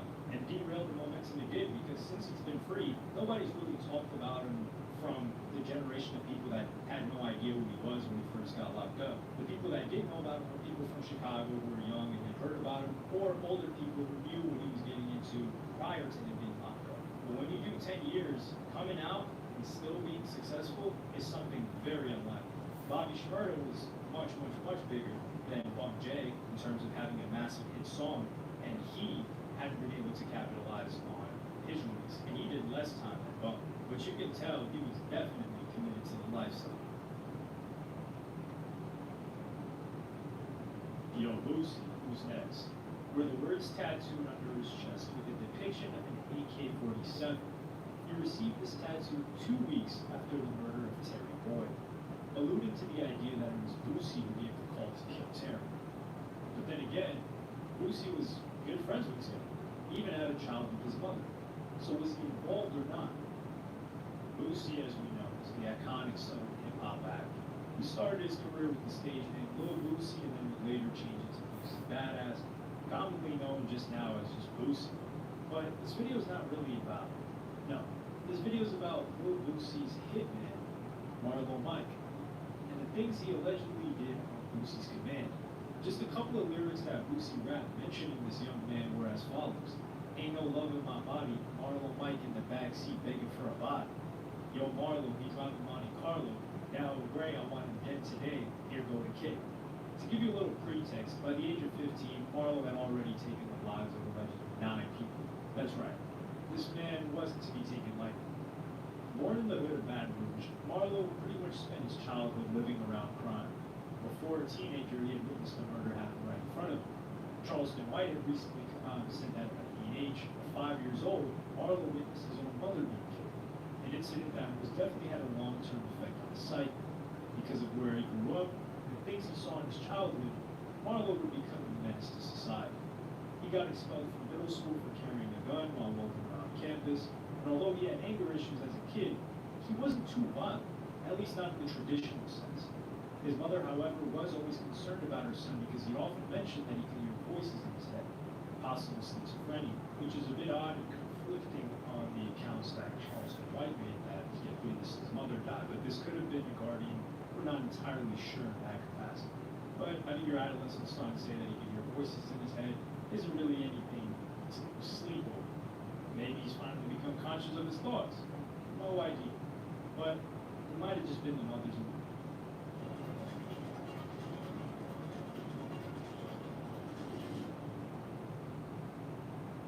wishing that she could feel something wasn't right. And of course, things begin to escalate rather quickly during his preteen and teenage years. During this time, Lil Boosie's raps had a strong influence on him, as it did a lot of people in the South. In fact, when Marlo was 14 years of age, he started living with Boosie in the same house. There's even a photo of Marlo hugging Boosie's daughter. In his words, Boosie stated that he saw Marlo as his own son, then even became his legal guardian. For what it's worth, Marlo quickly developed a strong reputation as Lil Boosie's muscle, the Stone Cold Killer, a man who thinks nothing of taking someone's life. On September 22nd, 2009, Lil Boosie once again pled guilty to legal possession of marijuana. This was the 3rd time, so the court ended up sentencing him to what have most likely just been 1 year, but because he violated his post-plea terms, his prison time doubled. Going back to Marlo Mike, he never, not once, shied away from crimes. Everything from property damage, missing and resisting arrest, possession of illegal and dangerous substances, robberies, guns, you name it, he did the wrong thing as naturally as and involuntarily as he breathed. And at the core of these crimes was his obsession with drugs. He would get money by selling drugs, use that money to buy weed or lean. This unhealthy cycle continued. Some could say he was probably self-medicating for a mental issue that never got diagnosed. At one instance, he pretty much killed someone for money, about $2,800, so that he could then use the money to buy some drugs. This then brings us to what happened on October 21st, 2009, the night when Terry Boyd was murdered. 6 bullets were fired from outside the window. By the time the police arrived, the man was already dead. Terry had been living there ever since he completed his 5-year stint at the Winfield Correctional Facility, which ended a month prior. And when things were investigated, marijuana, morphine, and codeine were found in Terry's bloodstream. That's right, Terry wasn't a stranger to the underground world either. Someone wanted him dead. The one who was charged for this murder, though, was Lil Boosie. It was reported that he gave $2,800 to Marlo Mike in order to kill someone. And that certain someone was Terry Boyd, though it wasn't just Marlo Mike. 2 other individuals, named Michael Judson and Adrian Pittman were also directly involved in the shooting. Side note here, for the sake of convenience, we'll be referring to Michael Judson as Ghost from here on out. Apparently, Terry was involved with both of them. He allegedly stole $720 from Ghost, while Pittman simply held a grudge against Terry for who knows whatever reason that had to do with the streets. It's also revealed that in the hours leading up to the shooting, Boosie told Pittman and Ghost that he was willing to pay $25,000 to get Boyd killed. This was in the wake of a letter Pittman received from an inmate named Lucas. The contents of the letter suggested that Boyd was planning on doing something to Boosie before he was released from prison. From the looks of it, Boosie knew that Terry was after his life. Maybe it was bad blood, or something even more sinister. We don't know for sure.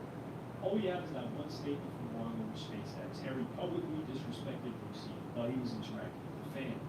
Though whatever the reason may be, Boosie was adamant in wanting Boyd dead before he pulled something. Hence Pittman, Ghost, and of course Marlowe carried out the assassination. They spotted him inside his house. Marlowe let off the bullets and then drove all the way to Boosie's home. There, Marlowe was then given $2,800 for his participation, because he probably gave the rest of the money to Ghost and Pittman. Anyway, later when these three were caught and made to testify in court, they confirmed their involvement in the shooting. It was also revealed that Marlowe might have been involved in 4 other such shootings prior to this. At least that's what they were able to find out back then. As for that letter, it stated that Terry was going to Jack and slap him. But in Boosie's defense, his attorneys declared that the letter doesn't exist. Boosie has always had a friendly relationship with Terry, and he also had a child with his sister, as I mentioned at the beginning of this video. But Marlowe's tattoos while standing next to Adrian Pittman suggested otherwise. Because of this incident, Marlowe ended up getting charged with 5 more murders, including the death of a rapper nicknamed Nussie, who was killed earlier that year, on February 9, 2009, to be more precise. In May of 2010, Marlowe revealed to the authorities that he was told by Ghost that Lil Boosie wanted Nussie dead. But at that point, Ghost was also dead, so there was no way of confirming it if Marlowe was telling the truth or just making it up. As for when Ghost died in all of this, well, it happened at the beginning of the new year. He was shot and later died in the hospital. Still, Marlowe was surprisingly thorough in his statements. He revealed that in reply to Nussie's death, Lil Boosie said this: "Ghost told me I'll hit that boy. I like that." Lil Boosie's involvement in the murders became exceedingly apparent at that point. While he wasn't charged with Nussie's death, he did get charged with Terry Boyd's death, considering how he allegedly paid Marlowe to kill the guy. Well, the reason Lil Boosie wasn't charged with Nussie's death is because there was no contact between Marlowe and him. It was Ghost who told Marlowe to do after all. But he confirmed that Ghost was paid $15,000 by Boosie, out of which Marlowe himself received $2,000. But this isn't all that Marlowe said. He declared that the interrogators first threatened to confine his mother and his stepfather, and they also claimed that Boosie had put a $25,000 bounty on his head, but the defense attorney later denied these allegations. Marlowe Mike eventually got himself arrested, and this happened on May 14, 2010. He was charged with a lot of shootings and deaths that happened in the prior years. He was on a killing spree for over a year, and since he was just 16, he managed to narrowly avoid the death penalty. The law didn't see him as a kid, though. However, things took an interesting turn during Boosie's trial. Even though Marlowe had basically confessed everything and put Lil Boosie out there, when prosecutor Dana Cummings asked him about it again, he simply said that he never killed Terry Boyd, recanting his prior statements, and declared that Mr. Hatch never paid him to kill Terry Boyd. The prosecutor called Marlowe out on this. She played phone recordings where someone is telling Marlowe what to say in the trial, how he only mentioned Hatch, aka Lil Boosie's name, because his parents were being threatened. But now, when the prosecutor was playing these recordings, Marlowe's words lost all weight. He was literally just following the script. This is where Marlowe talks about how the police lied to him, how they said Lil Boosie had placed a $20,000 contract out to get him killed. In the end, Lil Boosie, he made it out, but Marlowe didn't. As for Marlowe, he was charged with the deaths of Nussie and many other up-and-coming rappers and people that he had been involved with in prior murders. He did not receive the death penalty, but he was given a life sentence. For Lil Boosie, his case ended with just one charge, which was the death of Terry Boyd, which he managed to beat the case on that and then just ended up doing time for the other drug charges that he had. On March 5th, 2014, Boosie was once again a free man. He went on to state, "Prison is not a place for humans. It's an animal house." Meanwhile, Marlowe Mike is still in prison. The judge refused the appeal to change the lifetime prison term by calling Marlowe the worst of the worst and rotten to the core. Back in 2013, he wrote Lil Boosie a little letter which said, "I miss the good old days. I wish I was still in that world to lay the law down." Was Marlowe Mike mentally ill? Does he have any remorse for what he did? Was he even mentally capable of understanding what he did? We may never know.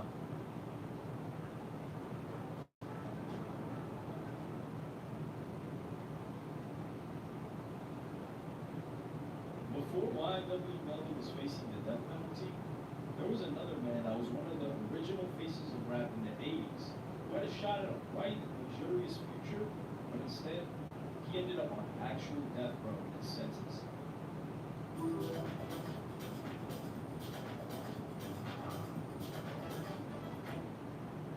For a better night's sleep, Ashley makes it easy to find the perfect mix of support and comfort for everybody.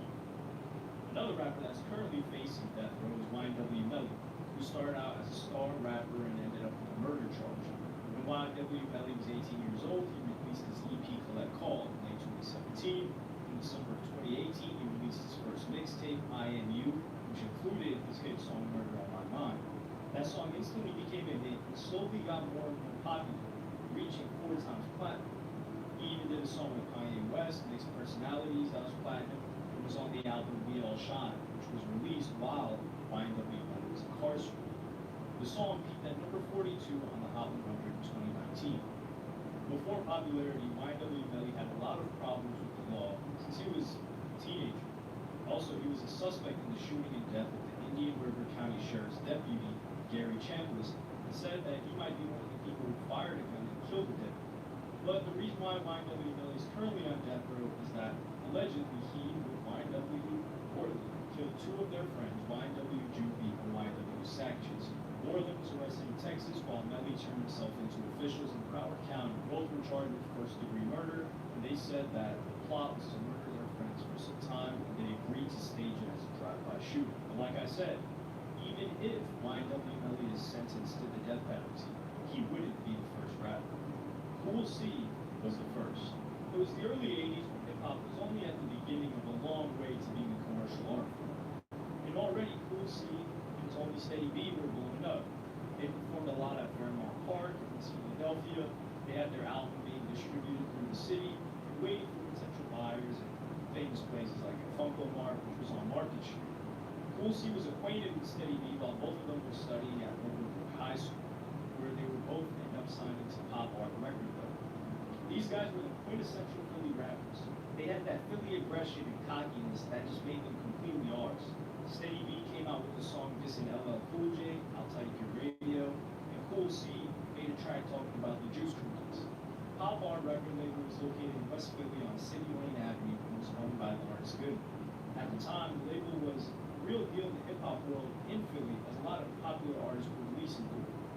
Hip-hop was still very much a singles medium back then, and Pop Art Records was more influential than they're given credit for. The Goodmans were street dudes, but they knew hip-hop. This was back in the 80s. We had these guys representing where he was from, and that was special too. Steady B and Cool C both represented that Philly hustle mentality. Steady B was Goodman's nephew, so he was first to be signed to the label and released his album, just called His Death. Together with the label, Steady B was on a mission to really take the flyness of Philly to the masses. Before being signed to Pop Art label, Cool C made several appearances on 3 Times Dope Records. In 1988, Cool C released the first single, C Is Cool, which was produced by Steady B and Goodman. Steady B had helped a lot through the recording process, and soon it became an unofficial soundtrack of the city. Soon after, Cool C released his first album, I Gotta Have It, which was enjoyed by crowds not only from his hood, but from the whole city. Popular radio personality Lady B recalled those times and said, "That song was so awesome. Back then, Cool C was just a fun-loving kid who loved hip-hop. Back then, everyone in Philly was into representing their neighborhood. With me coming from West Philly, I'm an original Hilltop. I thought the whole crew was very creative. But when the Goodman brothers got Cool C signed to a major, Atlantic Records, that was big." Lionel Martin, who was the urban music director, was hired by Lawrence Goodman to shoot the video for Glamorous Life. Cool C was a very nice, polite young man. Cool C surely knew how to dress, It was evident whenever he was doing photo shoots or videos. Scooby D, who helped establish gangsta rap as a genre with his song PSK, was an acquaintance of Cool C, recollected that when it came to fashion, he was slick. We all had tailors back then who made us suits, and Cool C was into flashy fashions. Back when the 90s came, all of that changed. All good things must come to an end, and the golden age of Cool C seemed to pass when he released the album Life in the Ghetto in 1990, which wasn't even half as successful as the previous album, and Atlantic Records had to show him the door. Even though Cool C was displeased, he formed a new crew, CEB, with Steady B and DJ Ultimate East. In 1993, they released their first and last album, Counting Endless Bank, on Rough House Columbia. The first single from the album, Get to the Point, was about gangsters that robbed the barbershop when they were locked down. For many fans of Cool C, his new rhetoric seemed a bit out of tune and slightly forced, which could have represented the sufficient drop in sales. Less than 15,000 copies were sold. It was the early morning of January 2nd, 1996. A tiny section of PNC Bank on rising Sun Avenue was vacant, but he didn't know that his every move was closely monitored by Cool C and Mark Canty, who were getting ready to rob the bank. In the car nearby was the third man in the heist, Steady B, who was the real man in the getaway driver. And it was no coincidence that the trio chose this branch, as no security guard was assigned to it. Cool C was carrying a .38 caliber revolver, while Canty carried a semi-automatic 9mm. As soon as the first PNC employee arrived at the bank, Cool C and his partner made their way through the front door. The manager was pushed to the floor while Canty took an employee to the back to open the vault. It wasn't their first hit, so Canty was waiting to score big again. But he didn't know that as soon as Cool C and his partner entered the bank, a silent alarm was triggered, and help was on the way. In patrol car number 2516, a female police officer, Laretha Baird, was riding solo and answered the call right away. As soon as Baird came close to the bank door, Canty saw her and screamed to Cool C, "Here comes the heat." It was evident that from that moment, Cool C's thoughts were about getting away from the police officer who was coming closer and closer, rather than about the past or potential future pagans. Hiding behind the door, he saw a piece of her blue clothing in her face. He was ready to remove what he saw as the obstacle from his crew's way. "Don't worry, I'll take care of it." He was fast to make his partner calm, and then he fired his .38 caliber revolver. The single bullet that came from his gun smashed through Baird's chest, piercing through her liver and heart. The blood spilled from her body, and she fell to the floor. Right after, Cool C exchanged fire with another police officer and ran away with Canty to the van, which sped away from the crime scene. The guns were left on the scene, and the whole incident was captured on security cameras. Officer Laretha Baird, before becoming a police officer, was a teacher's aide at Pickett Middle School in Germantown. She joined the police force in 1986 when she was 34 years old, and at the moment of the robbery, she was a 9-year veteran of the 25th District. Laretha Baird was a mother of 2 sons, Steve, 11 years old, and Michael, 17 years old, and also took care of her aging parents. And she was the first female police officer in Philadelphia to be killed in the line of duty. Despite Officer Baird wearing a bulletproof vest, it lacked bullet-resistant handles, which was why the bullet came right through and pierced through her body. She was taken to St. Christopher's Hospital, where she was pronounced dead at 9:56 a.m. In another bank across town, her parents heard of their daughter's death from the television. The guns that were left in a hurry by Canty and Cool C were found by the police officers outside of different entrances of the bank. The minivan that Steady B was driving was stolen and was later found abandoned not far from the bank. Police officers found a lot of clothes that were worn by Cool C and Canty. All this evidence together led to their arrest. The pursuit to serve others is yours. Find your purpose at GCU. Visit GCU.edu. Not to mention that Steady B's girl, where they all met up back at his house, would later testify and give all of this information, even though it wasn't necessary considering how much actual evidence the police had. The guns were traced back to Canty and Steady B. The .38 caliber revolver that Officer Baird was killed from belonged to a relative of Canty who was in his possession to the moment of the robbery. The semi-automatic 9mm was traced back to a friend of Steady B who acquired the gun for him. At the same time, Cool C and Steady B were laying low, hiding in the shadows, nervously thinking about what their next move should be and whether somebody was coming after them. Steady B was arrested outside of his home 2 days after the robbery, on January 4, 1996. Steady B decided to make a confession, tell, and gave up his partners in crime. Despite that, Cool C turned himself in on January 6th. He stated that he was innocent and has since maintained his innocence. And his lawyer, Charles Brewer Jr., banned him from being questioned. Cool C's mother was protecting her son and claimed that at the time of the robbery, Cool C was safe and sound at home after eating his breakfast. 2 weeks after Steady B's confession, Canty was arrested for murder. When Cool C and Steady B were arrested, the head of the label, Lawrence Goodman, told the reporters, "I was told we outgunned them. We couldn't believe it. They've never been in trouble, to my knowledge." On October 30th, 1996, Cool C was found guilty of first-degree murder, 3 counts of robbery, conspiracy, aggravated assault, burglary, and possession of an instrument of crime. Steady B and Canty were convicted of second-degree murder and sentenced to life in prison without the possibility of parole. And the likelihood that they didn't get the death penalty was because they decided to cooperate. On November 1st, 1996, Cool C received the death penalty for murder and fear and was on death row awaiting execution in State Correctional Institution, Greene, Pennsylvania. On January 10, 2006, Cool C's death warrant was signed by Pennsylvania Governor Ed Rendell, and his execution date was set for March 9, 2006. On February 1st, Cool C was granted a stay of execution by Pennsylvania Judge Gary Glazer. Then, Cool C's execution was set for January 8, 2015, but he was granted a second stay of execution by Pennsylvania Judge Louis Philippe Restrepo on the 5th of December, 2014. He's still alive today, awaiting execution, and during his time in prison, converted to Islam and found a new spiritual path while he was there. One of the radio hosts we quoted earlier, Lady B, had this to say: "I never knew those guys to be gangsters. Knowing their upbringing, that was the cloth they were cut from. They let that materialistic side of hip-hop get the best of them. They just didn't wake up that morning intending to kill the cops."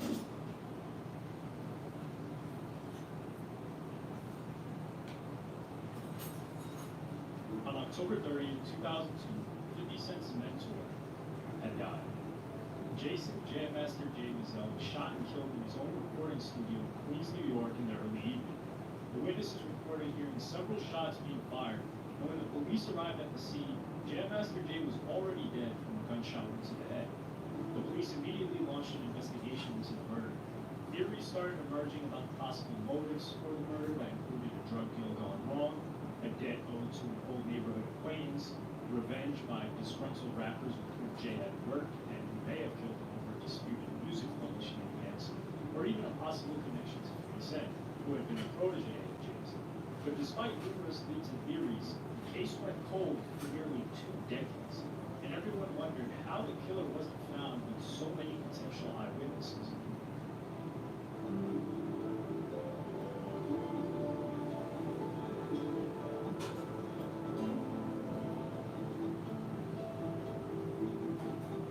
Jay was born in Brooklyn in 1965. His family moved to Hollis, Queens when he was 10 years old. He learned how to play guitar, bass, and drums as a kid and started DJing in his teens. Eventually, he teamed up with Joseph Run Simmons, with whom he often played basketball, and Daryl DMC McDaniels in 1982 to create Run DMC.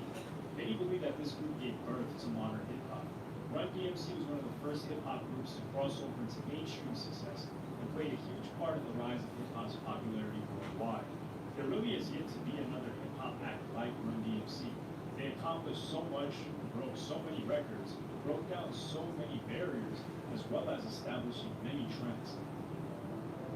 They became instant stars. Their debut single, It's Like That, was one of the first rap songs where MCs talked about socio-political issues such as unemployment.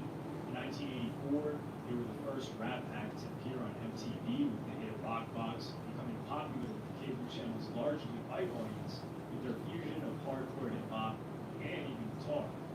Their debut album, Run DMC, in 1984, featured the hit singles It's Like That and Sucker MCs, became the first rap album to get gold status. And Jay was the key player, according to Jim Tremaine, an editor of DJ Times, a trade magazine for DJs. Run DMC came at a time when rap was not fully embraced by even the urban culture. People can't understand how important they were in pop music history. They were absolutely as revolutionary as Elvis. When it came to popularizing rap, it was Jay who Survivor beat. Their collaboration with Aerosmith further solidified the rap rock legacy that they founded in 1984, resulting in Walk This Way becoming the first rap song to reach the top 5 of the Billboard Hot 100. With their third album, Raising Hell, released in 1986, took things to another level. The album's lead single, My Adidas, was a tribute to the group's love for the German sneakers. In 1986, Adidas executive Angelo Anastasio attended a concert by the group at Madison Square Garden. During the song, Run asked the crowd to raise their sneakers in the air. Anastasio quickly signed Run DMC to $1 million endorsement deal, which also included their own signature shoes. After realizing the power of hip-hop marketing, we saw thousands of people holding up their Adidas sneakers in the air. This led to the first hip-hop endorsement deal ever. With additional hits such as It's Tricky, the album sold over 1 million copies within a few months, making it one of the first rap albums to ever be certified platinum. And by April of the following year, the album was certified 3 times platinum, making the group the first act to go multi-platinum. By the late 80s, Jay was branching out on his own. He produced The Ruler's Back, a popular track that would later be used by Jay-Z for his own song with the same name. And in 1989, Jay launched his own label, JMJ Records. Even though his label's roster would feature an eclectic collection of artists, it would be in 1992 that JMJ Records scored its first major win as a label. Jay signed Onyx, a quartet out of South Jamaica, Queens, with a penchant for aggressive and rough rhymes. In 1992, the label released the single Throw Your Guns, and it became a much-requested radio hit on East Coast stations. It eventually rose to #1 on Billboard's Hot Rap Singles charts and floated around the lower reaches of the Hot 100. Onyx's next single, Slam, became the group's major breakthrough. The song took over the radio in the spring of 1993, going all the way to #4 on the Billboard Hot 100. The group's debut album, that was a platinum seller, JMJ Records received its first major success, alongside a resurgent Run DMC, who had seen their own Billboard Top 10 hit with Down with the King just a few months prior. However, Jam Master Jay's roots and his heart were always tied to Queens. In the late 90s, he found another undiscovered gem in his home borough, a brash battle rapper named Curtis James Jackson III, or as we know, 50 Cent, was making a name for himself, and Jay was struck by his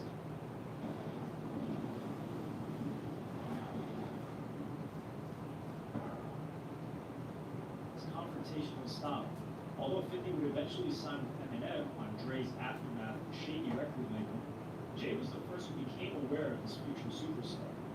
50 Cent's breakthrough would finally come in 2002. Sadly, Jam Master Jay was killed in October of that year. Over the next 2 decades, Jay's murder achieved a mythic status as one of rap world's coldest cases. There were plenty of leads, but none of them resulted in charges until 2020. According to the prosecution and court documents, it's been challenging to convict Jay's murders given the attempts to intimidate and silence potential witnesses. Despite those situations that discouraged witnesses from testifying, they were willing to talk after 18 years. In August 2020, the U.S. Attorney's Office for the Eastern District of New York has alleged that Mizell was murdered by Ronald Tenard Washington, Carl Jordan, also known as Little D, or Noy, who were upset that they had been cut out of a drug deal. The 2 men were charged with murder while engaged in drug trafficking in a 10-count indictment unsealed on Monday, the 17th, in the U.S. District Court in Brooklyn, 2022.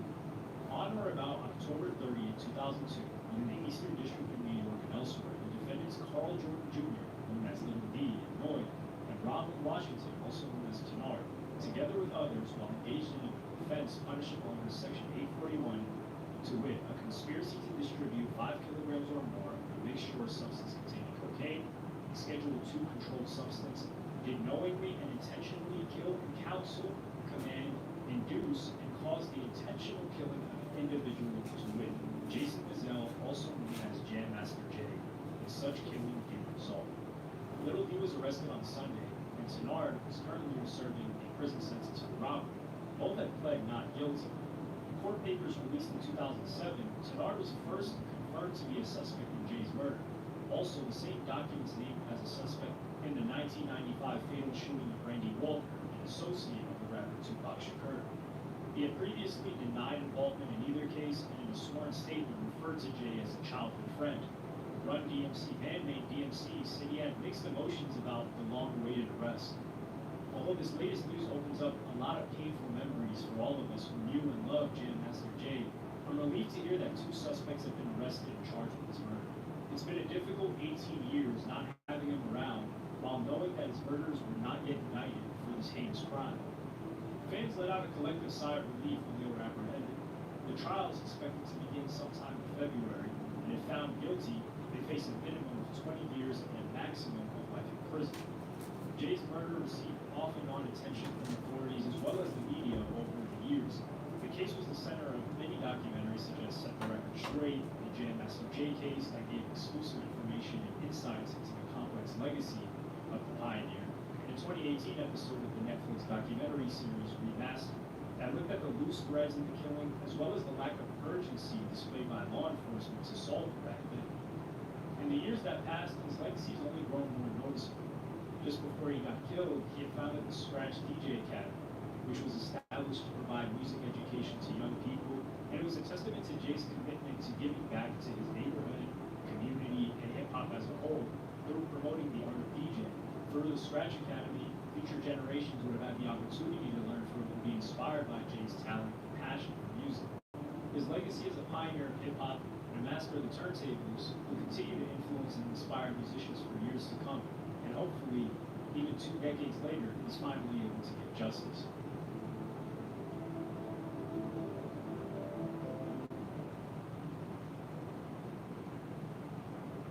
With the growing list of rappers that have been killed, one would think that choosing a career in hip-hop is the most dangerous job in the world, which is something that French Montana said. Unfortunately, in the past 40 years, tragedy struck the music world as numerous young, rising rappers fell victims to gun violence, some that weren't even involved in gang activity at all, leaving behind shattered dreams and legacies cut short. Despite a promising future in hip-hop, a young and upcoming rapper's life was cut short when he was murdered in 2000.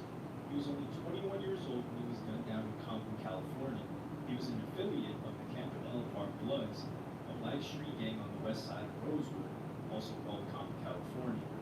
Just after midnight on July 4, 2000, Johnny Malsberg Burns and a friend headed to the home of another friend. While the driver went inside to visit, Malsberg chose to remain outside. As Malsberg sat in the car, a second vehicle pulled up with 2 unknown individuals who robbed, shot, and killed Malsberg. The circumstances surrounding his death remain a mystery, and the case still remains unsolved. His death was a shock to the hip-hop community, and many people were devastated by the loss of such a talented young artist. One of those people was David DJ Quick Martin Blake, who discovered the talented rapper. The loss of Malsberg left a lasting impression on DJ Quick, who was both his mentor and a close friend and collaborator. He remembers that day in great pain. I was in bed. We had just dropped him off. It was July 3rd and we had been working all day. We took the 4th of July off so we could be with his family. I was at a family reunion, but I felt that something was wrong. I wanted to go pick him up on my motorcycle, but people were like, nah man, he's chilling. So I went home and went to sleep around midnight. I got a call at 1:30 a.m. saying, Malsberg is dead. He was just a young man.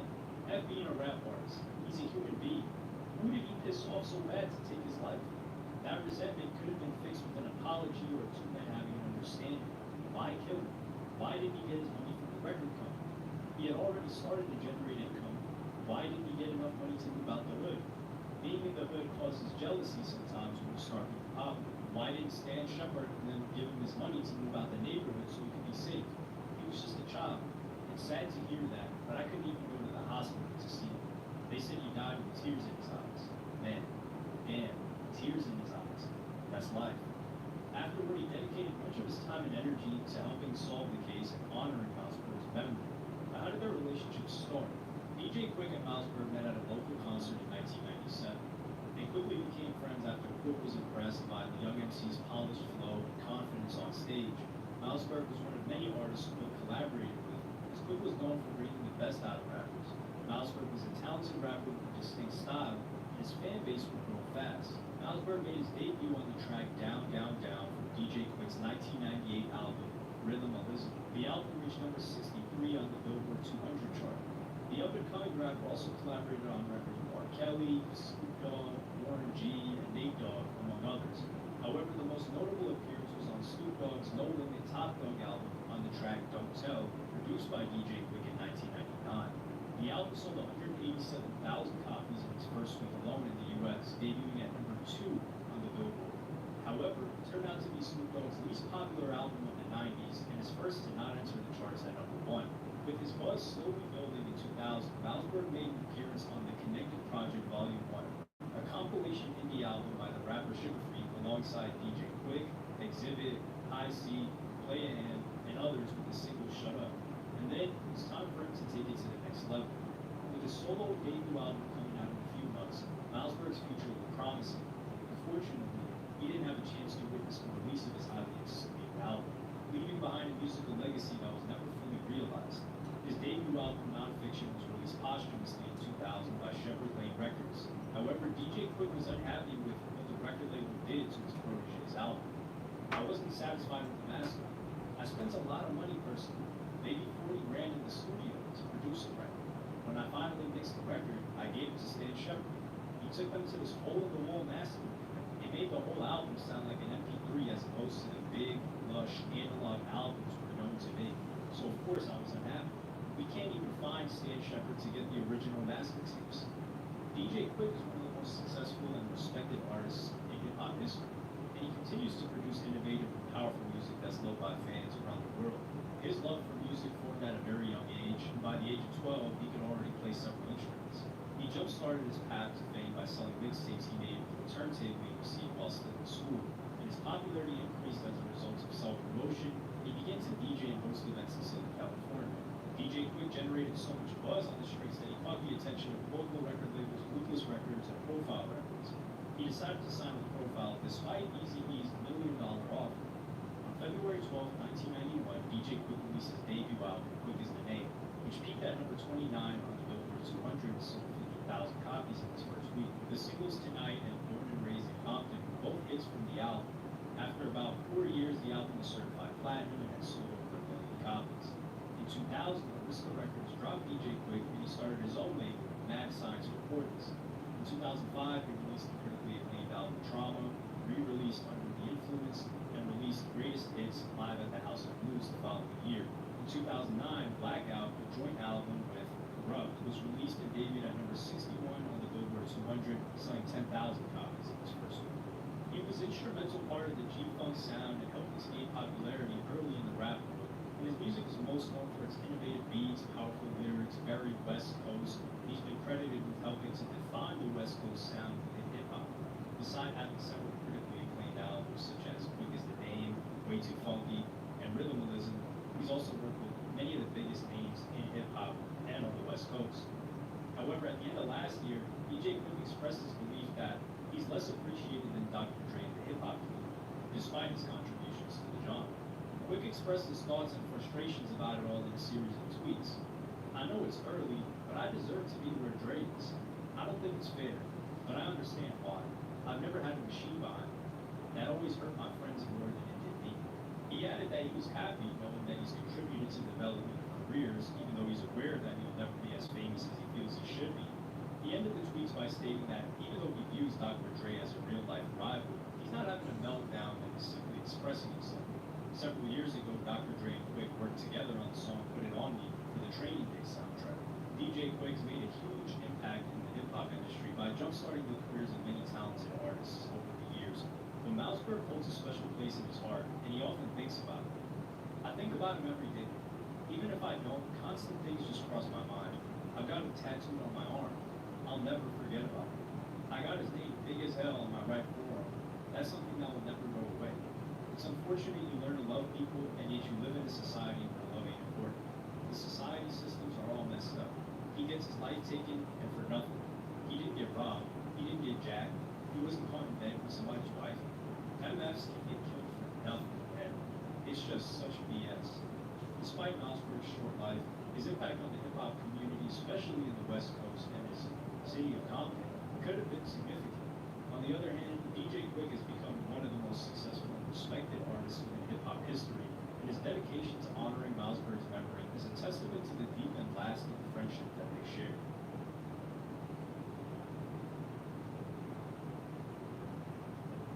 In the early hours of April 11, 2006, Deshaun DePlee Holden, aka Proof, a fellow rapper and best friend of rap superstar Eminem, was shot thrice, twice in the chest and once in the head, killing him instantly on the spot. Eminem would describe Proof as a people lover, saying, he loved people, the people loved him. He was just a people guy. Thousands of people, celebrities included, would attend Proof's funeral, leading to a traffic blockade that afternoon. So what happened that April morning, and how it started out as an innocent game of pool, turned into a gruesome murder scene.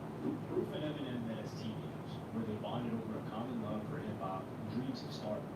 Though attending different high schools, Proof would sneak Eminem into his school's cafeteria to freestyle for rap battles. After failing out of the 9th grade, Eminem would go on to undertake a number of odd jobs, including working at the restaurant Gilbert's Lodge. With a daughter and girlfriend in the picture, alongside other mounting responsibilities, his rap dream wavered. With Proof's insistence, Eminem began to freestyle at the hip-hop shop, a clothing shop on day and party scene on weekend where Proof acted as a battle MC. Proof's encouragement was especially important at a time when Eminem was accused of being a poser in the black-dominated rap scene in Detroit. Proof would also provide a place for Eminem to rest his head on during the tumultuous episodes Eminem usually had with his then on and off again girlfriend and future wife, Kim. Proof introduced Eminem to Rosenberg, the music lord in the making at the time and Eminem's future manager, by having Eminem unknowingly audition for Rosenberg in the hip-hop shop after all the other freestylers had cleared out. When Eminem said there would be no Slim Shady without Proof, he wasn't lying. It was Proof's idea that they formed the D12, short for Detroit 12, and Dirty Dozen, a rap collective. The idea, according to Proof, was to have the group create dark, half-alter egos to explore hardcore styles. Per Proof's word, to have a personality where you would just say anything, you don't give a direct result of D12 was Eminem's alter ego, Slim Shady. Slim Shady would be of great importance to Eminem's career trajectory. For one, inspired the demo track which would then get into the hands of Dr. Dre and be his leadway to stardom. Then D12 would go on to have chart-topping albums in the US, UK, and Australia. This experience would top off as one of Eminem's best moments in the music industry at the time. He made this known in a report made by Rolling Stone where he spoke highly of the D12 members, including Proof. They're my foundation, he said. If I lose my foundation, then what do I have? Just to be myself on a big-ass mountain, a little lonely rich bastard? Not only are these guys my friends, I don't trust nobody with that at all. True to his word, these words would carry weight in the years following Proof's death, and would shed more light on Eminem's stance in the controversy surrounding him. Proof and Eminem remained close friends, even after Eminem's breakout into the industry, and Eminem would acknowledge Proof's influence over his career, stating, "There would be no me without Proof." In the preceding months before his death, Proof is said to have become more focused with his life, even quitting pills and smoking weed. On the fateful night of April 10, 2006, Proof had been bar hopping with friends, going from Coliseum to Rolex to strip club before finally settling at CCC in the early hours of April 11th. It wasn't unusual that he spent his late nights clubbing with friends. At CCC, he and his entourage were searched for pistols, excluding one person, Reginald Bud Warren, whose gun would play a role in the events of the morning. Proof soon began to play a game of pool with Keith Bender, Jr., an Army veteran who had attended the same high school as Proof. However, it didn't take long for an altercation to break out between the two. Proof is credited with having had a short temper. Yvette Hines, who claimed to have known Proof for years, would say of him, "He always had that short temper. And even though people don't like to admit it, a lot of us knew it was only a matter of time before it eventually caught up with him." Proof and Bender were quickly separated by fellow club goers, including Proof's companion, Mud. According to Mud, however, this did not prevent Bender, who was still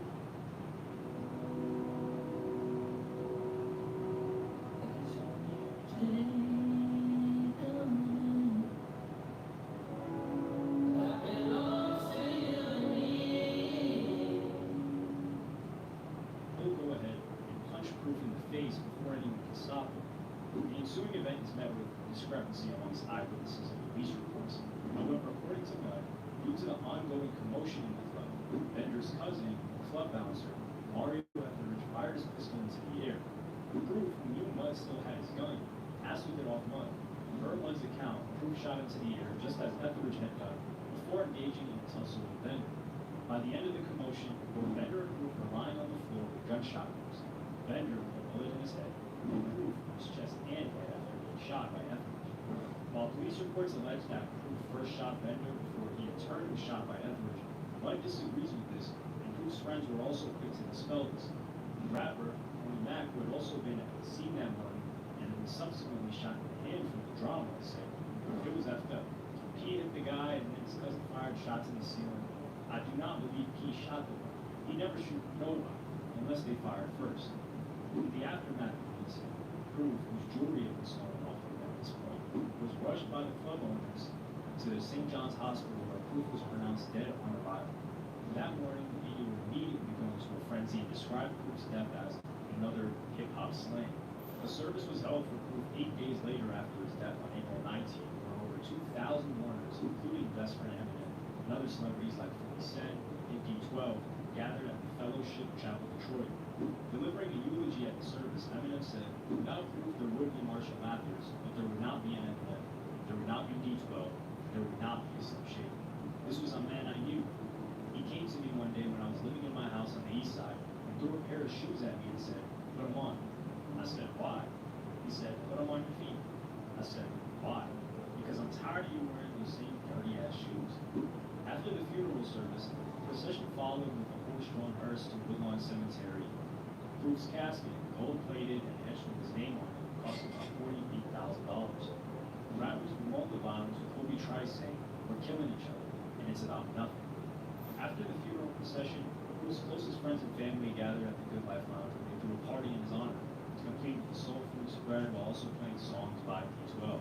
Proof's shooter, Etheridge, was exonerated of his murder, but later charged and convicted of carrying a concealed weapon and discharging a firearm in an occupied structure. Bender died of his wounds days after the incident.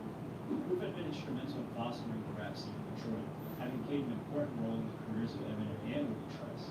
Eminem would go on to eulogize his best friend with the unreleased track Difficult, which would later leak to the public. He would further mention Proof in a number of songs like Stepping Stone from his Kamikaze album, which marked the end of the D12. Welsh singer-songwriter Jem dedicated her song You'll Make It to the memory of Proof. She revealed that she was in Detroit at the time of the incident with Eminem's friends with whom she was recording. Proof was survived by his wife, Sharonda, and their 5 children. Life after his death wasn't the same for his family, D12 or Eminem. Weeks after the incident, Bender's family filed a wrongful death lawsuit against Proof's estate, with reasons being that Proof was allegedly responsible for Bender's death. Deeming the lawsuit as wrong and insensitive, especially for Proof's family, Mudge shared his own account of the story anonymously to Netflix on magazine for the sake of clarity. It wasn't until October that year he gave an interview with the same magazine about his take on the whole incident. When asked about why he decided to step up months after Proof's death, he credited the lawsuit made by Bender's family as the real cause. Sooner or later, it was going to come out that I was there, so I might as well, for Proof's sake, for his family's sake, and for his kids' sake. He's got 5 kids. You want to take money from his children? You want to take money from his loved ones? From his mother? That's messed up. I felt obligated, moral. For someone I've known that long and saw him killed, I gotta say something. As for D12, the crew lost its drive and steam after Proof's death. Every member pursued their own path as solo artists, and some eventually left the music industry altogether. Eminem, on the other hand, who had been fighting addiction all his life, had it worse off after Proof's death. He would slip into certain depressive episodes, which would culminate in his methadone overdose in 2007, with full depression during his 5-year hiatus. Basically, everything took a turn for the worse in the lives of the majority of the people Proof had made an impact on, particularly Eminem. Notwithstanding, he'll continue to have a place in Eminem's success story forever.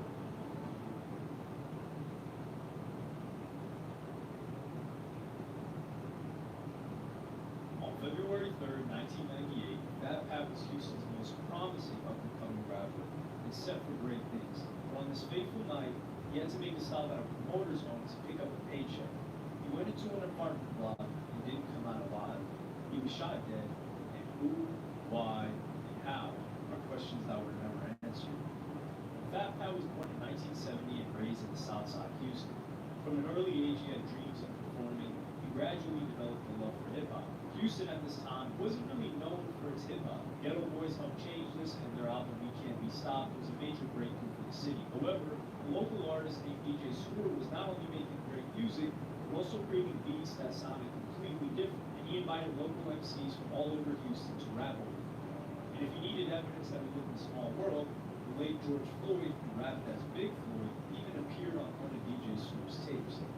Fat Pat, as well as his brother John Big Dog Aldridge, were members of what became known as the Scooter Clique, and these original members then went on to become the Dead End Alliance.